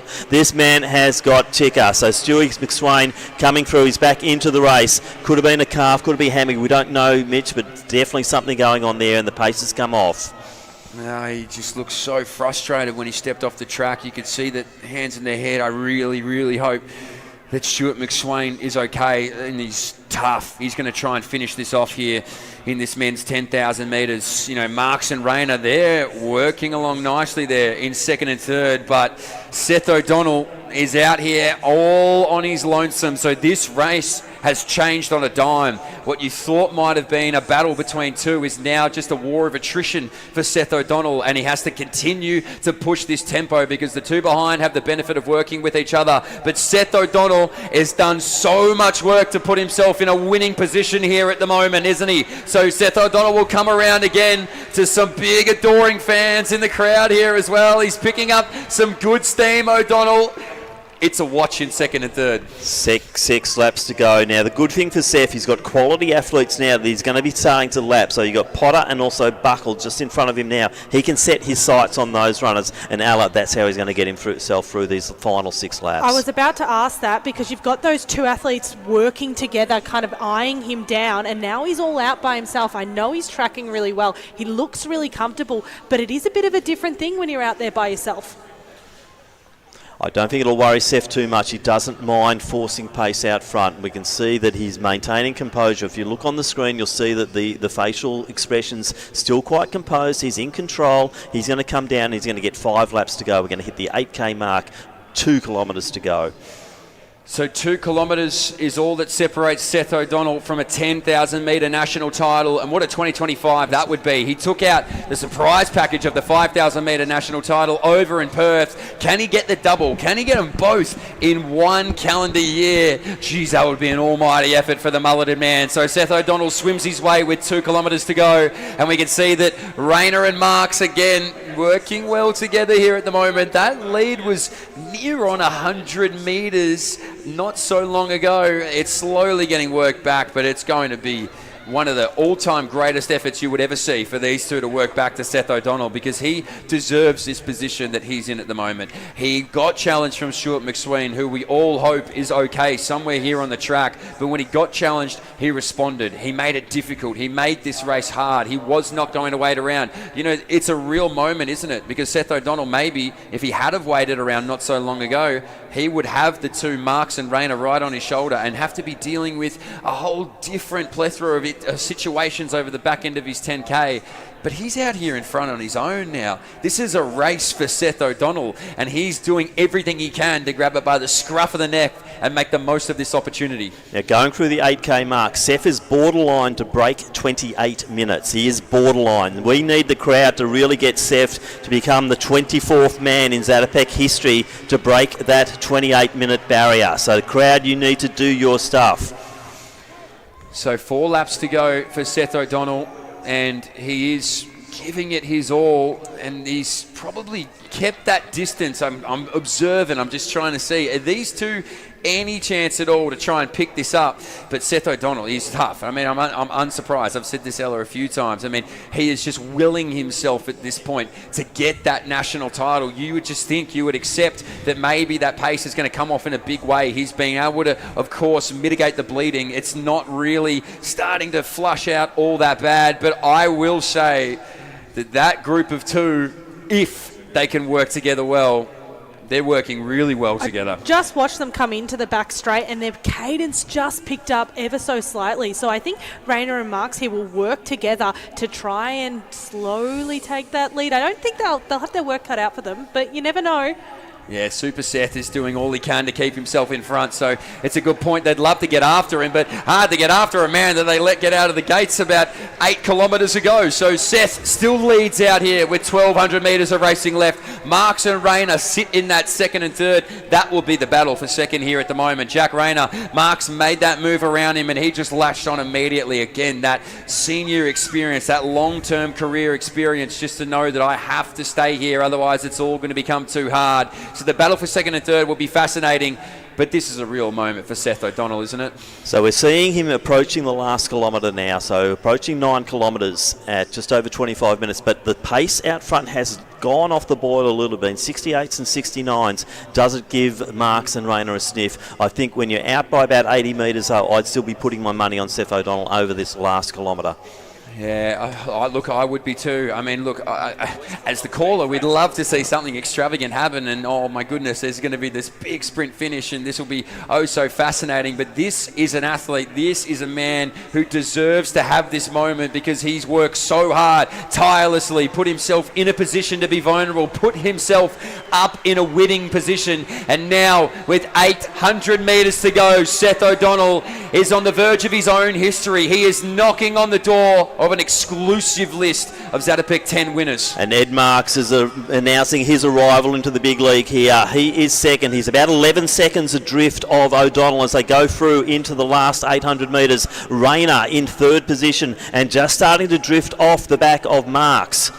There is 600 metres to go, or just over, so there is no excuse. Let's get on the track. Come on. We're sitting down. For those sitting down, stand up. Let's really bring him through for this last lap. Yeah, well, he'll need every ounce of support he can get, because he has been inside of his own head, inside of his own mind now for the better part of a few kilometres. Not only was he having to try and withstand the fast-moving Stuart McSween, but now he's had to try and just hold on all on his own. So Seth O'Donnell, the penultimate time into the home straight here for the Super Mullet, is coming down this home straight. And again, he is oh so close to history. He is oh so close to a moment that 12 months ago would have felt like a dream, and now Super Seth gets the bell. So we need a 64-second lap for Seth to go under the 28-minute mark. So give him space, guys. Let him through. We need about a 64 last lap from Seth. We want him under 28 if possible. Only 23 men have done it before. So history beckons for Seth O'Donnell. He is up the back straight here now. And if you want to get the measure of a man, send him over the last 400 metres of a 10K solo and chase that time, Seth. So we needed that 64 to get under the 28 minutes. It's not a question of a national title. He's got that sewn up. That is done. It's now, can he get under 28? 30 seconds is what he would have needed at 200 metres to go. Regardless of the time, regardless of what we're seeing out here in terms of the metrics, this is a lion-hearted performance from a lion-hearted man. So 14 seconds for Seth under 28. That doesn't matter at all. He joins some of the greats. He becomes somebody that you have to watch. Seth O'Donnell, 58, 59. Super Seth.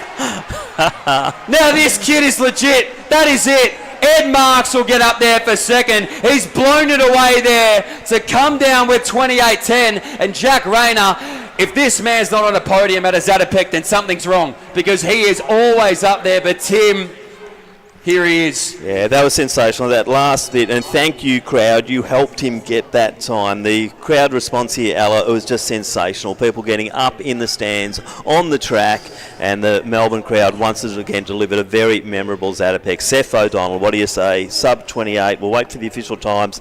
Ed Marks, what a run by Ed Marks. He's back. You have no idea how much it helps and lifts when you hear those cheers from the crowd. So everyone on the track has done an exceptional job at pulling Seth through for that run there. He did it all on his own, so it was nice to have that support in that final lap. So Gwalter's just come through for a sub 29 performance, the New Zealander. Also, we've seen Faccioni finish. So he's sick. That is just... So he's come down with 100 metres to go, and you're looking at 13, 14 seconds. And you think, wow, that was a great pipe dream, but Seth's still going to be the national champion. 27:59.65. That is the official time for Seth O'Donnell. And what an almighty performance. I said it with 100 to go, a lion-hearted performance. We always knew that he had a little bit of something. He always knew he had that little bit of mongrel within him. But my goodness, Seth O'Donnell, you're a Zatopek champion. You're a 5K, 10K champion in one calendar year. When he was here last year, he was rolling out in the 28 minutes. I said he's going to get under that here today for sure. And now he asserts himself. So one lap to go there. Yashnil Karan from Fiji, so he doesn't get many great opportunities to race 10K. He's here in Melbourne. We welcome him here with the Melbourne crowd. So the Fijian has one lap to go. As we see Nathan C., the Victorian, just crossing the line. Not far behind Ronan Lee.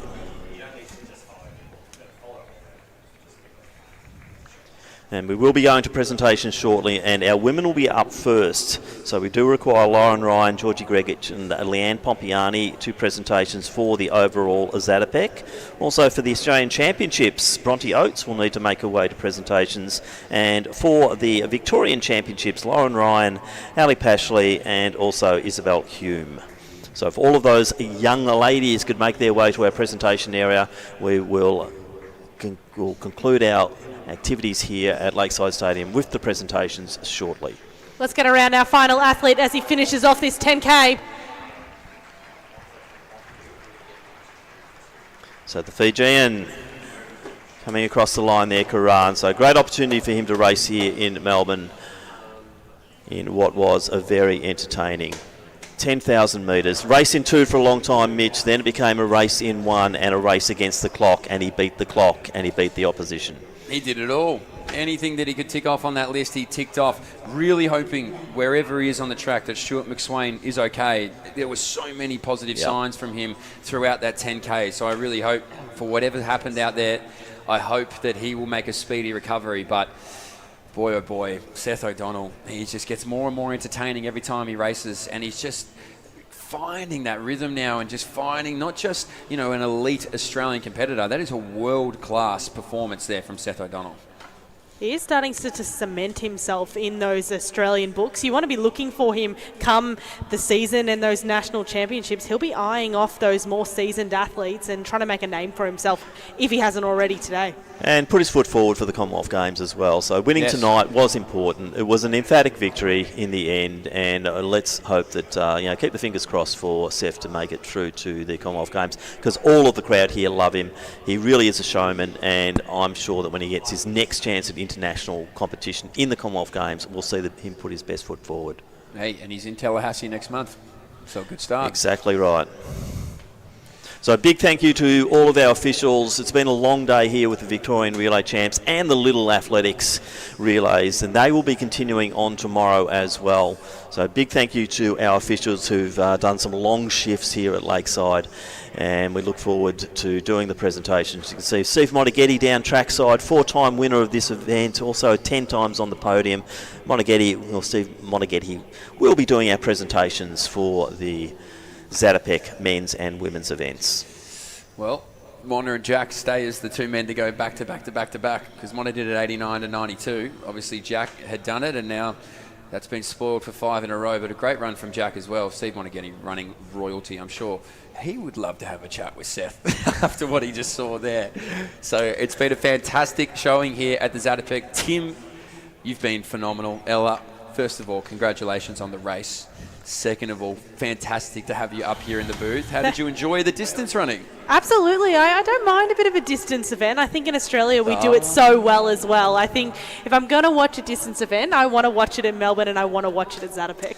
Okay. Big thank you to our stats man, Ross Pentland. Absolutely awesome once again. How many years in a row, Ross? We're probably looking 5 or 6. Yeah, and he just keeps feeding those figures to us and makes our job so much easier, Mitch. Certainly makes me sound smarter, that's for sure. So big thank you to you, hard. Ross. Yeah, I know. Well, you've got to start from zero from somewhere. So big shout out to the crew here as well, all the behind the scenes, GT, all the Athletics Victoria staff, Lockie Rayner, of course, everybody involved in this production. And if you see an official, I say this every time, say thank you, because it is a very thankless job and they are out here all day tirelessly giving up their time because they love athletics.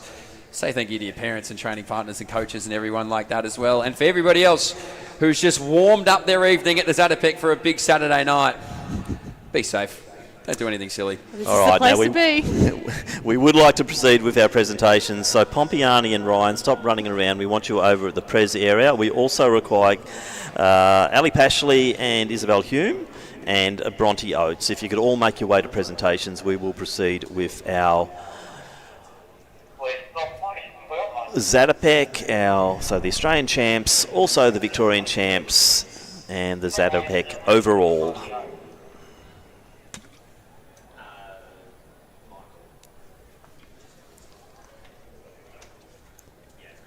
So good to see Lauren did clock off her watch then, so she is it's all going to be on Strava, alongside all 25 of those splits of the 10K earlier. So we will have the girls lining up behind. I think all 5 are out there now. So Bronte Oates, if you're here, could you please make your way immediately to presentations, and we'll get those underway.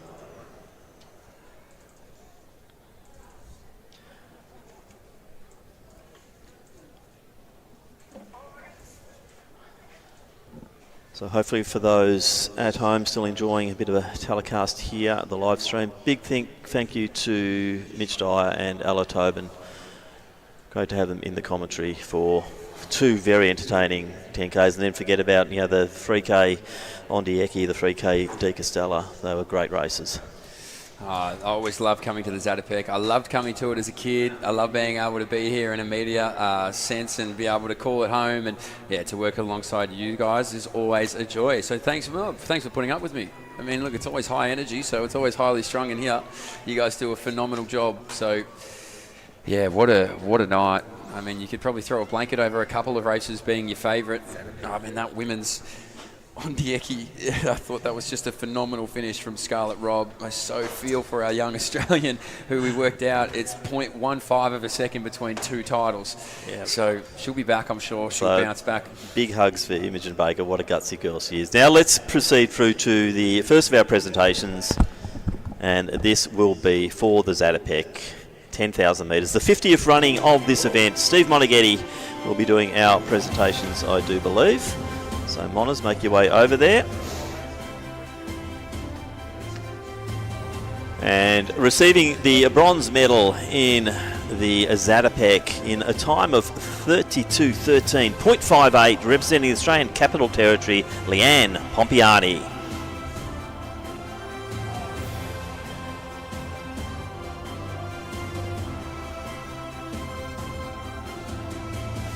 Second position, the silver medalist in a time of 32:10.28 from New Zealand, Georgie Gregic.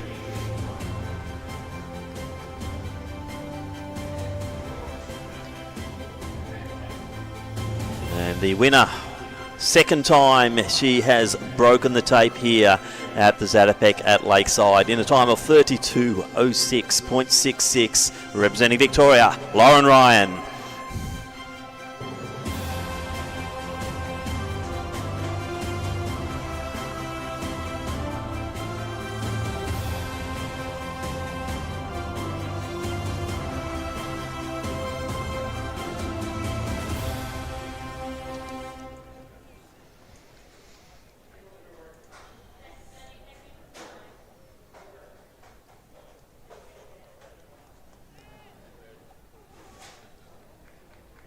So our next presentation will be for the Australian Championships.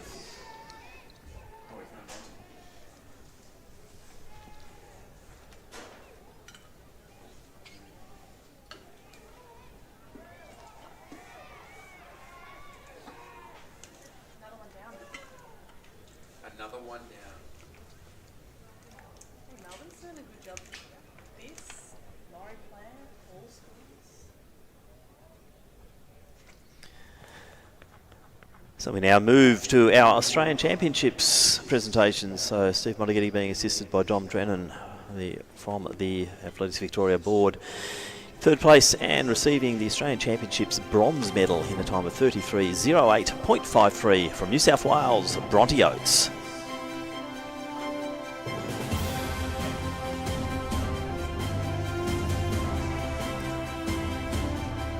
Our silver medalist in a time of 32.13.58 from the ACT. Congratulations to Leanne Pompiani. And the gold medalist in the Australian Championship. She was 9th in the World Champs in Tokyo not too long ago, but winning this event once again for the second time in a time of 32.06.66, representing Victoria, Lauren Ryan.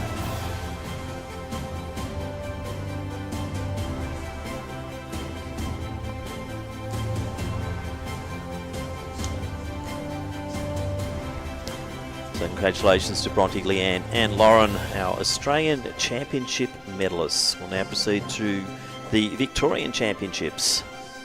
So we will require Isabel and also Ali to make their way to the podium.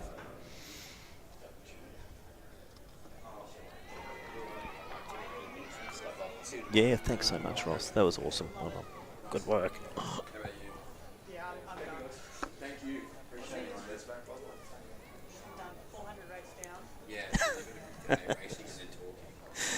And our next presentation is for the Victorian 10,000 metre Championship. Receiving the bronze medal, representing the Box Hill Athletic Club in a time of 34.49.52, Isabel Hume. From Deakin Athletics in a time of 33.14.52, our silver medalist, Ali Pashley. And representing Team AV in a time of 32.06.66, our event winner and Victorian champion once again, it is Lauren Ryan. She does. Yeah. So congratulations to Isabel, Ali and Lauren, the medalists in the Victorian 10,000 metre Championship for women. So next up we will do our final presentation, the men's Zatopek Australian Champs and also Victorian Championships.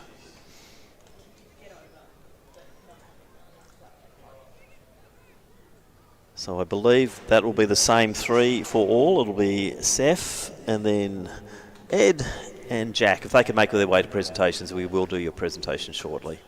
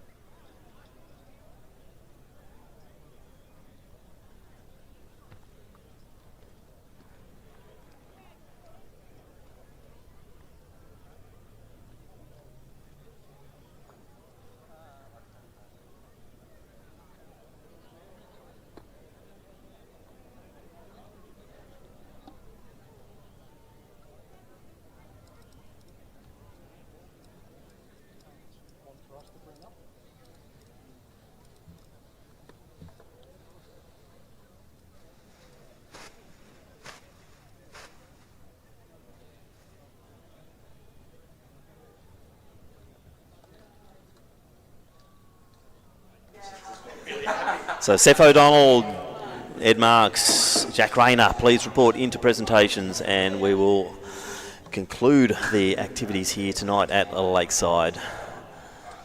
So the Zatopek trophy being brought out. So Seth O'Donnell's name will now go on that very famous trophy. 65 years it has been going with world records and Australian records down listed on the side of that trophy, but now Seth O'Donnell from Mentone will have his name added to one of Australia's most famous trophies.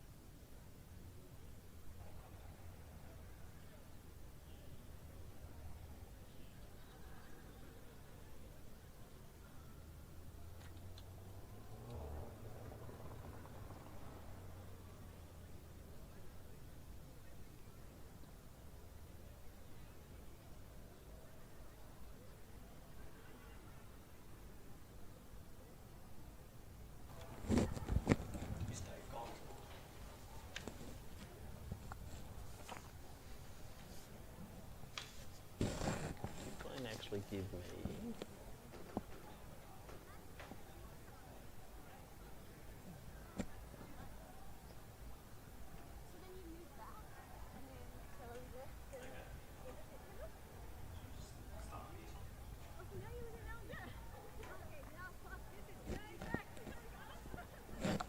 So a final presentation of the evening, and it is a big one. It will be a triple banger because it is all Australian, all Victorian, and also the Zatopek 65th running. So let's congratulate third place in the Zatopek, bronze medal in the Australian Championship, bronze medal in the Victorian Championship, representing Victoria and Western Athletics in a time of 28:15.73, Jack Rayner. Presentations by Steve Monaghetti, four-time winner of the Zatopek.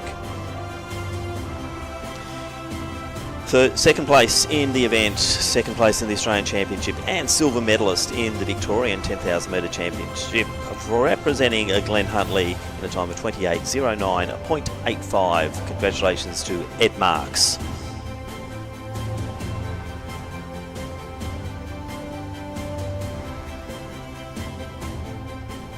Taking the Zatopek trophy, also the Australian Championship gold medal, the Victorian Championship gold medal from Mentone and Victoria, the 24th man to break 28 minutes here in the Zatopek in the official time of 27:59.65. Congratulations to Seth O'Donnell. Steve Monaghetti presenting the medals, and John Brennan will present the very, very famous Zatopek trophy. So once again, a big congratulations to all competitors in the 10,000 metre event. Big thank you to all of our Victorian officials. And we will be back tomorrow for more relay action here at Lakeside Stadium. So on behalf of Mitch and Ella, I'd just like to sign off from commentary position.